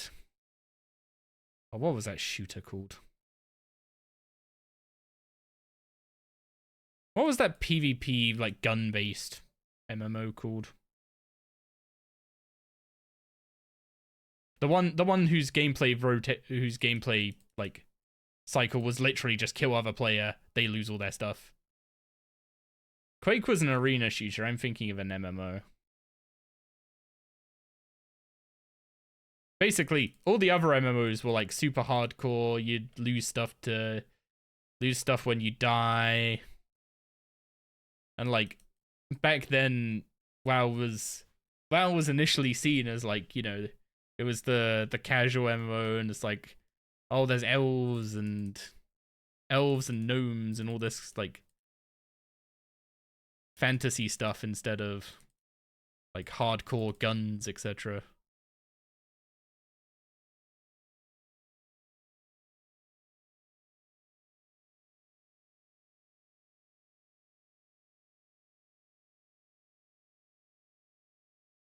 I was also pretty young, but it's pretty well documented.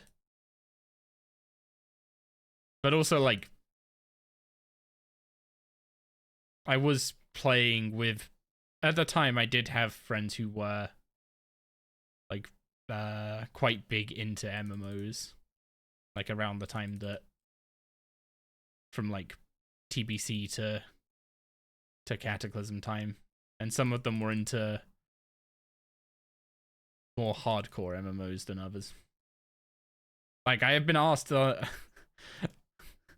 I was asked more times than I can remember about when I was going to start playing EverQuest, and it's like, never.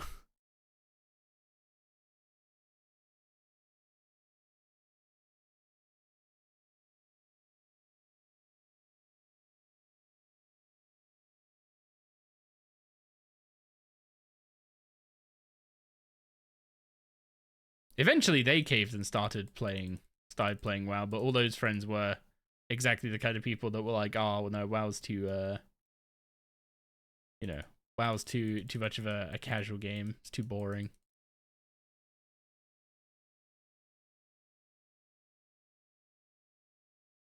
Lineage 2 was massive when it came out. Loads of people left it for WoW, to be honest. NCSoft kind of ruined it. Oh. Mismanagement of an MMO leading to its death. A story as old as time.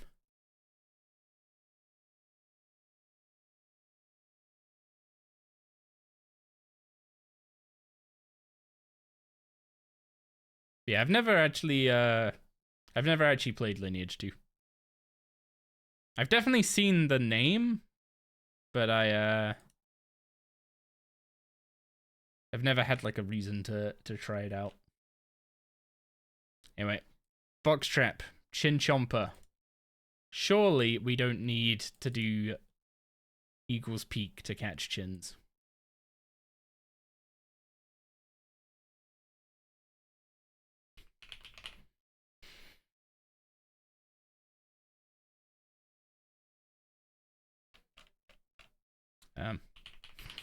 First I actually need to check where the grey chins spawn.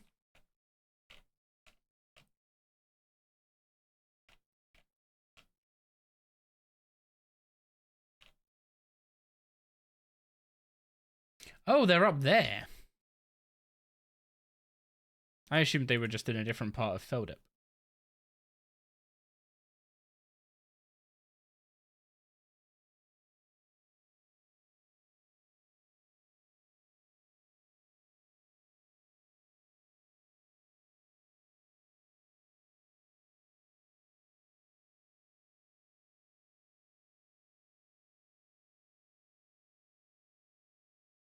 Okay, there should be 4 spawns around here. There they are. Okay. Don't require the quest? You don't require the quest. Huge.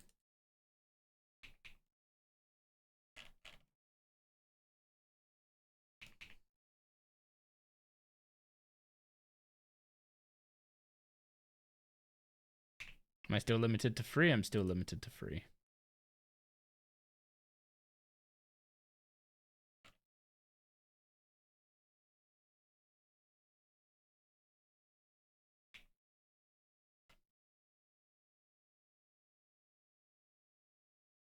Can you describe more about the shooter MMO that you were talking about earlier?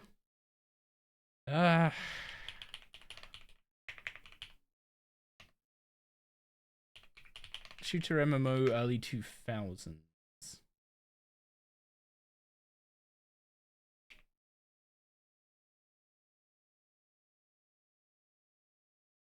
None of those are MMOs.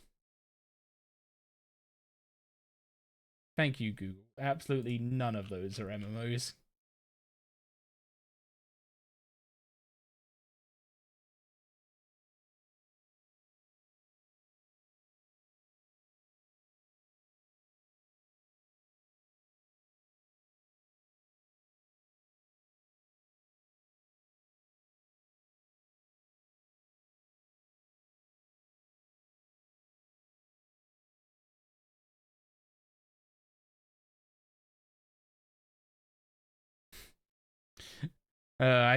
I type in shooter MMO early 2000s and get Call of Duty Modern Warfare 2. Not only is that not early 2000s, it's not an MMO.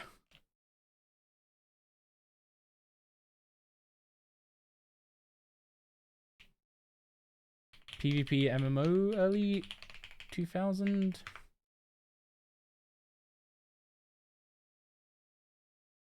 Was it? Nope, definitely not that one.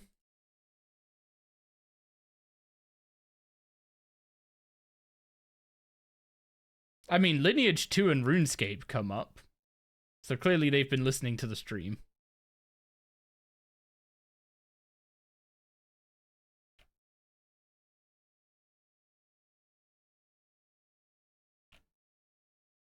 It wasn't an FPS, just to clarify.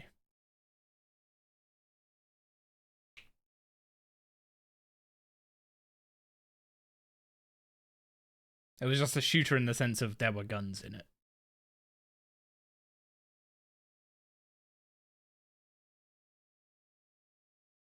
List of massively multiplayer online games.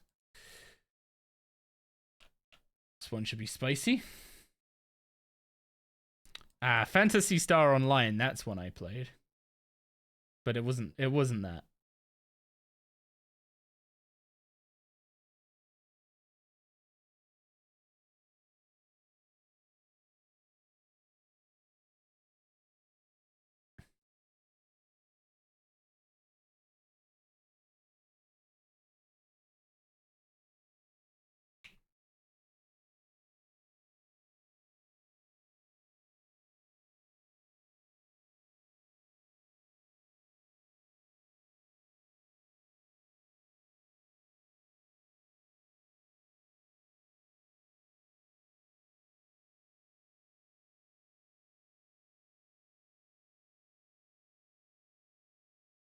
I mean, it definitely came out before WoW.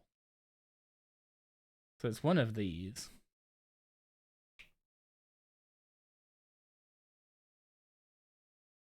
But Toontown came out before Toontown came out before WoW. Jesus. Oh god, Puzzle Pirates. That's a throwback.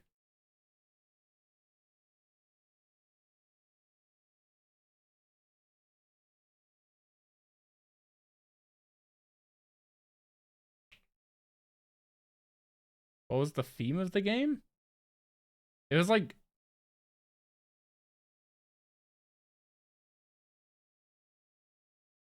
it was a very PvP heavy game based on like a desert planet. Was it Anarchy Online?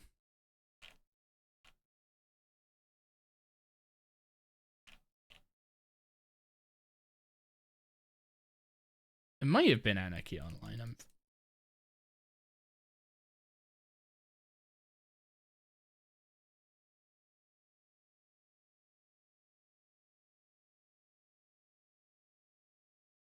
You found out you can free tick traps with a stat boosting prayer? God damn. That is some tech. You think it's only for Turmoil or not? Is it for any prayer that has an animation? Because the protection prayers have animations.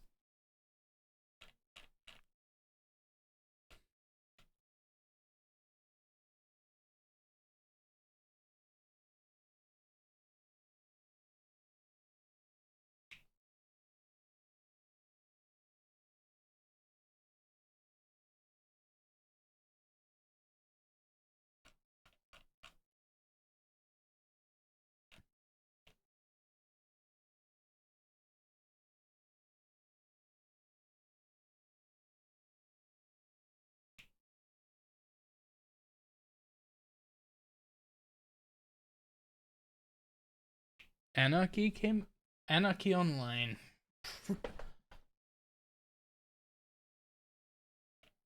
Fighting for military and political power on Ruby Car. Yeah, this sounds about right.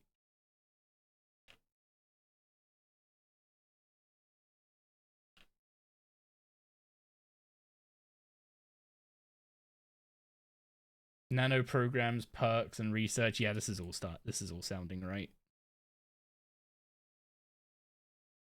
And the screenshot looks like the kind of map / world I'm remembering, so.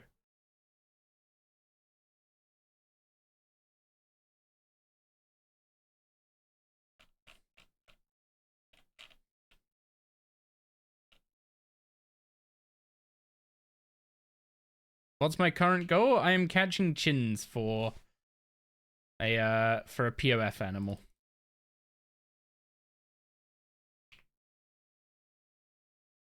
We've spent the first part of today's stream going from 11 to 53 hunter, trying out a few different methods, and lamenting the decimation of the poor whirligigs, which is unfortunately, and I think it's an iron only thing that whirligigs are no longer the best method to go for.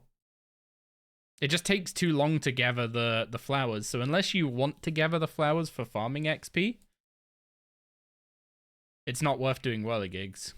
But if you're a main and can buy the flowers, then whirligigs are still the best XP early on. They're just they're just not like 200k plus at level 50 now. Which is probably a good thing.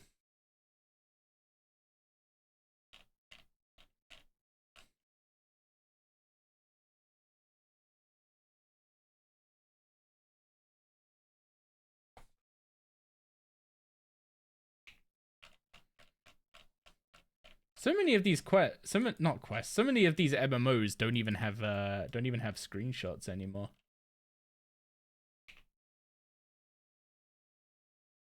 Well, I say anymore, as if they were lost to the ages or something.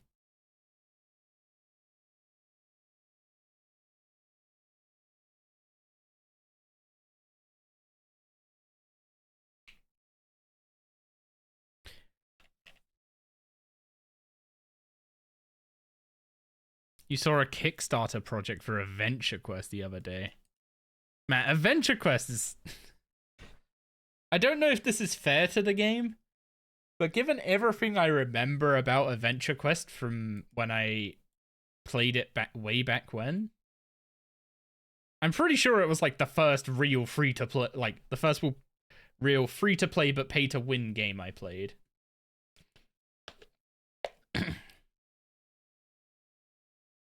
And I was a broke kid, so that didn't last very long.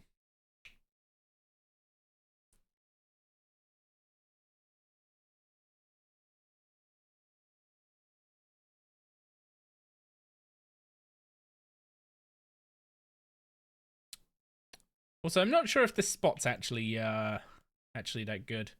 I should probably be closer to this chin. like set up my traps like here.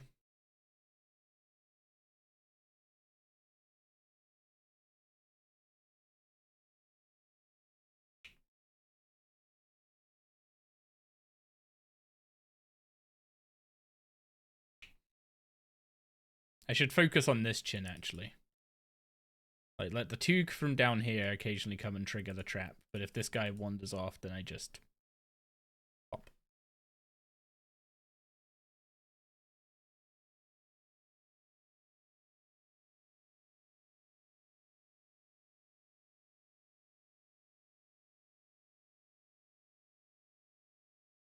I was about to say, he definitely rewarded me for that by just taking out all my traps.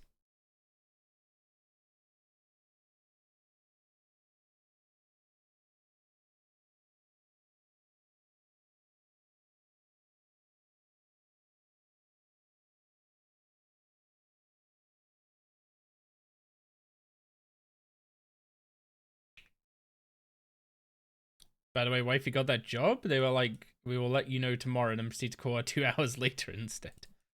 Huge. Congrats.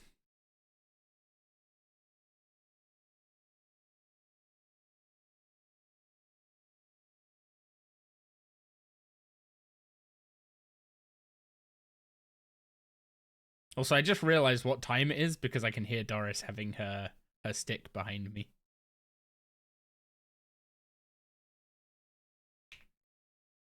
Lore of a Dragon Fable player.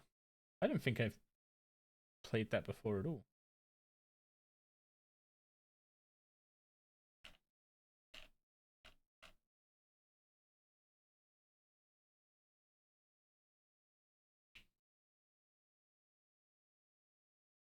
Yeah, before our great MMO hunt began, we were we were talking about how WoW originally started out as the casual MMO, now it's getting lambasted for apparently being for casuals. Which is an interesting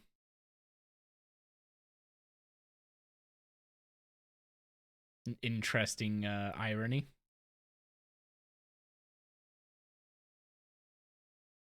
No more night work for her after April 1st?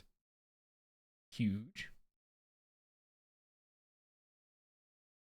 Oh, that's a good point. Hey, actually, I don't know if Techie's still in chat.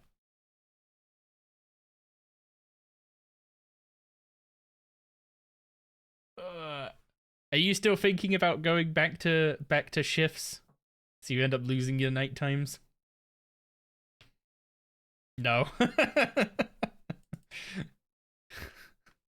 No, have you scrapped that plan?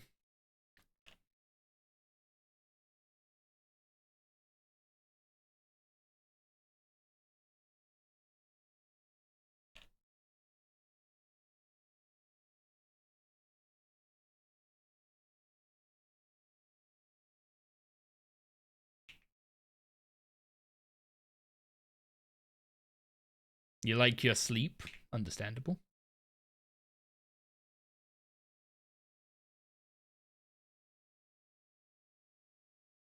I too am a fan of sleep.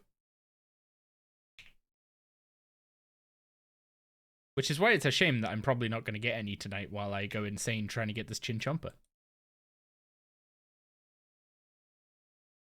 The thing is, there's not like a huge rush to get a grey Chinchomper, because while it would be good farming XP to get 2 grey chins super early that were a breeding pair, if I don't make one of the chins a red chin, then I'm gonna have to end up replacing one with a red chin anyway. Because you specifically want red chins in your POF so that you can start building up a stack of red chins for making mech chins later on, and also for range training.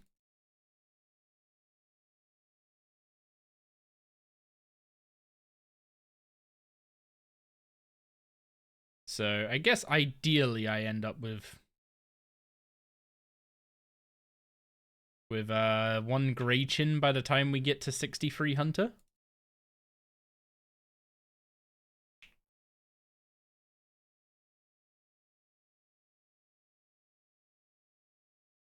gonna take a while though, and I actually, is 63 hunt to less than 1500 catches? I think it might be.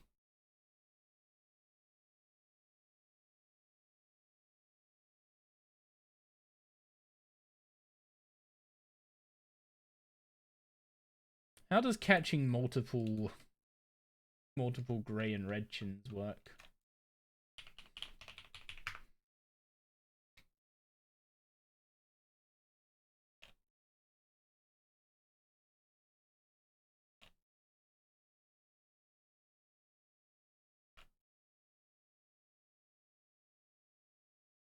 You can trap them at 53 hunter and they give 200 XP each.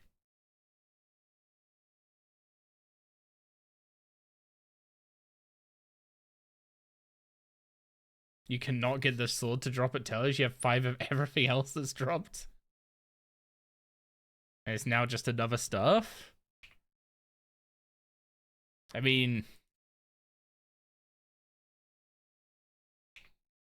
if you're a main account, at least the SGBs will be adding up in profit. Oh. It takes 70 agility to guarantee getting 2 chins per catch. So I am assuming I do not have the agility level for multi-catching even grey chins, let alone red chins. Which means my chin number is my catch number.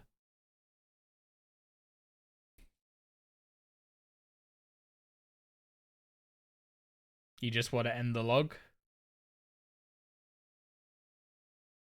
I know that feeling.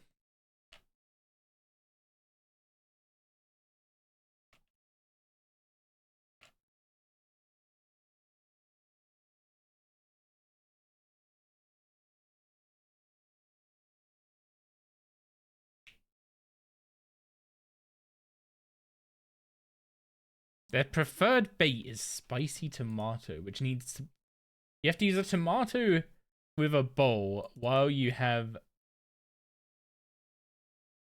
Well, you have a knife on your tool belt and then you have to use gnome spice on it. The amount of effort to make bait for these guys is kind of nuts. Like, it's just a tomato, right? And I guess you... Well, actually, would you also put the bowl in there?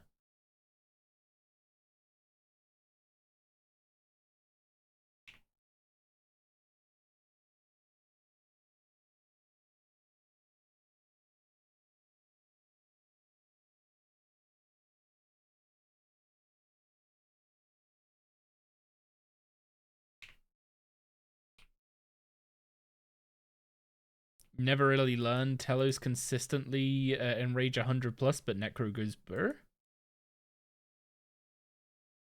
I'm assuming Necro has an easier time of it because of the stuns being more forgiving. Don't know how that'll be post rework for the other styles.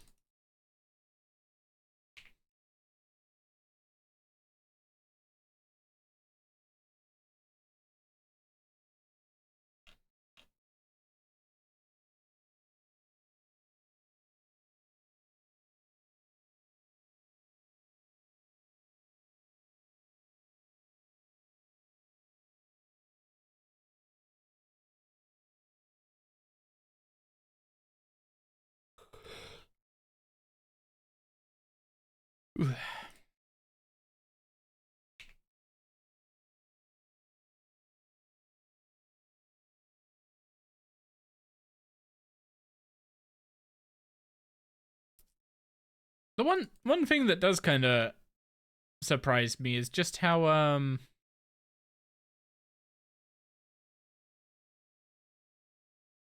slow our XP rates are increasing. Like, we're over 50 hunter now, right? And we're kind of looking even for a 50k an hour method. Because it seems like grey chins are about 40k an hour. I still am not 100% sure if I'm in a good spot, but it seems like now I've moved closer to that Chinchomper's spawn, it's at least slightly better.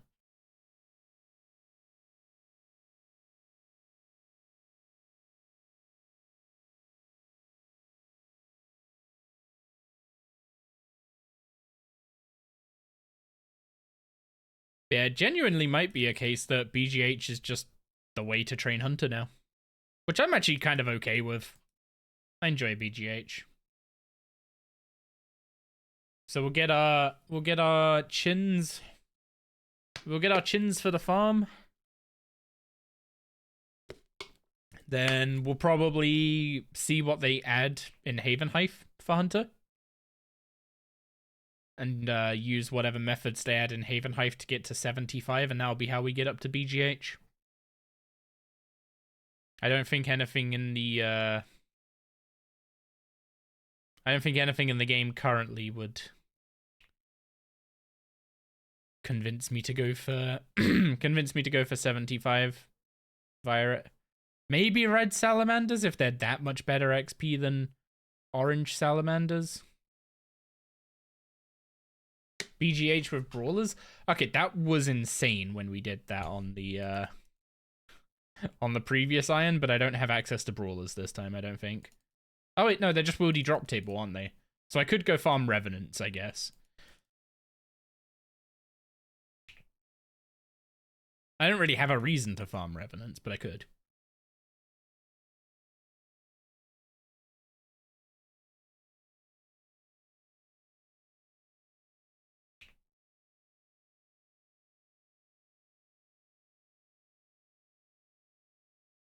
Or abyssal demons later on.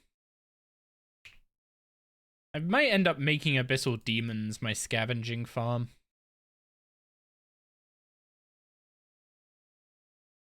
Not sold what I'm going to do with that yet. On the bright side, going for ancient invention is going to be real dang easy once we've actually unlocked invention. We're going to have 86 archaeology already knocked out, so we just level up invention, get the auto screener, and send like 9 more levels.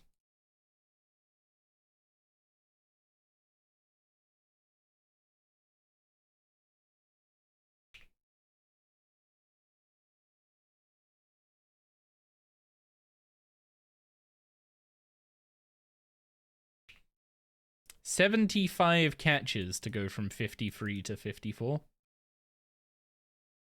And now we have access to Gloves of Silence. Once you have the Thieving Invention outfit, the Gloves of Silence, like, as long as you own them, you basically have infinite Gloves of Silence, right? With the, what's it called? Not camouflage outfit, is it?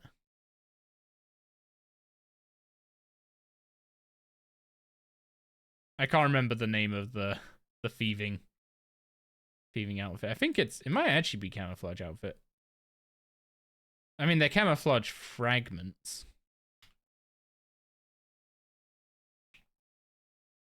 No, the invention outfit. Exo is the one from Plague's End.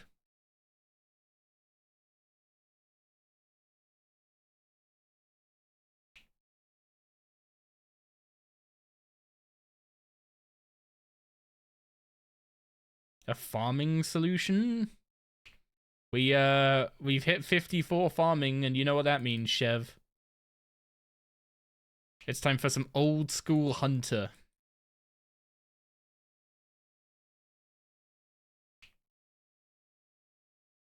You don't even need the gloves, it just gives the passive? Oh, but you don't even need to have made a pair. I assumed you would have had to at least, like, owned a pair or something at some point to... At least you get multiple chins now? You know that needs 70 agility, right? No, I don't think it starts at 70 agility, but you need 70 to get to guaranteed 2 a catch. Get it? Honestly, when it comes to grey chins, at least, I would rather have the chin stack be my count of catches for checking my rate on the POF animal. I would rather have that than some extra grey chins.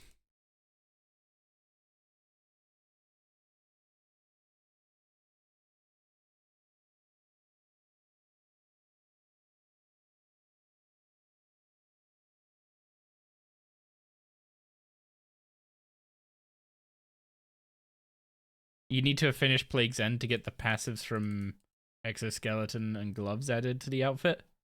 Okay. So you don't get the Gloves of Science effect until the outfit's inherited the Exoskeleton effect. Okay. Good to know.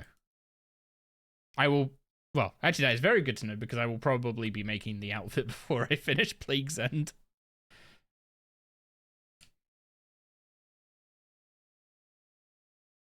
Thieving is not exactly far down the list of things I want to do.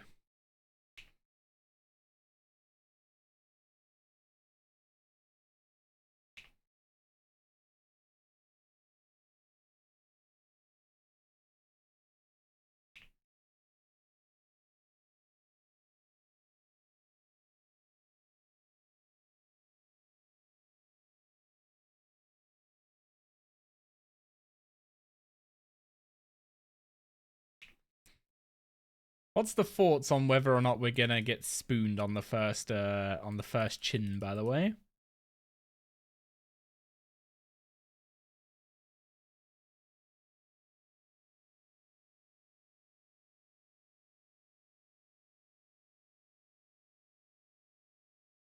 The only thing you need to own for the outfit to inherit is Black Ibis. That's just an XP outfit, right?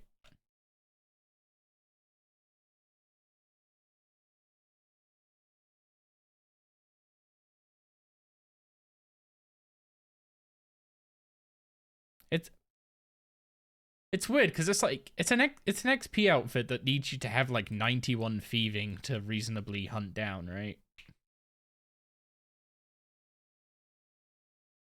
I guess thieving's a 120, so having it for 91 to 120 is probably still very good.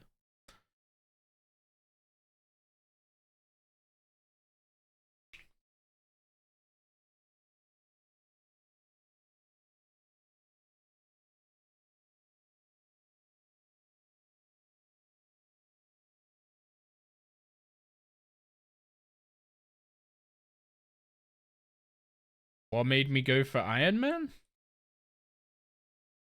I mean, I've played a hardcore before. I just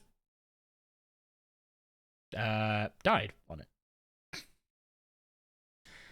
I don't know, I just enjoy Ironman. I enjoy the gameplay. I enjoy the gameplay of like of having to come up with your own solutions to problems instead of a lot of the answers to solutions just being how can I make money quickly.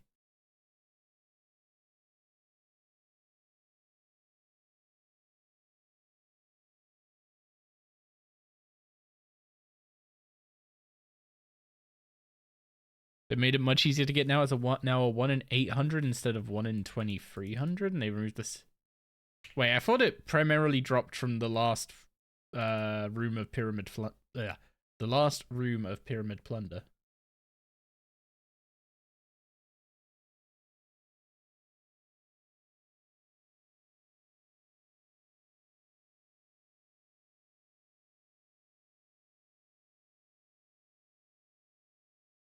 Check what you're about to send me. Oh no. Or now.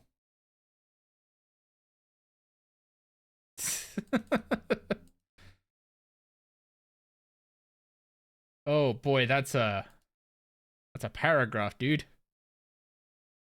It's 1 in 100 from the last room, 1 in 800 from the first.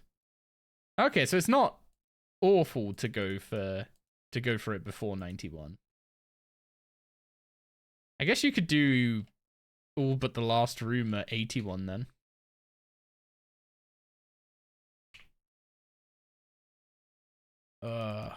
Chev, am I reading this out loud or?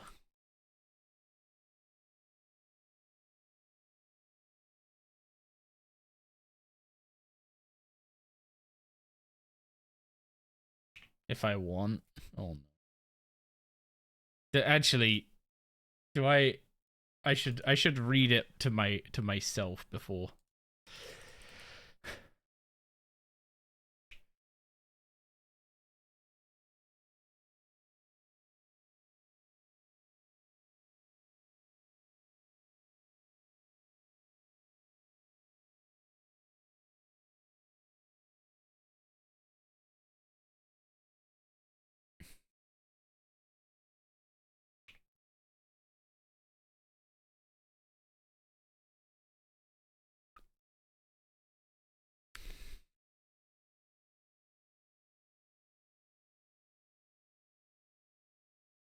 Wait, Chev, am I missing something? That's a paragraph, but he's not really saying anything.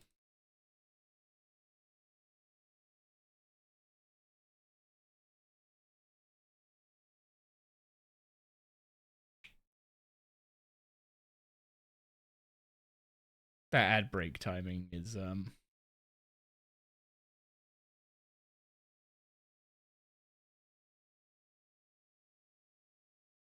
Yep. Not ideal ad timing. Rip Chev.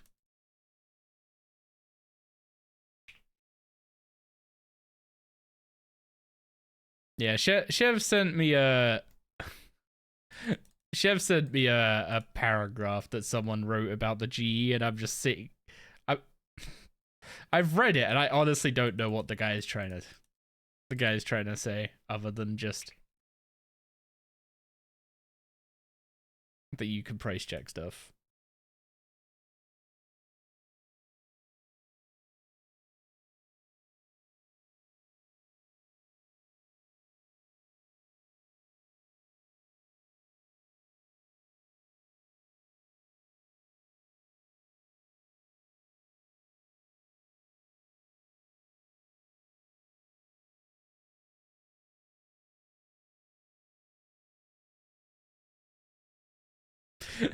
Gig put a video of Doris in the Pet Pics channel.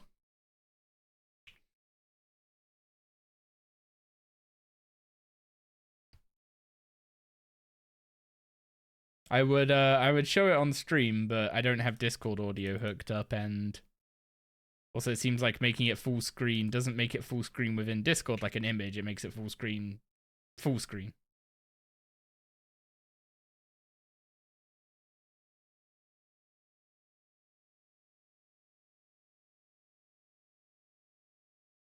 Yeah, I'll be honest, Chev. I have no idea what that comment is trying to say. It's like the most nothing burger. If it's supposed to be bait, it's hollow. I don't know. You can price check on the GE by buying stuff high and then check the low price by selling it low, and then buy more at low and sell more at high, and you make your money back. And it's like, yes, that's like, you know, flipping 101. Even the people that aren't good flippers know that bit. Like me.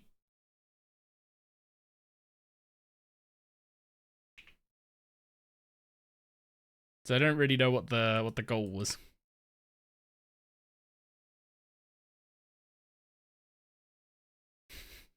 I've seen some insane stuff though posted. Like I decided to just read some stuff on Reddit to see how other people were feeling about some of the early game changes that I've been trying out. And I've been like generally positive, right? About a lot of them. Some stuff's gotten nerfed, and some of my favorite strategies have been absolutely nuked. But like, let's be honest, they were abusive as all hell.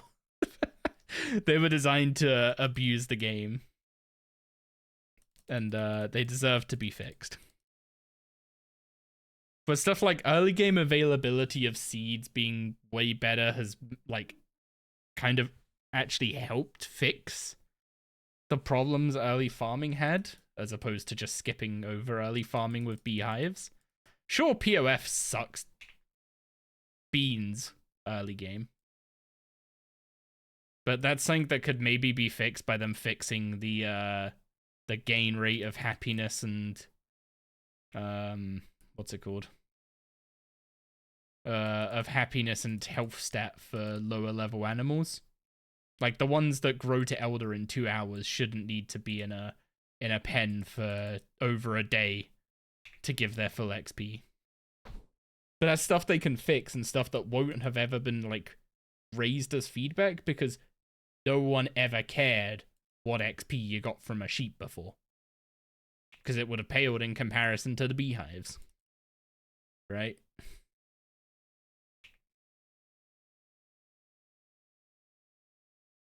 Also, nerfed the XP of POF. It's stupid powerful now. Is it though, compared to doing tree runs?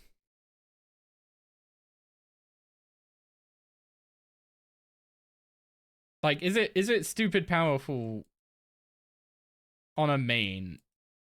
Okay, yeah, yeah, fair. Like, buying 10 dragons once a week and getting a mil XP a week for just buying 10 dragons is a bit silly.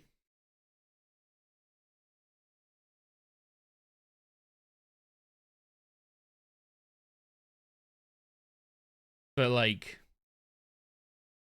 POF and Ranch Out of Time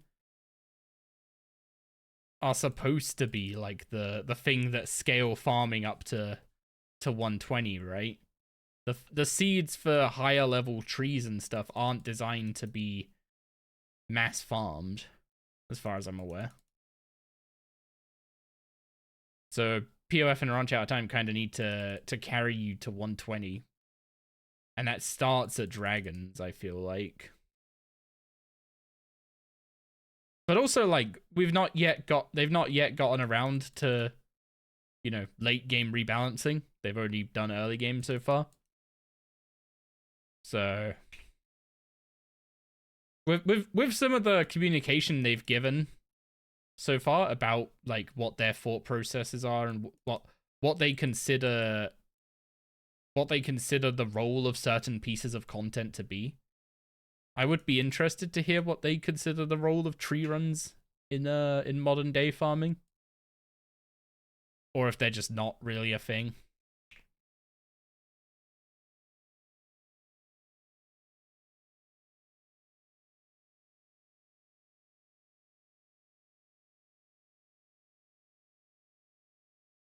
You're hoping they add a little variety? I mean, I think the problem is that fundamentally on a main,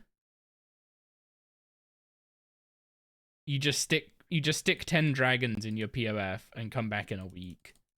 And you do similar for dinosaurs.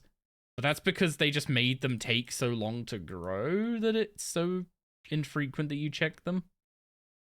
So like if they made the XP lower but made you have to check them more frequently, would that be better, or would that just be more tedium?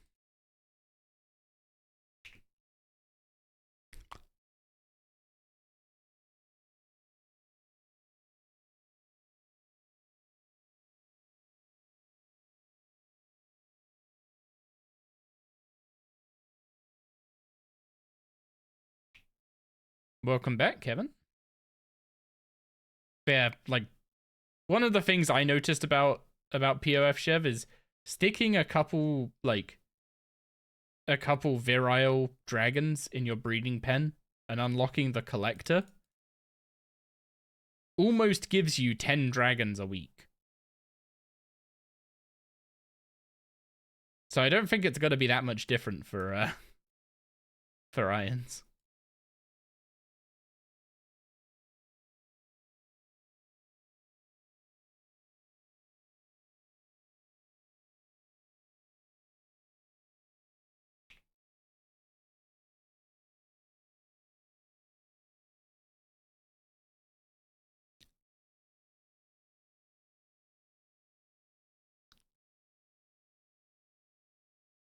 I think I like POF existing because I'm not a fan of doing tree runs, bluntly.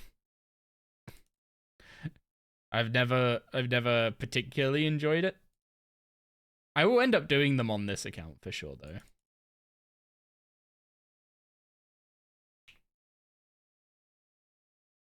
But yeah, it's just one of those things like I've never really enjoyed the whole idea of doing tree runs, and I found it kind of boring as being the main way of training farming before POF existed. And now POF is like, at least until you get to the dragon stage where you're literally just leaving dragons in there for a week, POF is actually like somewhat engaging, and there's like, you know, planning what you're using the breeding pen on. when you don't have access to too many pens. But that kind of goes away at 92. But the thing is, at 92, is it fine that that goes away and makes room for a much more, like, efficient machine to just start pushing you through the higher levels to unlocking the dinosaurs and stuff?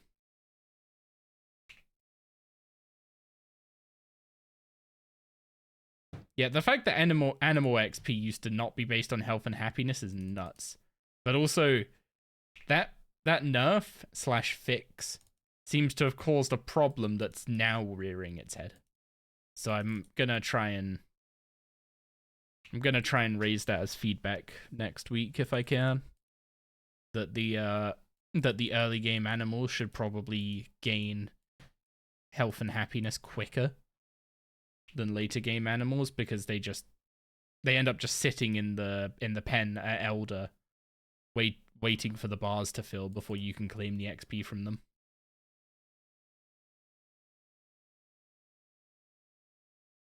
But like what was happening at the start, where people were just sticking Zygomites in the pens and getting stupid amounts of XP without feeding them, was definitely not right. I have no idea which one of these chins is the one I put my traps next to the spawn of, so I'll just take them all out.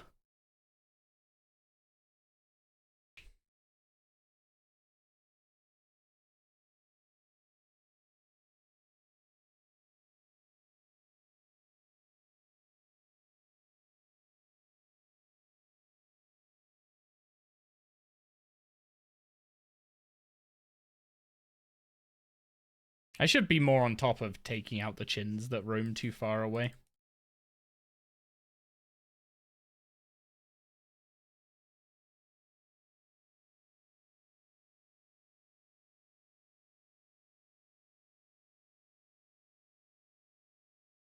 I feel like I end up just killing them as they run back, though.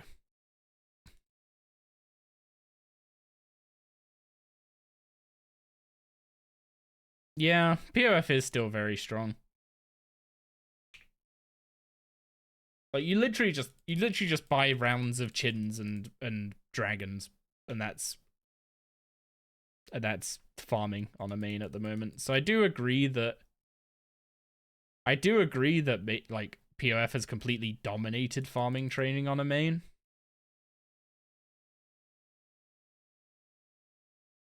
I just don't know how you resolve that. Like, do you make animals not tradable?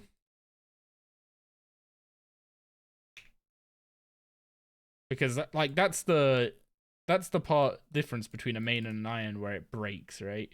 Where you could just buy an entire farm's worth of animals at baby or at the child stage or unchecked, and then you can just grow them all, sell them for beans, and repeat.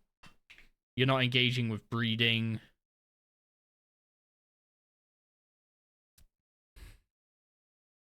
Yeah, you're not engaging with breeding chances, meaning you're not leaving free spaces open in your pens to potentially get additional animals.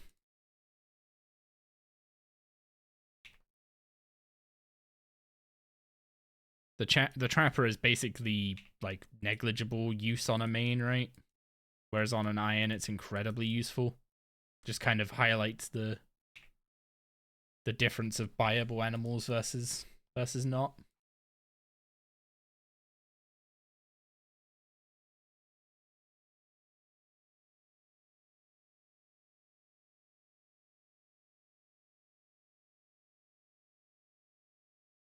On the note of breeding, I'm gonna go quickly check my cows and see how they're doing.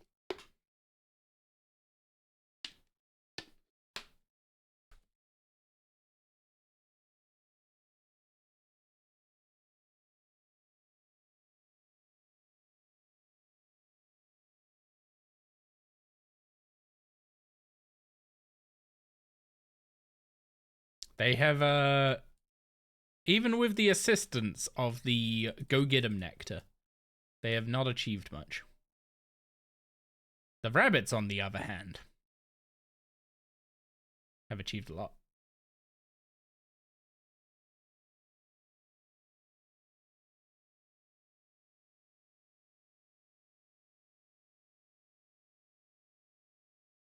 It's a hard balancing act because especially later on farming defo doesn't need enough. Yeah, like at level... Wait, do all your traps collapse as soon as you go out of range of them? I didn't know that.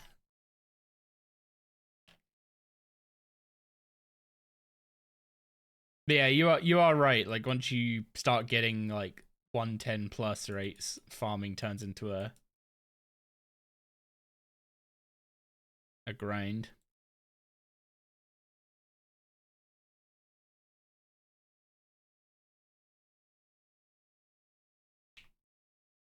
Make it so only elders are tradable, so people can still use totems if they don't want to do the farm normally, but can't abuse for large amounts of beans or XP. Yeah. Like I like the idea of people being able to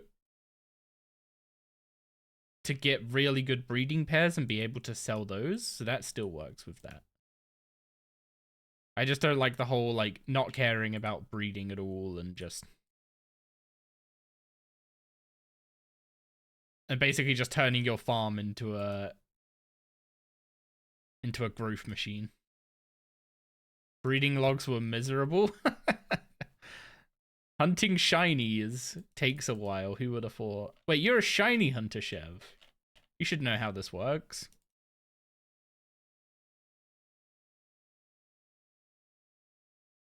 Shinies weren't the worst. Oh. Interesting.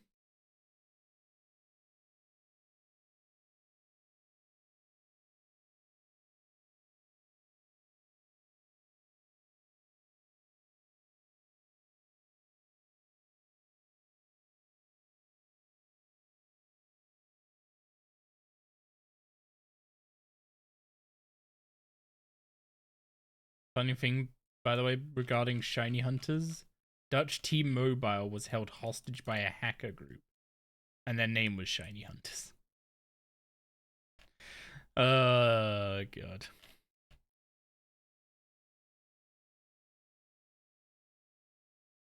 Wait, what's the difference between Dutch T-Mobile and rest of the world T-Mobile?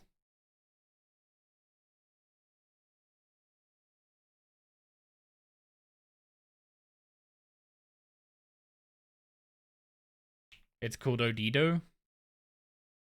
Is it just a different name? Okay.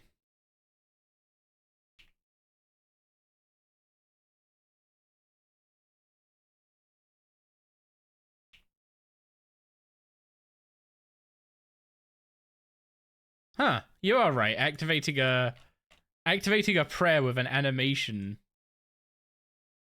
allows you to place a trap quicker.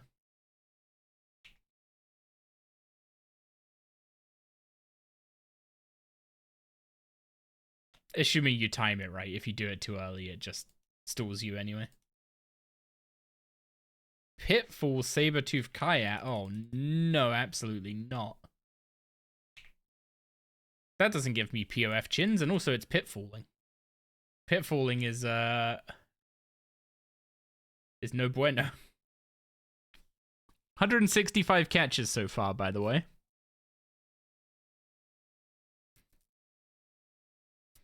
Can I do predictions where people are allowed to enter numbers? Is that a thing on Twitch?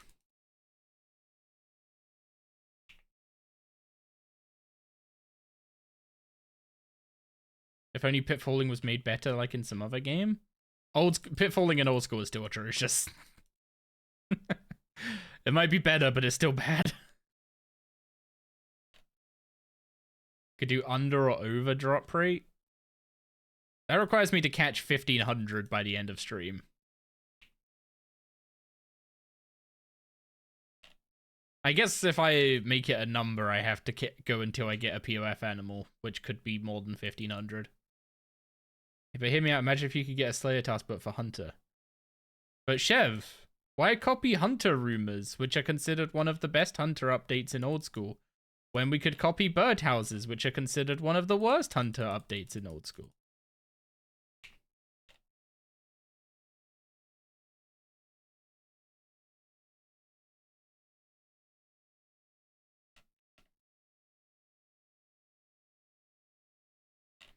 I swear to God, we better do something different with birdhouses, because if it's like, if it's a 90% copy of, if it's a 90% copy of what old school have with birdhouses after this whole end of dailyscape stuff we've just been through, I'm a throw some hands.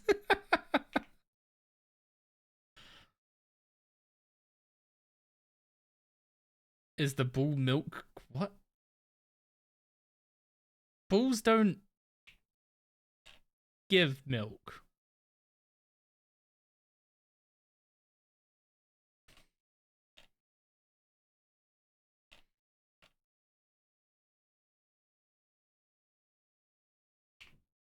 If someone's told you to drink bull milk, you should probably sue them.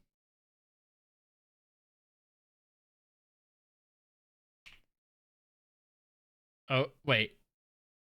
Wait, the cow quest Okay, apparently whoever made that quest doesn't know cow anatomy.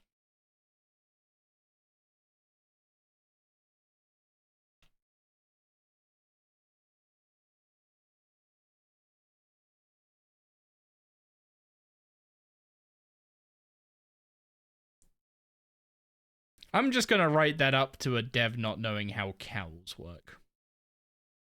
And sleep better at night for it.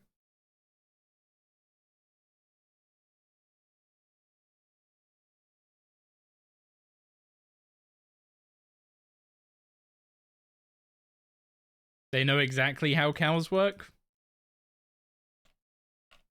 That's not...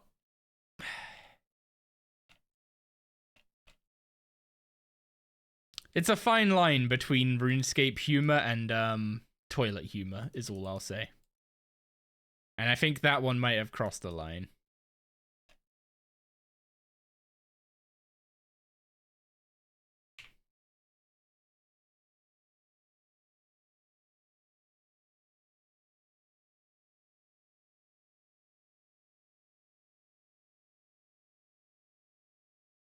It's cow milk but turns sour by Brutus scaring them.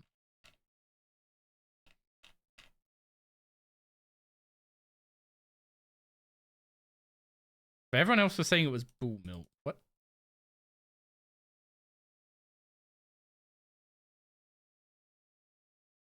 Also, why is this like Duck Quest but old school edition?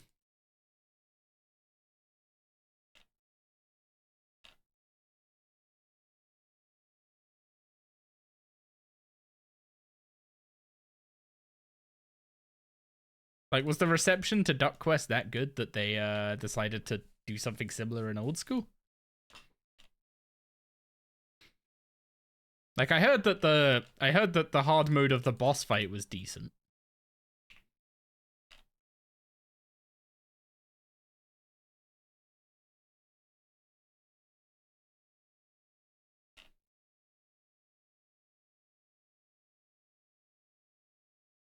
Actually, that would have probably made Duck Quest go down better over here. If it came with a Mega Duck fight that was harder than hard mode Nakatra.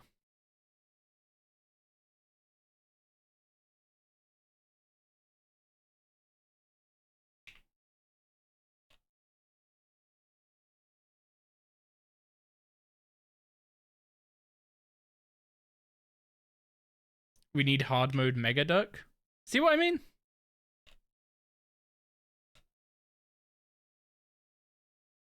You can have your meme quest, but you gotta bring some substance with it.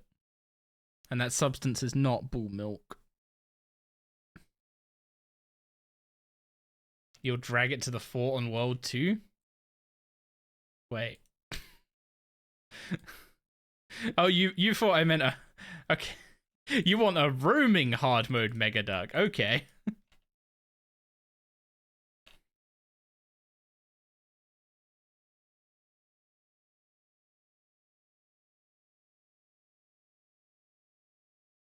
Rip all the hardcores if that became a thing.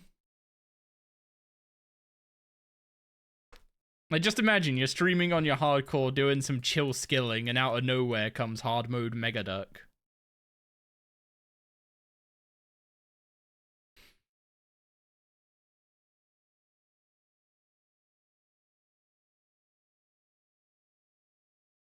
You already drag Mega Duck to World 2-4 every DXP?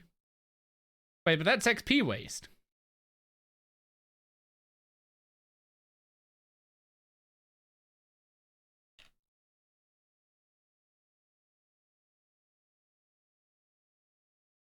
Also, I'd say why World 2 instead of World 84, but I'm assuming World 84 is a complete mess.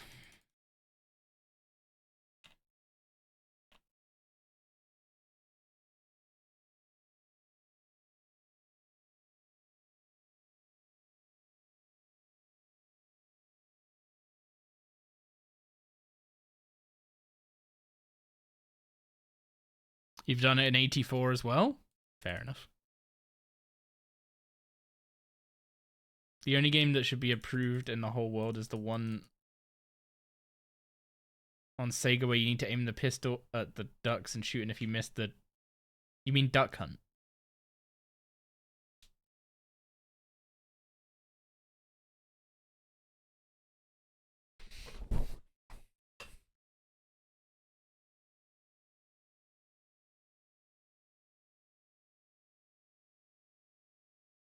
You know what? I agree, Chev. We should petition to make portables be makeable with invention.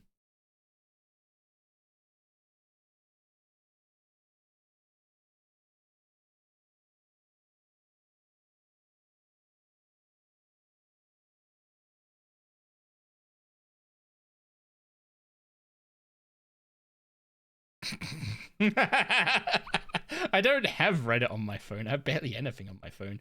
I have a Sudoku app and Discord.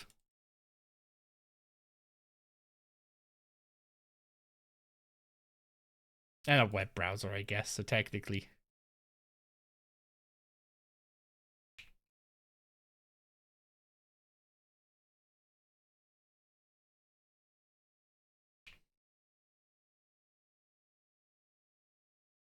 Discord's probably worse. You get messages from me instead.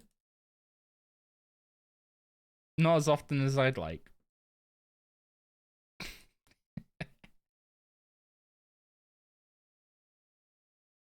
No, I know what we should do. We should make it so you have to buy portables with chronotes.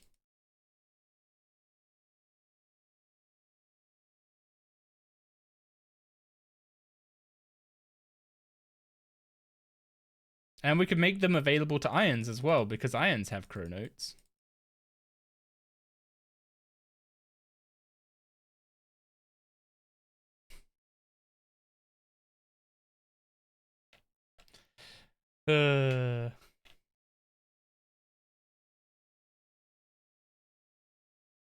That's Jagex' job to find ways to lock things behind something.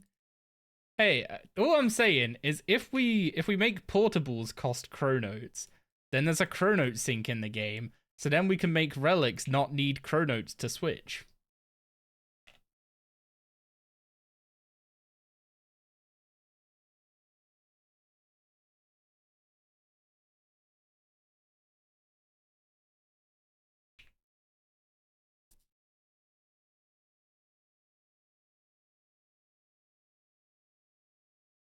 Replace aura refreshes with portables for marks of war and make people boss in order to skill efficiently.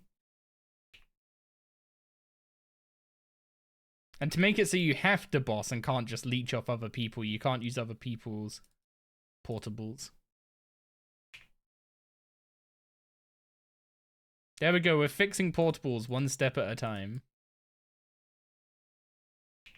We're getting rid of the insane game chat by making it so you can't use other people's portables. We're making them earnable in game by making them cost chronotes. And you're all about to get slammed by an ad as my capitalist side takes over. No, actually, it's just Twitch about to throw an ad in your face.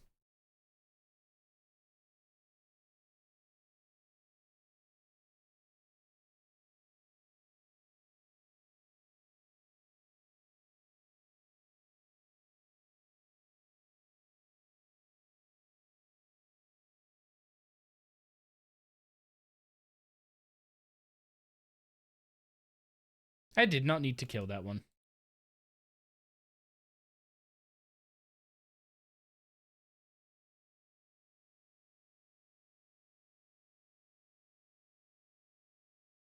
Back already? What the?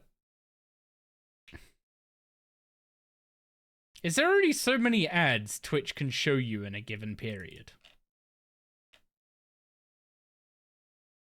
Like, if I just change it to play 3 minutes of ads every hour, would it genuinely just play less ads on average for people?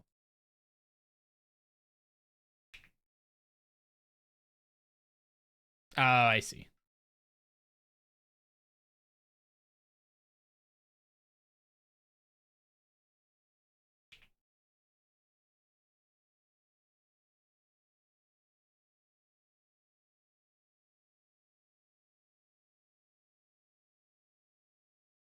In all seriousness, though, there's ways to do social skilling, and no matter what way you do it, whether it's Artisan's Workshop or Portables, you're gonna get the horrendous game chat. So the horrendous game chat is literally just people.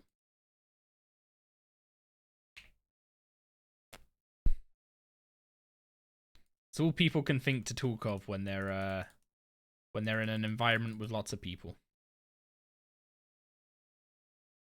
So that's the social part of your social skilling.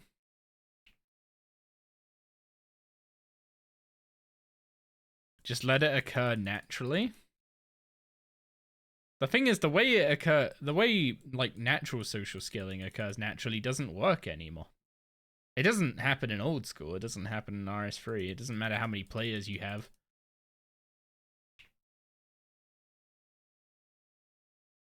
Like the most social interaction I've had while playing old school is someone telling me to fuck off from sand crabs.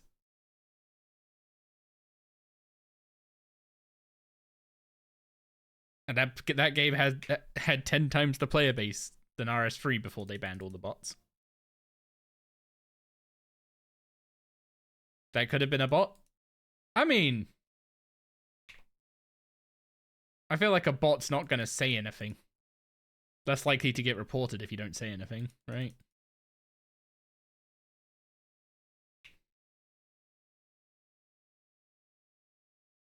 But yeah, I specifically remember this guy being such a dick trying to crash me at sand crabs that Dark ended up coming with Darox and just one-shotting all the crabs at the spot until he left. Oh, it was funny.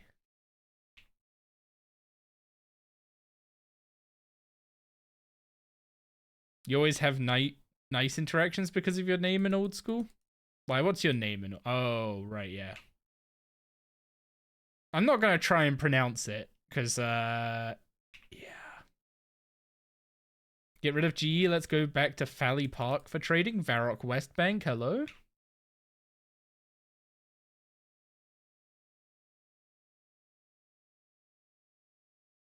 So many bots at sand crabs, I swear 80% of them are bots. What makes you think they're bots? Is that the fact that they don't talk? Because I didn't talk when I was at sand crabs.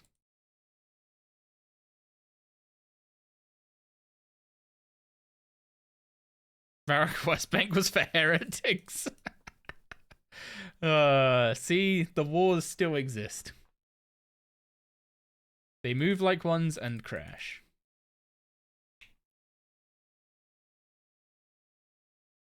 As soon as they lose XP per hour, they hop. Fair enough. Shower time, sleep time. Good luck, good luck. Thanks for dropping by, Chev. Appreciate the insightful discussion as always. Chev comes, brings drama, runs off. See how it is.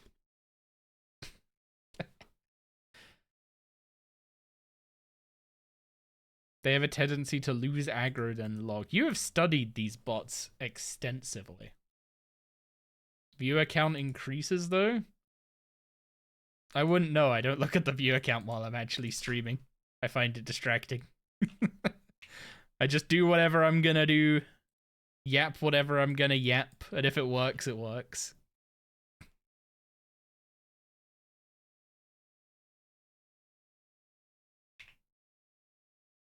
Peace, dude. They lose aggro, then log, then come back 10 minutes later to the same spot, then rinse and repeat. These are some really badly made bots.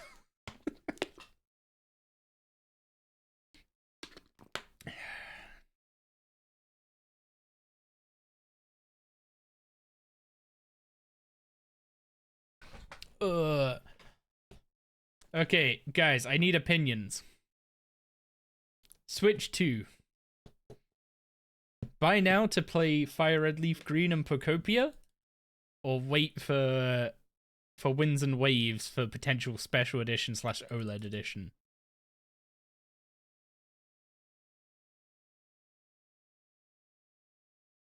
Hello, Gig. They made it a fucking POM. They had to make it a POM. Winds and Waves need. Well, we're gonna get Winds and Waves no matter what because there's a POM. They had to make the starter a POM. It's so cute. We have to have Doris. Yes, I know. Where's no?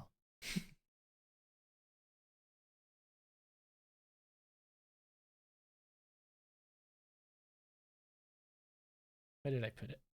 There it is.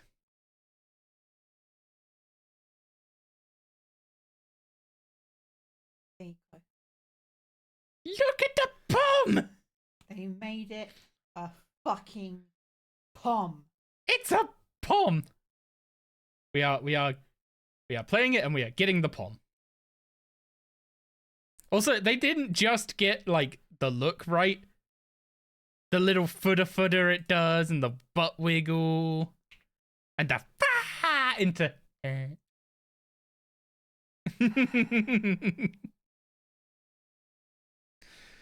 I've been. It's got such I'm fierce energy. I'm fierce.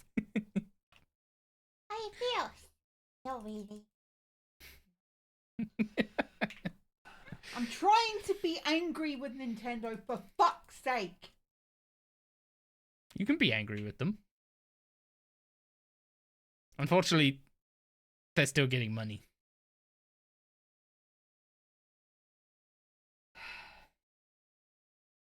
Yeah, and what is it with the other two? The other two are fuck ugly. Like, whoever designed them needs to be sacked.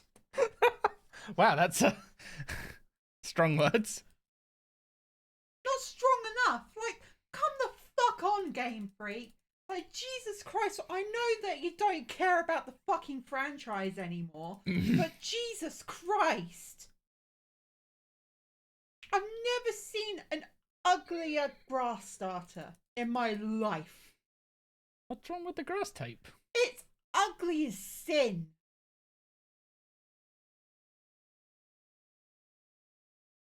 Isn't it supposed to be a baby kiwi? That's not a fucking kiwi. Do you know what a kiwi looks like? Yeah, but what does a baby kiwi look like? That's a fruit. That is okay. It's not a kiwi. No, it's not a baby kiwi. We don't argue over taste or style. Gig has her tastes. Brout is not her taste. Like, at least the gecko looks kind of cool, I guess. But it's like, they don't feel like Pokemon, you know?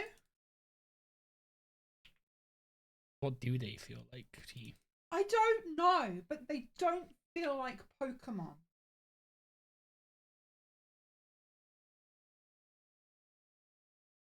But there's normally, more effort put into it. I don't know. One of the Pokemon in the first game was a Power Sludge. There's not much. Yeah, but at least they put more than 2 colors in it. At least it was like. Well, they didn't put any colors in those ones.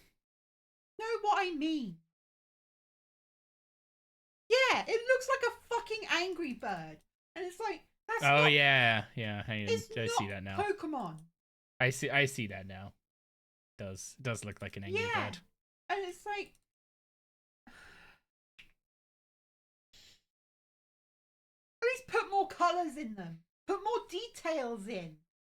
Like that's what. Yeah, you are right about the colors looking a bit not really Pokemon style. No. They're very smooth, aren't they? Yes, they're too smooth. Pokemon aren't that smooth. Like the baby Digimon are that smooth. Baby Digimon? Yeah, you know the. We were talking about Pokemon, so I was just double checking that. Yeah, but like baby Digimon are that smooth, but not Pokemon. They don't feel right.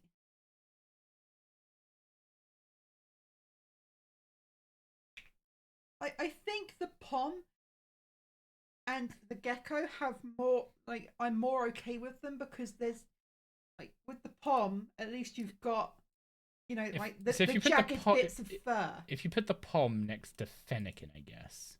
Is that what you're getting at? Exactly, yeah, if you put the Pom next to Fennekin, they don't feel like they're from the same franchise.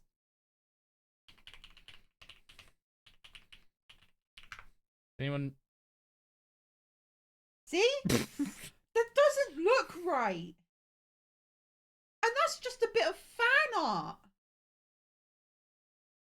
It doesn't look right.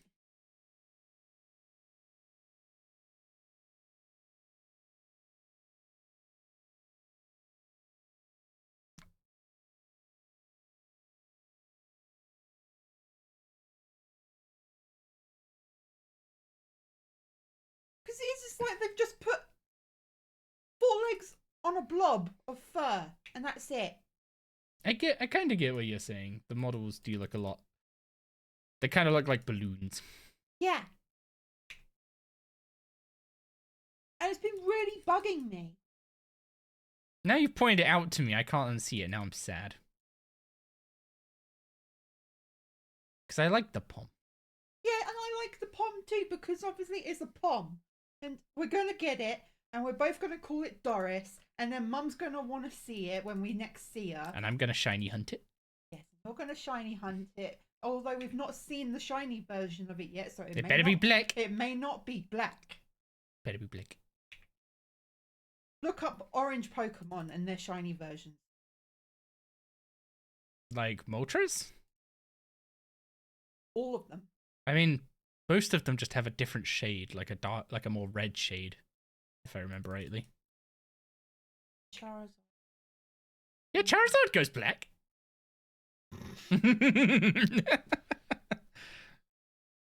He is very much the exception, not the rule, though.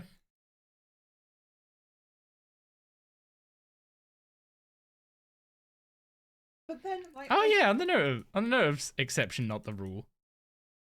Should we tell him about your mum finding all your, like, some of your base set Pokemon cards? Oh yeah. Gig has a base set Machamp. It's not worth that much, but still cool. And you have a base set Mewtwo as well. Don't know where that came from, but we're assuming a starter deck. I was very small. Yeah, the base set Machamp is cool because it came from a specific, like, 2-player product, not from the actual set itself. So it's more cool than it is valuable. Like, Charizard, obviously.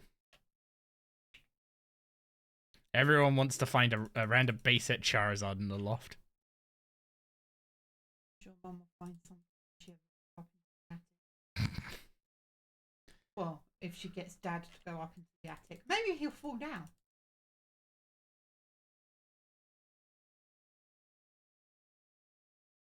That'd be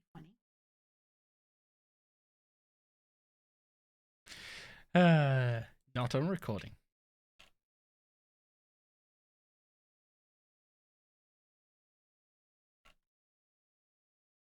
Like another reason why I want the Switch 2, even though I don't want the Switch 2, is fucking Pokopia, because it's like it's like Pokemon meets Viva Pinata, and it's like, oh my god, Viva Pinata. With some Animal Crossing mixed in. With some Animal Crossing mixed in, yeah. And it's like I need it.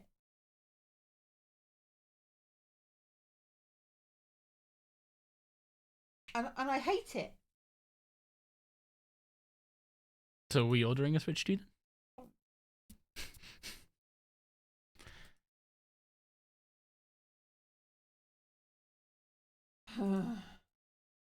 And it's not like that we can get one fucking second hand or anything. No, because it's probably banned. With how heavy-handed they are with banning consoles, buying a second-hand Switch 2 is not a smart plan.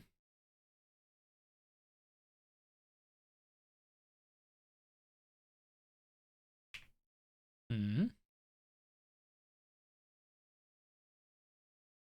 At least if we got it off Amazon, like 25%. Isn't that one of those like lies where it's like always 25% off? No, I got AIs to scour everywhere for me, and cheap. It's like Argos. Fair enough.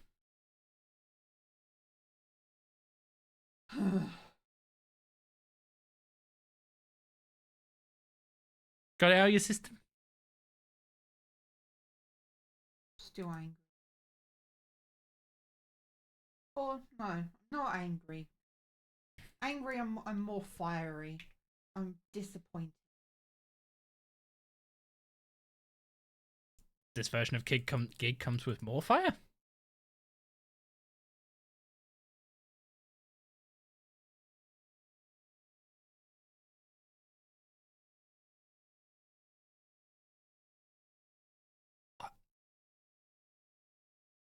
Yes, I'm the common law wifey. Hello.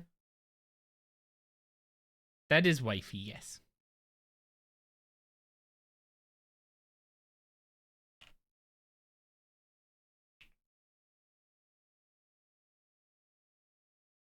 Gig is the wifey, Doris's mama,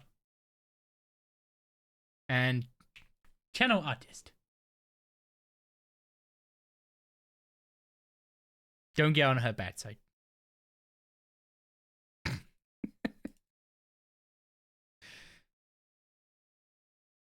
Wait, I have law now? Yeah.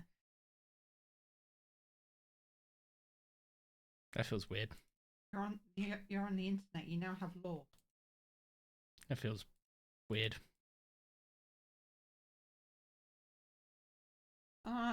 I grew up with Pokemon, so I care very, very much about it. And we have a few cards between us. yeah. Although you won't play the card game with me anymore No. after the Zoroark incident. Yeah. But then again, it's very hard for you to find people to play card games with you because you're not fun to play against. How does one be fun to play against?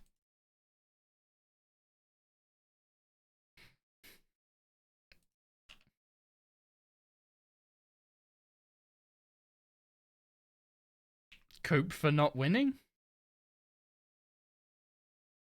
Now you ask any of our friends, and they'll give you exactly the same answer. It's a good thing Trux is currently distracted with WoW and isn't in chat to pile on me here.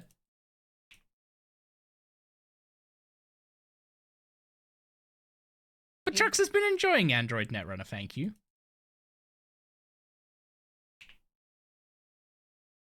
Yeah, but that game's more like chess than anything. Poker. Okay, whatever. If you asked Ryan. Okay, just because my magic decks tend to go a bit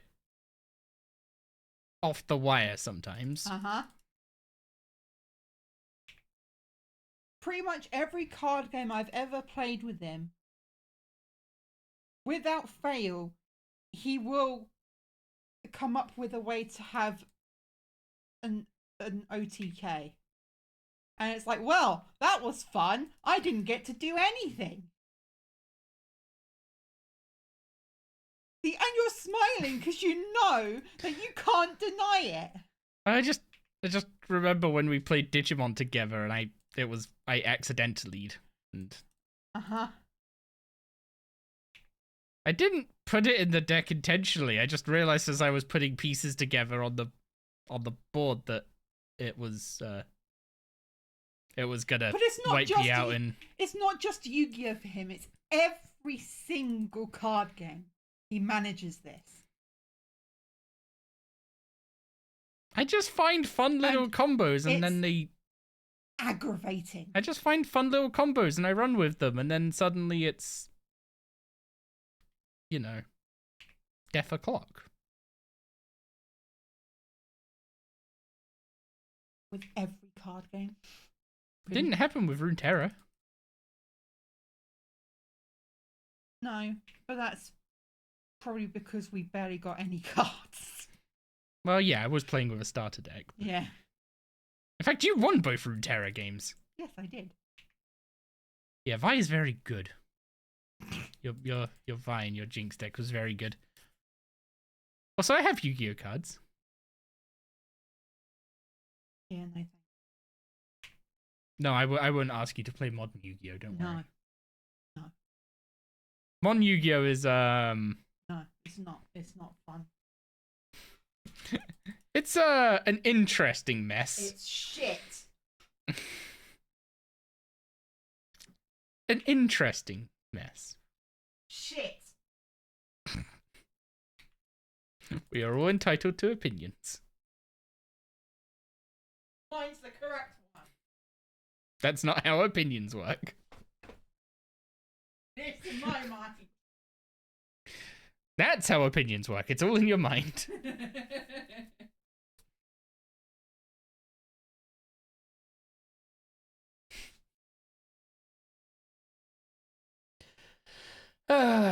Every time Gig shows up, I get outed as some kind of evil demon.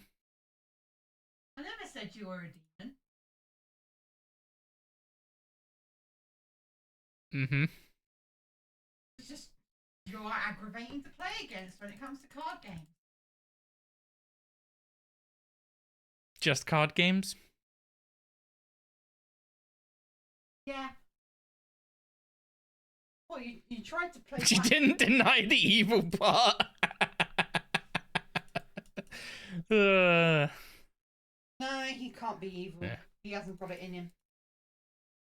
They were memeing on me for being uncultured again earlier. I know, I heard. Yeah. And how you haven't watched any Monty Python. I've seen, like, bits of it when it just happened to be on, but I've never, like, sat down to watch one of them. You did. You sat down to watch Life of Brian with me and you fell asleep within, like, the first 5 fucking minutes. To be fair, that happens a lot. Yeah. I start watching something and I just... Which is why I don't bother trying to pick stuff for us to watch together anymore. Because it happens consistently. It happens no matter who picks it. We just get comfy and start watching something, and then suddenly I'm dozed off, and it's. And then I look over and it's like, oh, for fuck's sake. Is it any wonder I haven't watched all these movies? I just fall asleep anytime I try and watch a film. Even when we were long distance and you fucking you got all of the fucking Star Wars movies and insisted on watching them back to back to back, and then you were asleep within the first half an hour.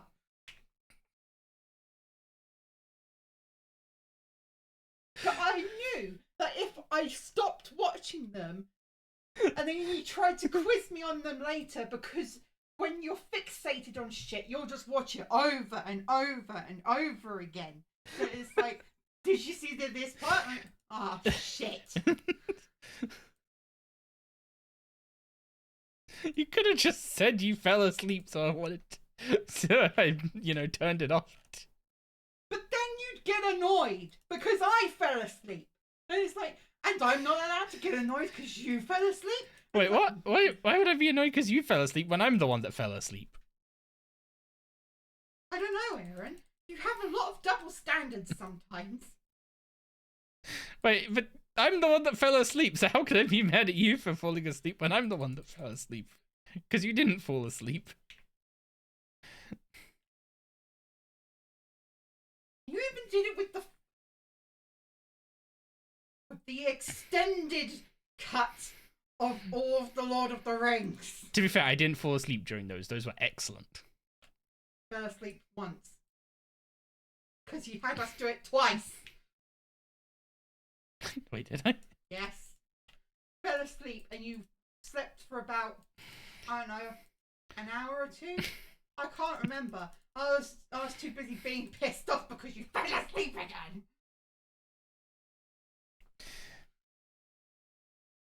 I don't remember this. I remember seeing through all the Lord of the Rings. Of course you don't fucking remember it because you were asleep. But I remember watching all of the Lord of the Rings with you. Someday she'll appreciate a proper nap. Oh no, Gig loves a good nap. No, I'm always napping. Yeah. Until Doris is like, mummy, mummy, mummy, mummy. Yeah. She literally climbs up on me and starts licking my face. And then, as soon as I actually wake up from said nap, she'll go back to fucking sleep again. Don't huff! Did she just huff at you? Yes, she did. Falling asleep while watching one of the Lord of the Rings movies is a sin. I didn't. I liked those movies too much to fall asleep to them.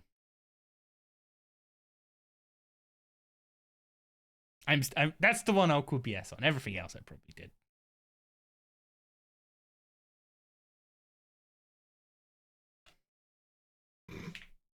I woo. Hey, Doris.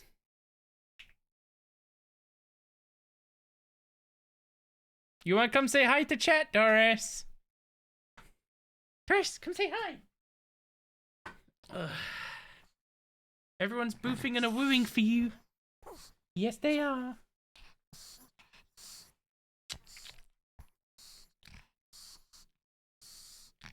I'm gonna full cam.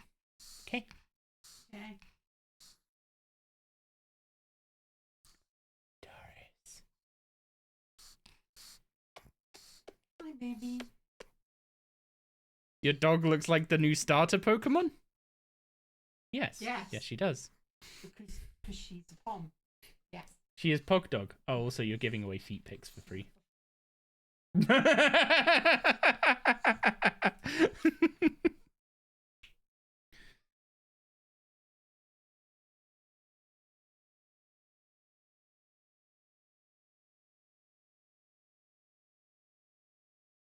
She's our very own Pogdog. Isn't that right, Doris? Oh.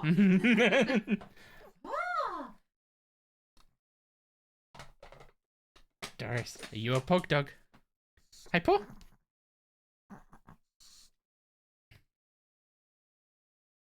Oh. Hmm?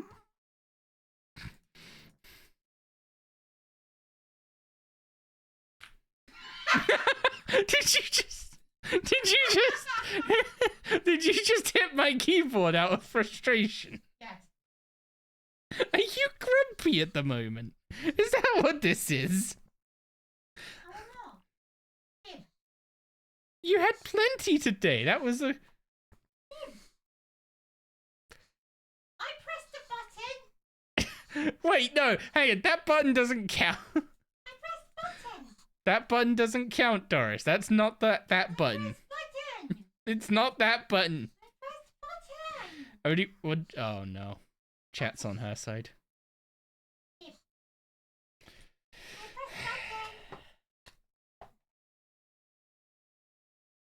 button. Pop.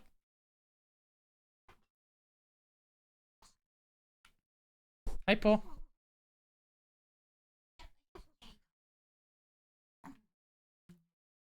There you go.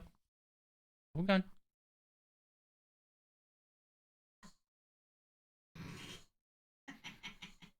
What do you mean, how dare I?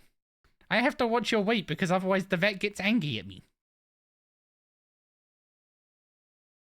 And we don't want an angry vet, do we?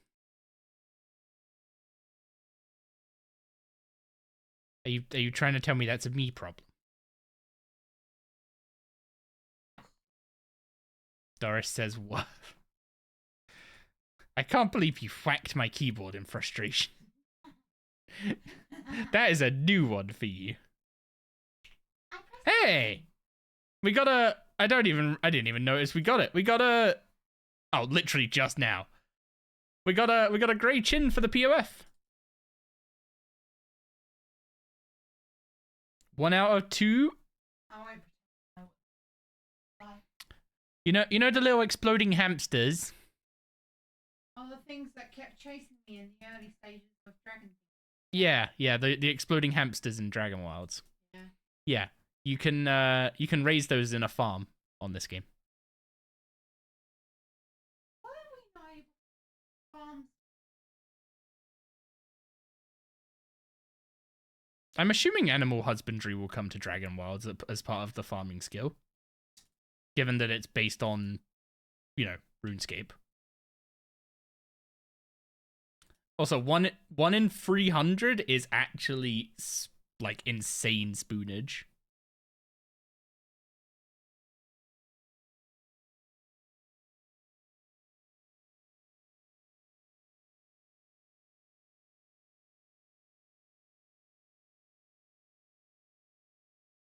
Wait, we got one as soon as Doris showed up.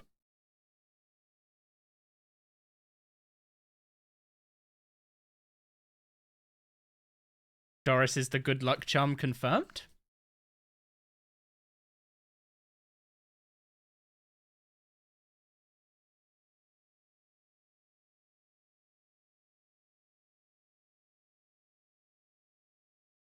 Always has been?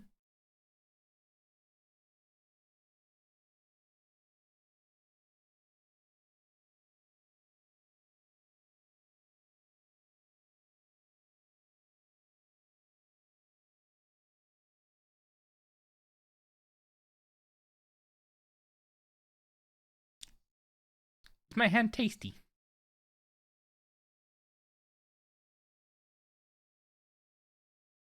She licks my hands because they get dry. I have pretty bad, eczema. So, Doris is always... Whenever I get, a flare-up on a given finger or my hands are dry, she'll always come and try and lick them better. I don't know if it causes them to dry out more, because it's, saliva, not...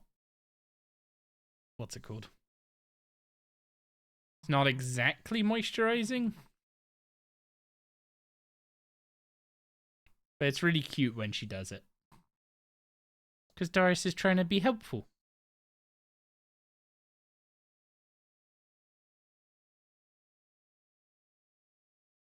Either that or she's just trying to eat my skin flakes, which is the worst version of that, so I'm going to assume it's not that.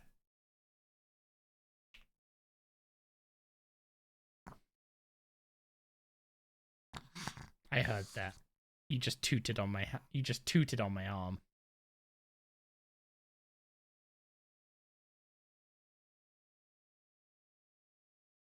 That's a guilty face if I've ever seen it.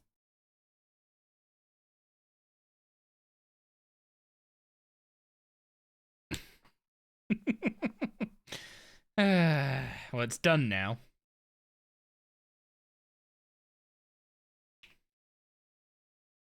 Come here. Come on.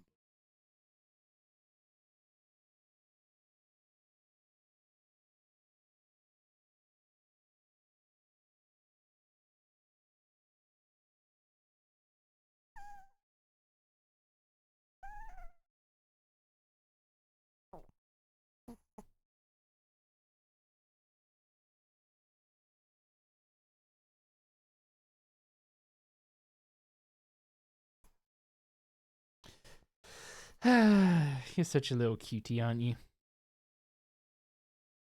This is my life now. She'll want to cuddle for about 10 minutes, then she'll get too hot and she'll go to our ice pack.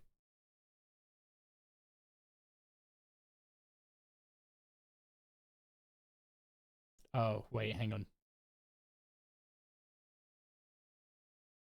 I see. Gag?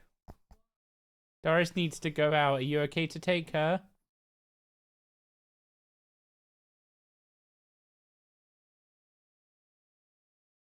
Do you need to go out, Bubba? Yeah.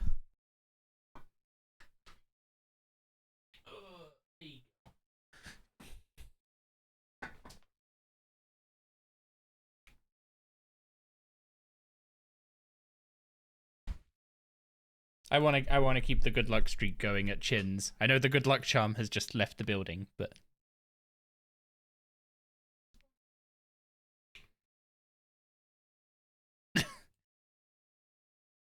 if we can get 2 Chins by the end of tonight, this will be insane success. I doubt it'll be a breeding pair, but you know, one can hope. And if we get an early breeding pair, then we just, you know, we take the grey Chins for now and try and get a red Chin either a bit later or when we get the trapper, because the primary thing is get the Chins going in the POF. The secondary thing is getting red Chins for mech Chins. Big boofs.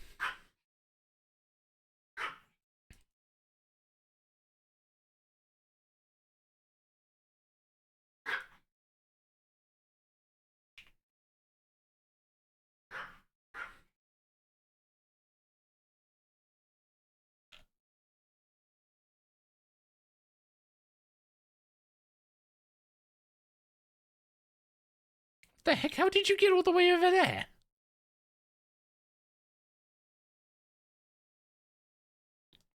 Oh, good luck ran out already.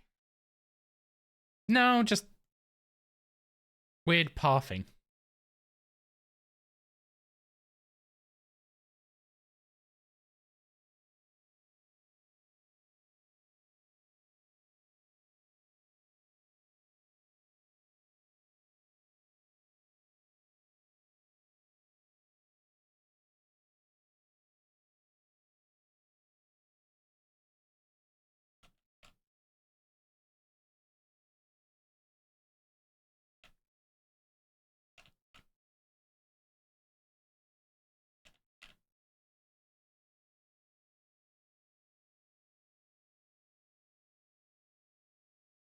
You guys aren't interested in the shade at all?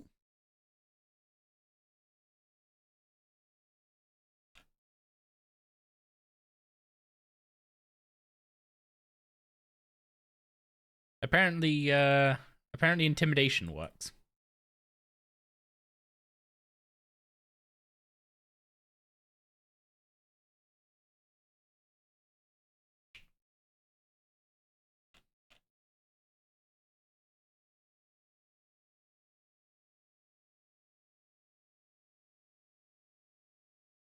I mean, if I'm being realistic, the chance of us getting a second POF animal tonight is very slim. So there's part of me that's just considering taking the dub and letting the other chin come tomorrow. But at the same time, what's better than a double dub?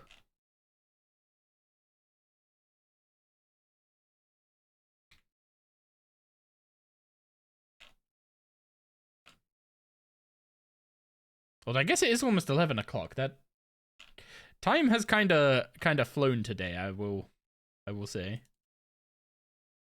Doing a 6-hour stream after a day of work is not something I expected.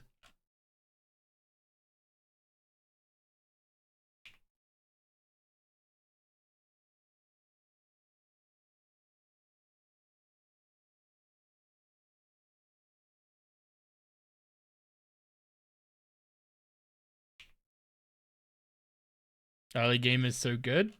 There's so many pieces to put on the board, you know?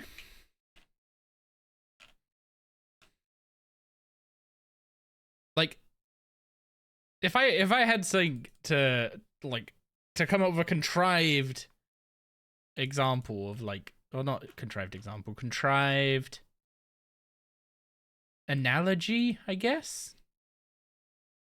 A contrived analogy for like early game RuneScape. It's like starting a chess game, but you start the game with no pieces on the board. And I guess we're not in the case of hardcore, you start with your king on board.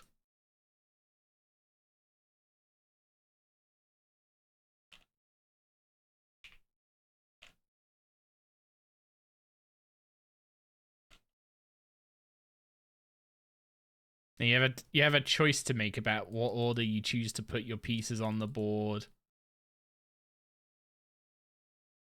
How you obtain the pieces, how you initially position them, how you plan for them to move throughout the game. It's like all the pieces that you set up in like the first few weeks of an account just like start this.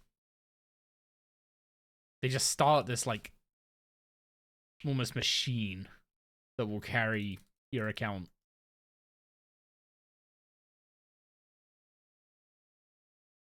It's like you can see so much of how someone's account is gonna progress like into and through the mid game based on what they focus on early on.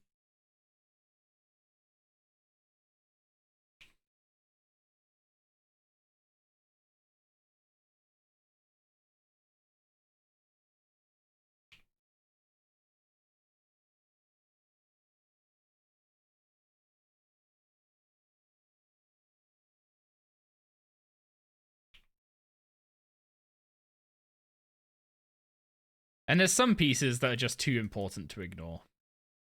And identifying those and prioritizing them is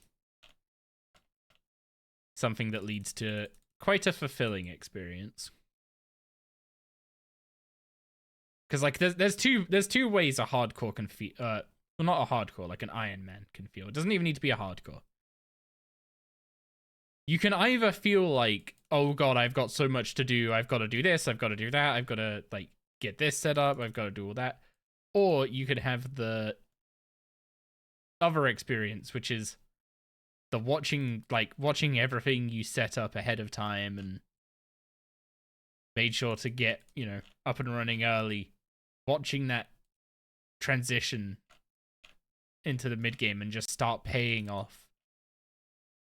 Whether it's in the form of XP, supplies, a couple grinds that you made easier because you set something up beforehand.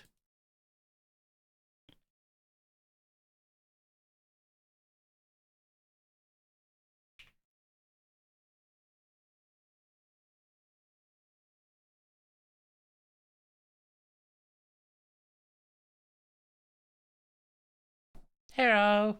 Was she a good girl? Good, good.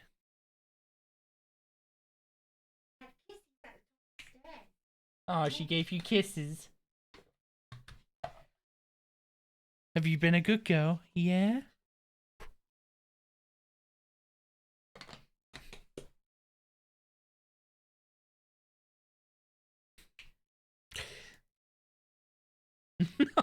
You were... Okay, fine. One more. Guys. Hey, why is the dog getting fat? I don't know.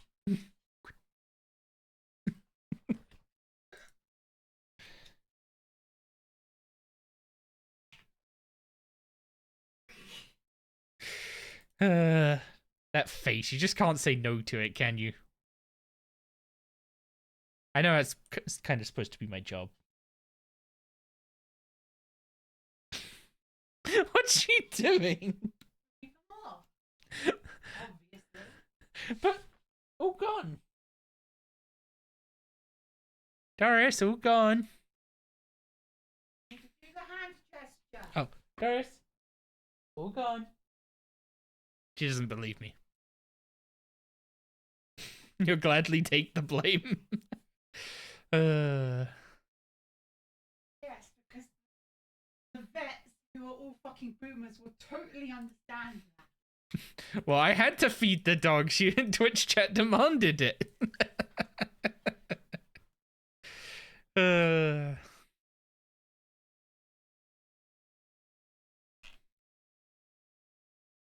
Also, why are trees click boxes so huge?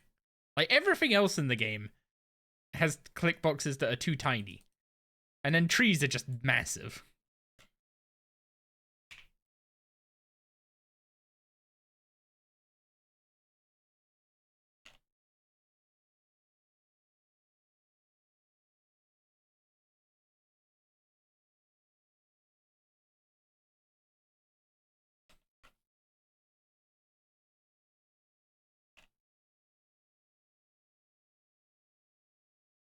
Although I swear that's just kind of a rule of, like, playing RuneScape, right? The thing you want to click on is tiny. The thing you don't want to click on is massive.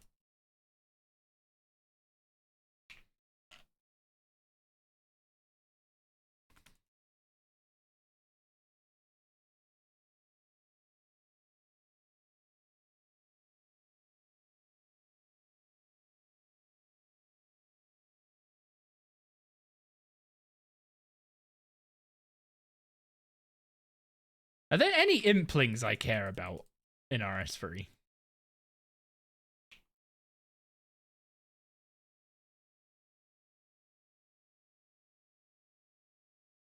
Like, normally I don't pay much mind to them. But there might be one that has something that could be helpful. Like, I guess getting a glory from one of them would be a good neck upgrade. Like, I made a ring of wealth, so I have access to a luck ring, but obviously the ring slot is kind of, you know. Until we have a sign of life, this isn't coming off. And even then, it probably just gets replaced with the ring of death.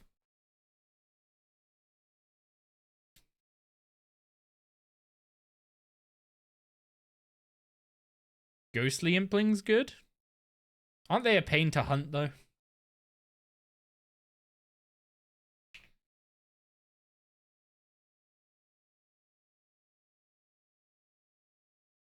Oh yeah, also, didn't they change the, what's it called? Farming Guild rep rewards?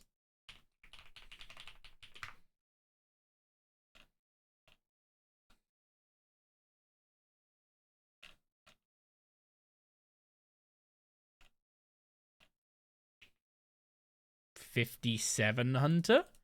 The fact we got a chin, a POF chin before 57 Hunter is actually kind of insane.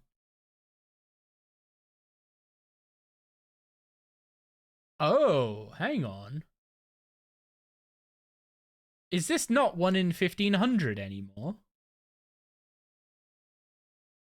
Apprentice farmer with 4,000 reputation, you get increased chance to get unchecked animal.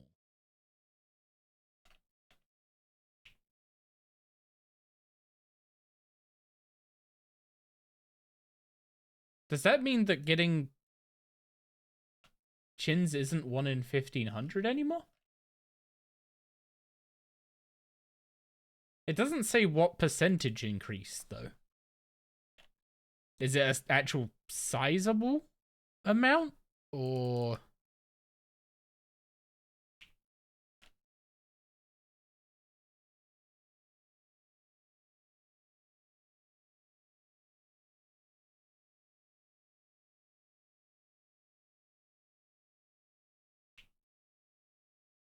6th of May 2025. Achieving a reputation of 4,000 now unlocks an increased chance of getting unchecked animals.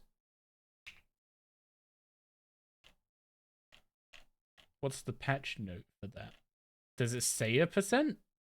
Or is it just vague?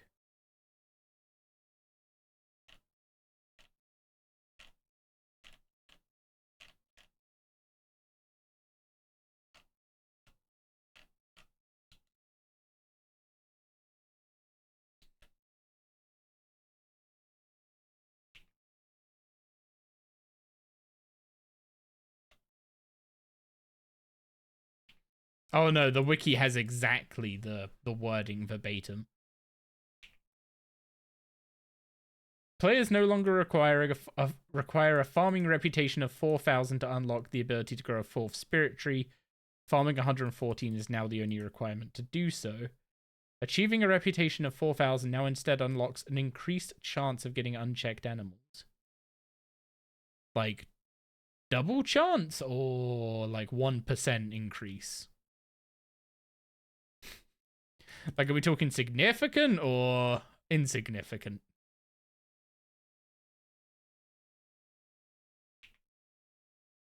I don't think the wiki has any details on it, right?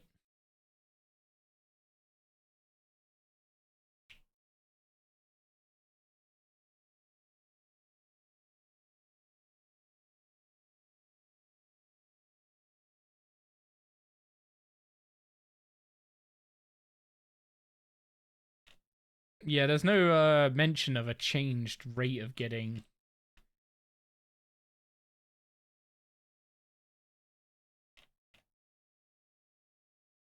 Yeah, there's no mention of getting a changed rate of unchecked chins from Hunter on any of the,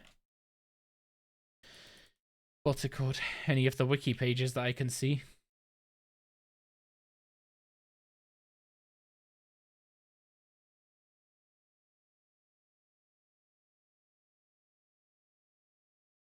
What about Spider?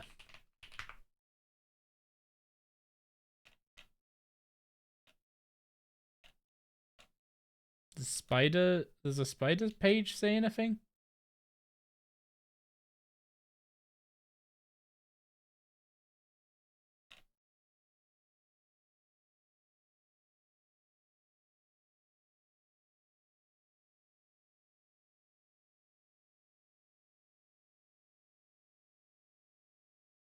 Yes, it does.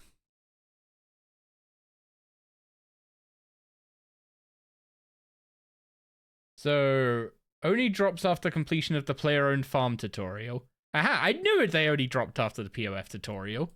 Someone lied to me.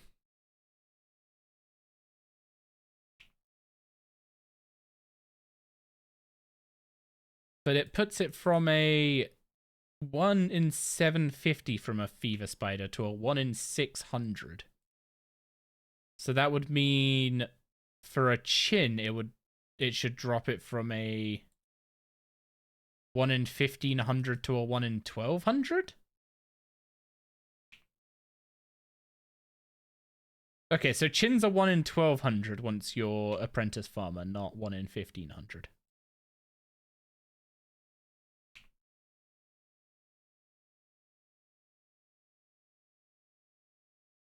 So it's about 20%? A 20% buff to drop rate, give or take. That's actually way, way better unlock to... I almost kind of want to go check and make sure we've actually got that and I haven't just hallucinated having it. 1 second. Oh, no. I'm not giving up a chin. How do I check my mana farm reputation via quick chat? Is that something I can do?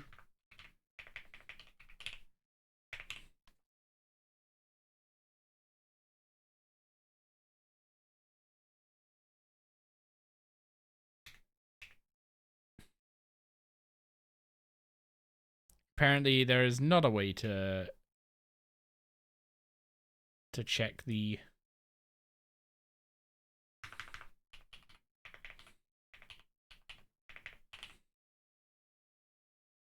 I can check Gobi reputation, but I can't check farming reputation.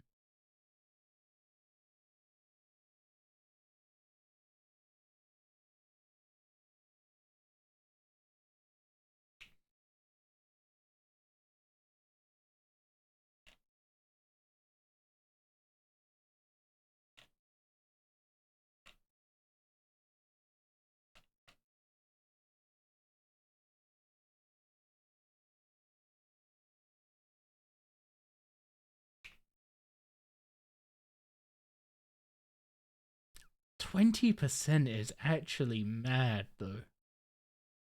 Like, you get 4,000 reputations so quickly that you may as well... Like, it may as well just have changed the base rates.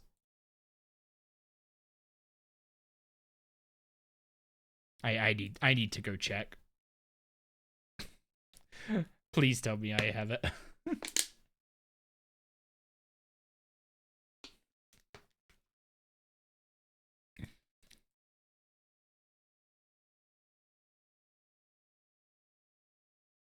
I do have it. Also, we now have a vanilla cow. 1 out of 3.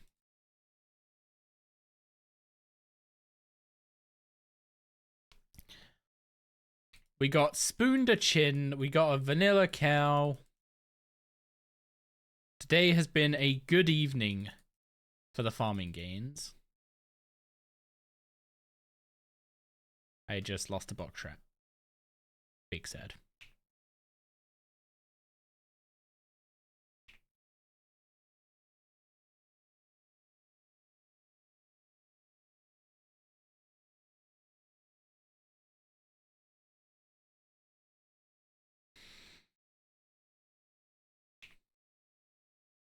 Those box traps are so expensive. I know, right? I still have a yellow cash stack. I can't be affording to lose box traps.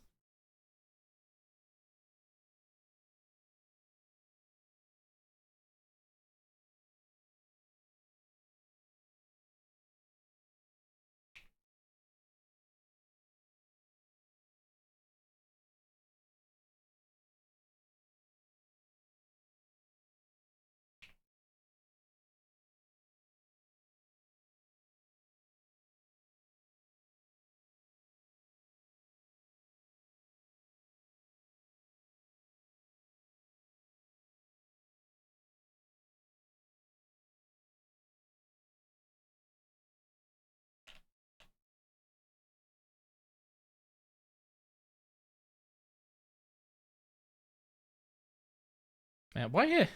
I like how I said earlier that that chins don't have as bad wander radiuses as birds do, and that makes sense. I think I was just wrong. These chins seem to just wander off everywhere.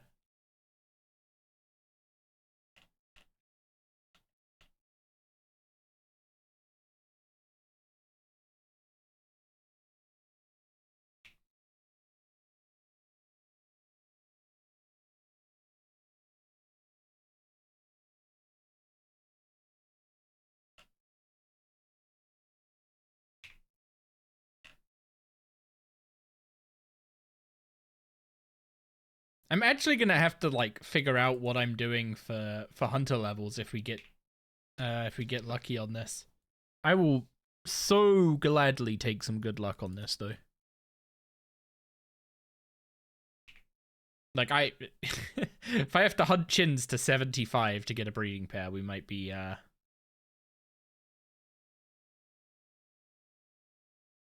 here a while, let's put it that way.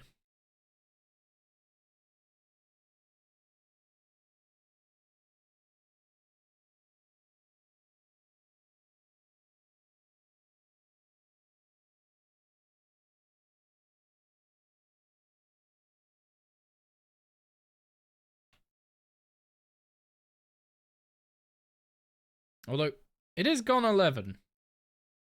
I should probably consider wrapping this up for the night and picking it up again tomorrow. That would be the smart thing to do. Because it's the start of the weekend. There's no point burning myself out on night 1. But also, if tonight's a lucky night, then I want to ride it out as much as possible, right?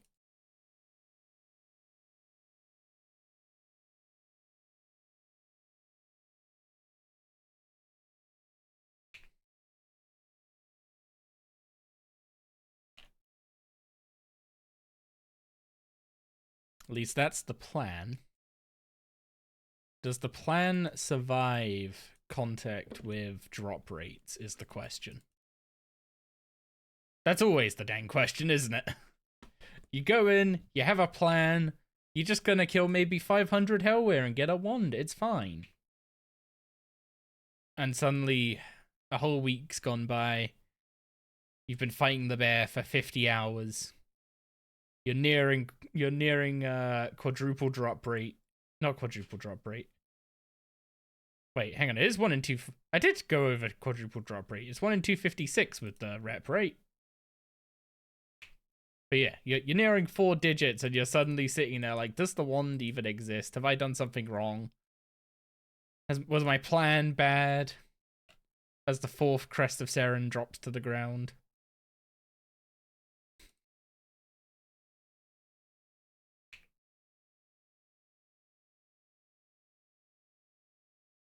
Drop rates are always the interesting thing, aren't they? Coach is going in live in an hour or 2. If it's 2 hours, that's 1 a.m. for me. If I haven't, whether or not I've ended stream, in 2 hours I will be asleep.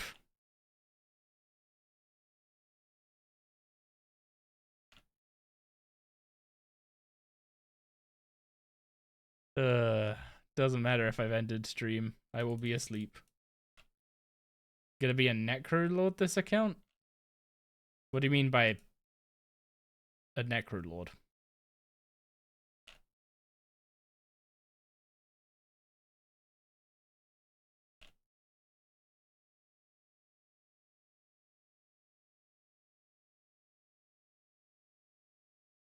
Like a Necro style?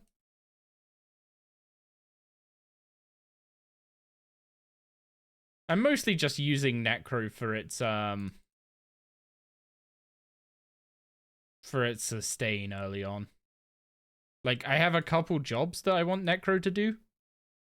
It needs to get me to Gate of Elidness.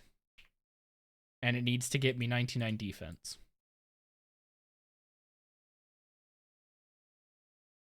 After that, we'll see. The combat rework has me really excited to play the other styles. So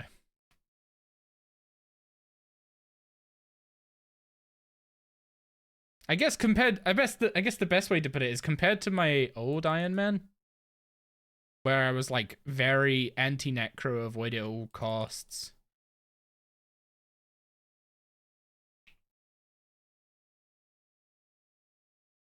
This one I'm just gonna use it when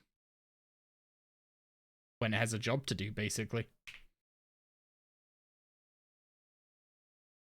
I don't care enough for farming Raziel to treat it as my main progression style. Because I'll do Raziel, but I don't want to just be doing Raziel for like a month straight. Can we see how many players are on the same server as me? I guess. 124.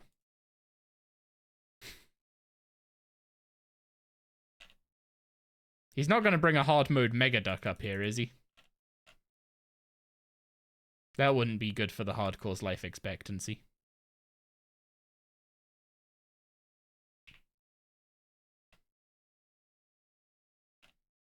That's your job. Fair.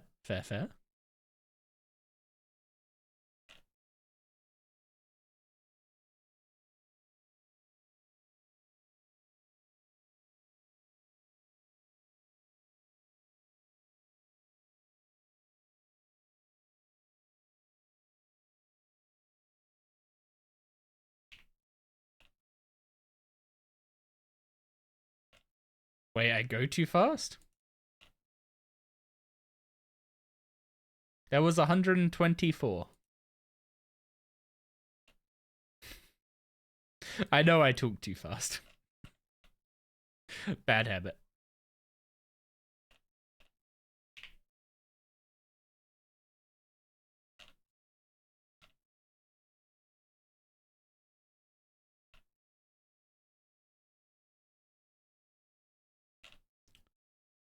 What hunter level is it for the Wildy Medium Diary, by the way? I have the number 67 stuck in my head.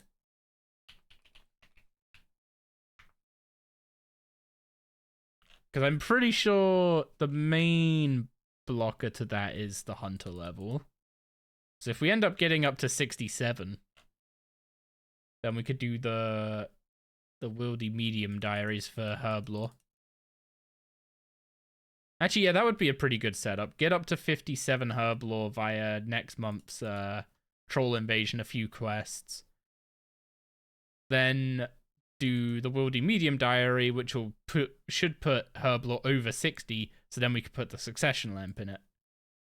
And that would put us pretty close to 65, so we can then put the 400k from While Guthix Sleeps into it. Which, if I remember rightly, then puts you about either 69 or 70. Do I have a level around that?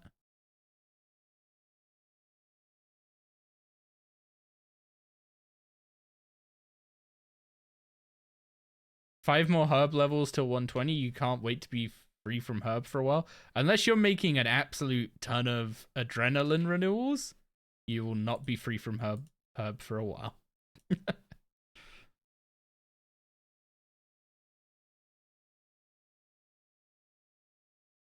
You're making 2k adren renewals? Good shout. Good shout.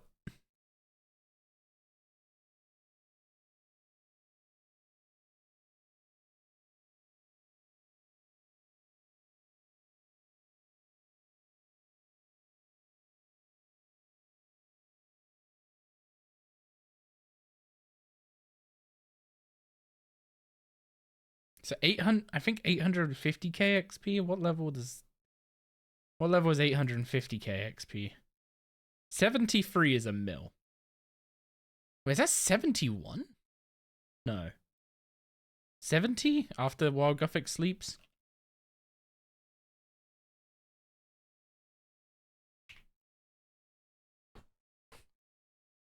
And then at 70, you're able to put almost all of the Vampire Quest line rewards into it. And if that can get you to 75, you can then put a World Wakes lamp into it. Okay, it's... the Herblore plan is like slowly coming together in my mind again.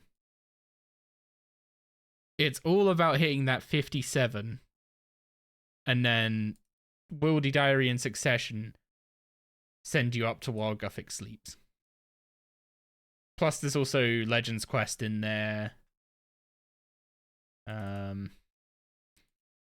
Some penguin XP when you hit a bit of a road bump. I should probably remember to do my penguins each week. That would be a smart move. Am I a smart person? Debatable. I'd lean towards no, just lucky.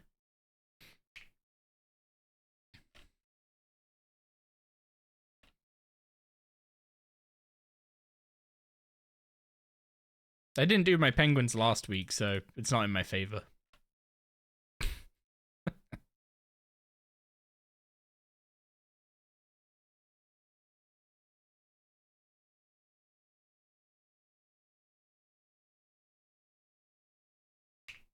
So all this stuff with Herblore is going to come together basically after Gate. Where does thieving fit into this?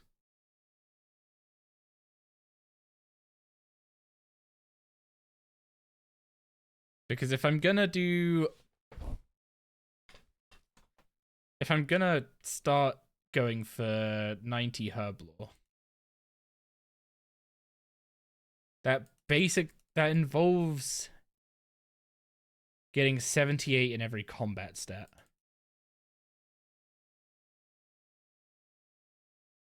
Oh, hell no. That hardcore death is not a pleasant one. Oh, no, not... So that's the final quest boss of, what's it called? The final, Red Axe quest. And it is a very, very easy boss to die on. Yeah, but is it birth rate? Last one? The one with the insane strength requirement. Yes. Yes, it is.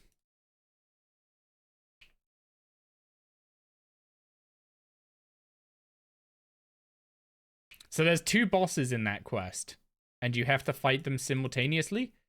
One of them can't move, but the other one can. So the safe way of dealing with that fight is to take the one that can move and take him outside the door so that the other one can't throw shit at you basically while you're fighting him. Because if I remember rightly, the melee guy basically like spins around and you have to stay away from him when he does that. And then the other guy is just dropping stuff on the floor constantly.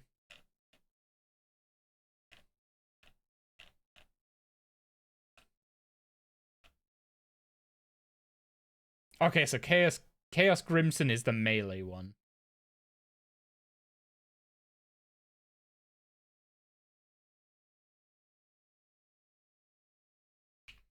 So you can't safe spot him because the RS3 has... Actually, I don't know. Does Old School have smarter AI on any mobs? RS3, a few mobs have like smarter pathing on some mobs that allow them to walk around obstacles and not get safe spotted. And the boss of that quest has that. Also, it's not a spin, it's a charge. My apologies. But that charge is probably what killed him. And what's up, Sheev? How you doing? We are doing well. We've started the hunt for chinchompers. Already got one down in, well, it was 300 catches for our first one. So a very good start. Also, my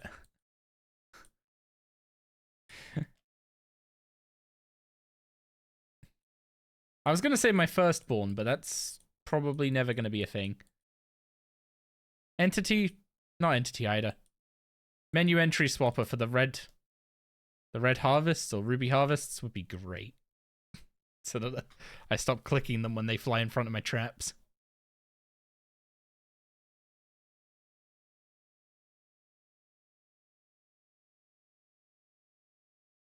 You ended up doing cobalt chins for your breeding pair? I didn't think of using skill chompers for the breeding pair. I guess I could have started with those. I just went straight for 53 to get grey chins. With the thought process being that if I use grey chins to trade up to red chins, then if I get a grey chin along the way, that can form a breeding pair with the red chin that I get. But now I know that the apprentice farmer rank from the farmer reputation gives you like a 20% increased chance of seeing POF animals. I'm hoping from hunter as well as from drop rate, like as well as from mob drops. So fingers crossed it affects both. But at 1 in 1200 instead of 1 in 1500, it's possible we see a well, maybe not a breeding pair necessarily, but it's possible we see 2 grey chins by the time we see a red chin. Or by the time we can catch red chins, I should say.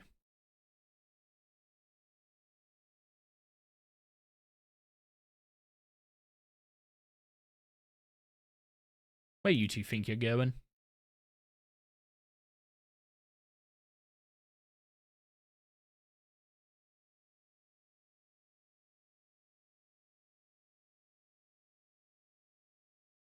Necromancy is not the best thing to use for chasing down chins. With only 6 tile range, it's a lot of running.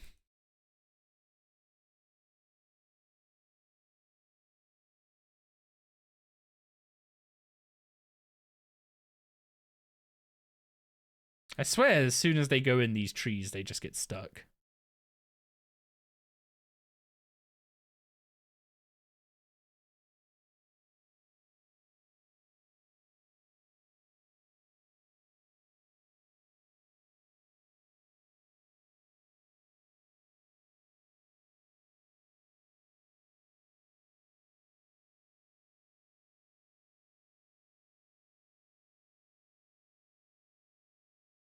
Don't you just wreck all my traps and run off?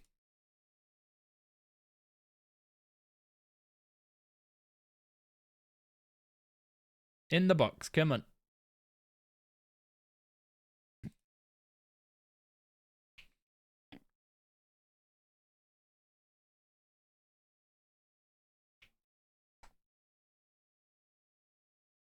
But yeah, should I get very fortunate and end up with a breeding pair before we can catch red chins, then I think I'll just breed the grey chins for a while and just swap them over to red chins when the trapper brings us a red chin. Because that way we at least get the farming XP coming in. We don't get the supply of red chins, which is a little bit of a shame, but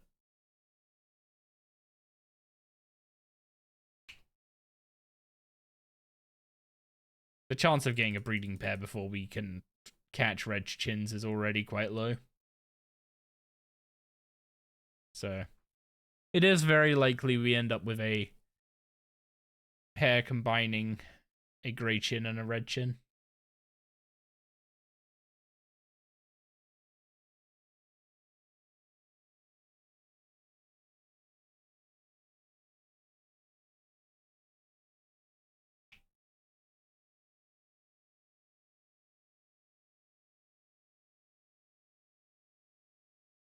I guess one of the questions is if we end up with like, because red chins have a pretty horrendous catch rate at 63. If we end up with the same gender grey and red chin, do we just come back to grey chins and keep catching these until we have a breeding pair combining the red and grey, or do we stay at the red?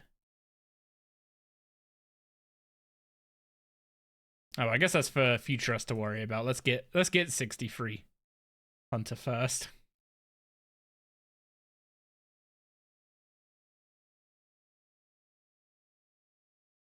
You think you just wait till you had Adam worked on other stuff in the meantime? Yeah, the thing is I've got a lot of stuff that I'm planning on doing, and getting beans in the POF is kinda painful. So I want to just get the chins done now and have them ticking over in the farm while I'm doing archaeology, while I'm farming gate, doing thieving.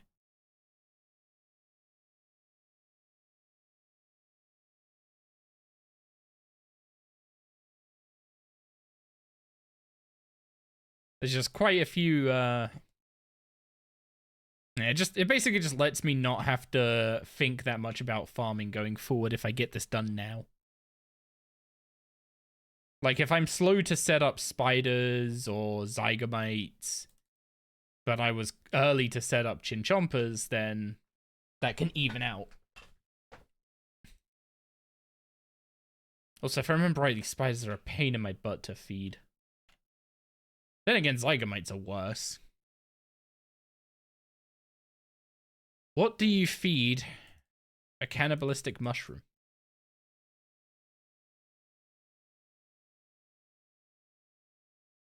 Don't feed zygos? I mean, if you're doing it for farming XP, you have to feed them.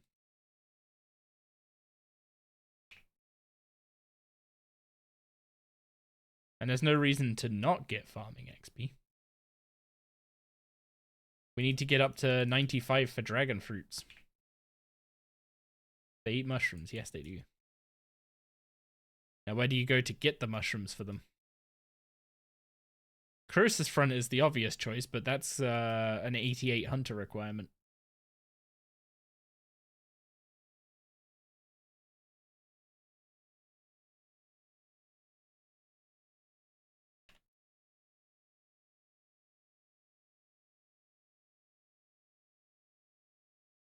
I appreciate the reach out, but I'm good, dude. I'm good.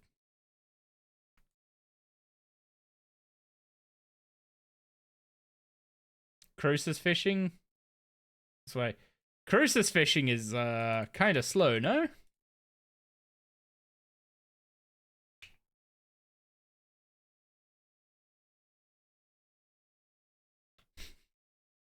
I've been ignoring friend requests for years on Discord, don't worry.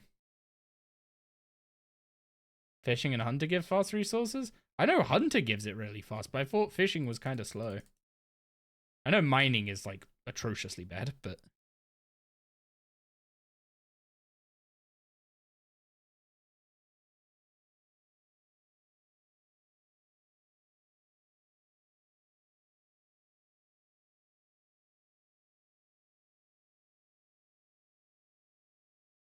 Yeah, I remember... I can't remember if I had to do woodcutting, but repairing the offhands for, like, the Croesus offhands on the other iron, I remember being quite painful.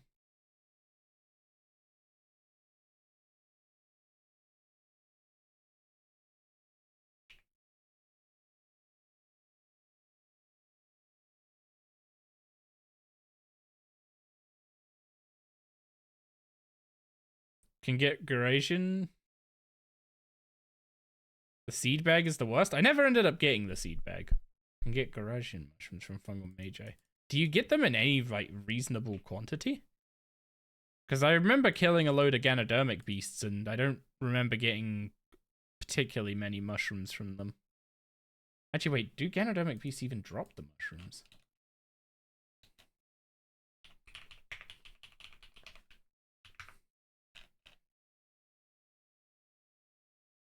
They do. They drop them at 12 a time. And it's 1 in 10 from them. So it'd take about... Well, it'd take about 1,000 Ganodermic beast kills to fill up the... What's it called? To fill up a pen.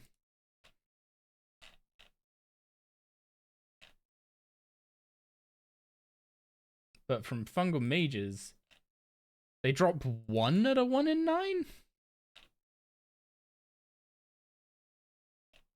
They drop 1 and it isn't noted.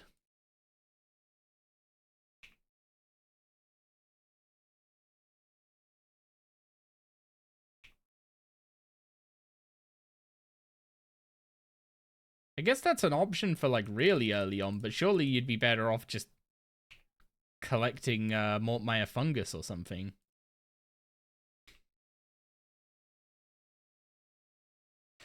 "58 Hunter is Nature Implings unlocked, which I don't think drop anything of use to us.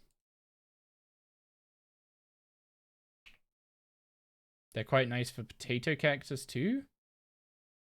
I see Snape Grass, Pure Essence, Limpwort Root, Potato Cactus, the Seed Drop Table, and then herbs that you can put in a herb bag. Yeah. I mean, if we start getting them as a Slayer task, I'll be happy.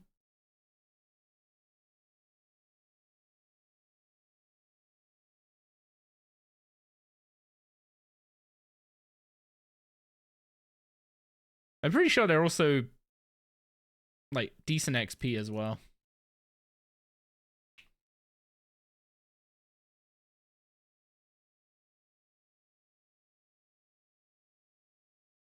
They're meta for first batch of cactus until you get it from PVM and Desert Diary. Yeah, I guess we just hope for a couple Slayer tasks then. Because that way we're not going out of our way to kill them.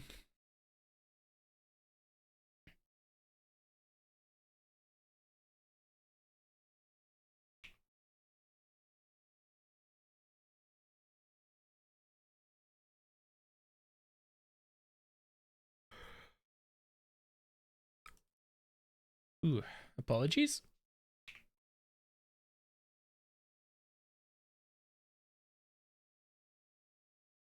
I'm gonna go to 500.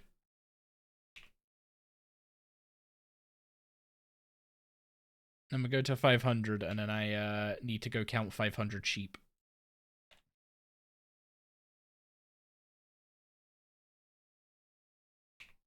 Because if I if I sit here till 1 a.m., then I will basically get bugger all done tomorrow, which isn't worth another like hour of catching chins tonight. You just got dagger from the heist? Huge. Also, are there 2 heists or 3? I could have sworn I heard there were 3. But yeah, okay, there's only 2. For some reason I was under the impression there were 3, but when I looked at the skill guide, I could only see the vault and arsenal. So I was kind of confused. But no, I guess I was just misinformed.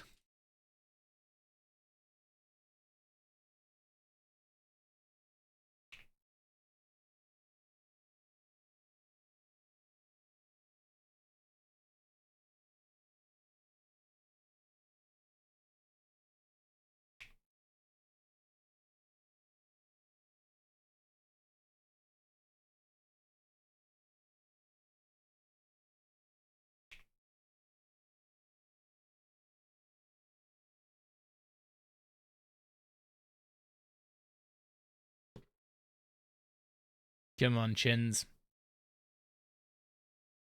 I'm gonna have to do a quick roundup on it.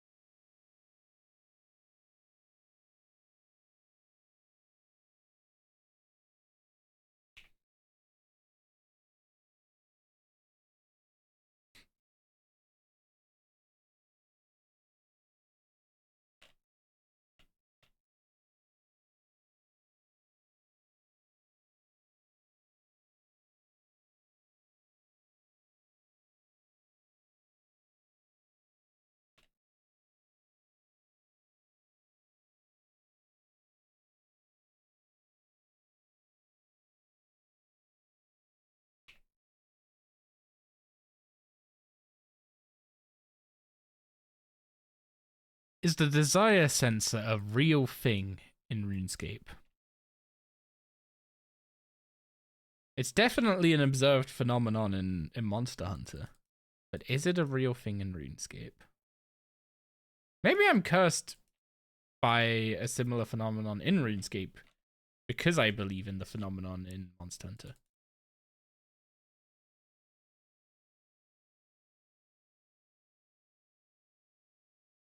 So the desire sensor is a like conspiracy theory meme type thing in Monster Hunter. That basically whatever you want as a drop from the monster you're going and killing, you're not gonna get that. You're gonna get literally everything but, even if it's rarer than it, you're gonna get everything but the one thing you're after.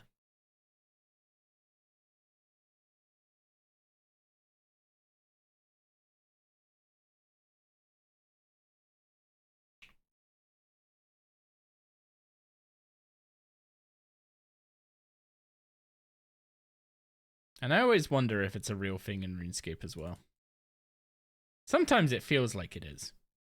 But are you just remembering those times because those are the times you have to stay longer to kill the thing? Or hunt the thing in this case. But in this case, I can't really be considered unlucky when I'm sitting on 500 chins and a breeding pair. Damn, that was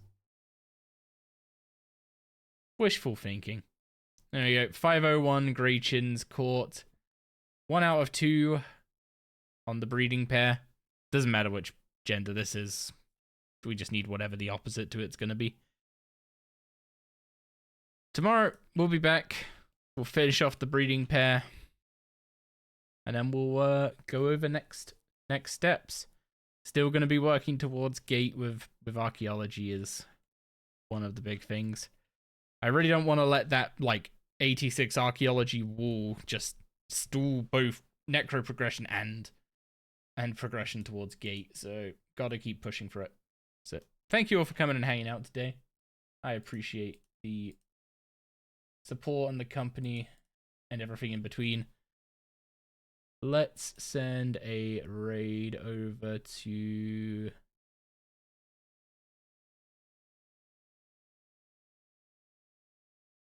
Should I send you guys to Beej? It's Beej. He's playing an Ironman.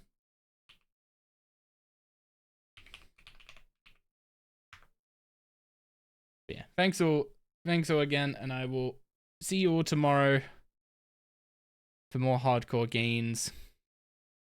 Hopefully no dying. Actually, you know what? Definitely no dying. That won't come back and bite me. Definitely not.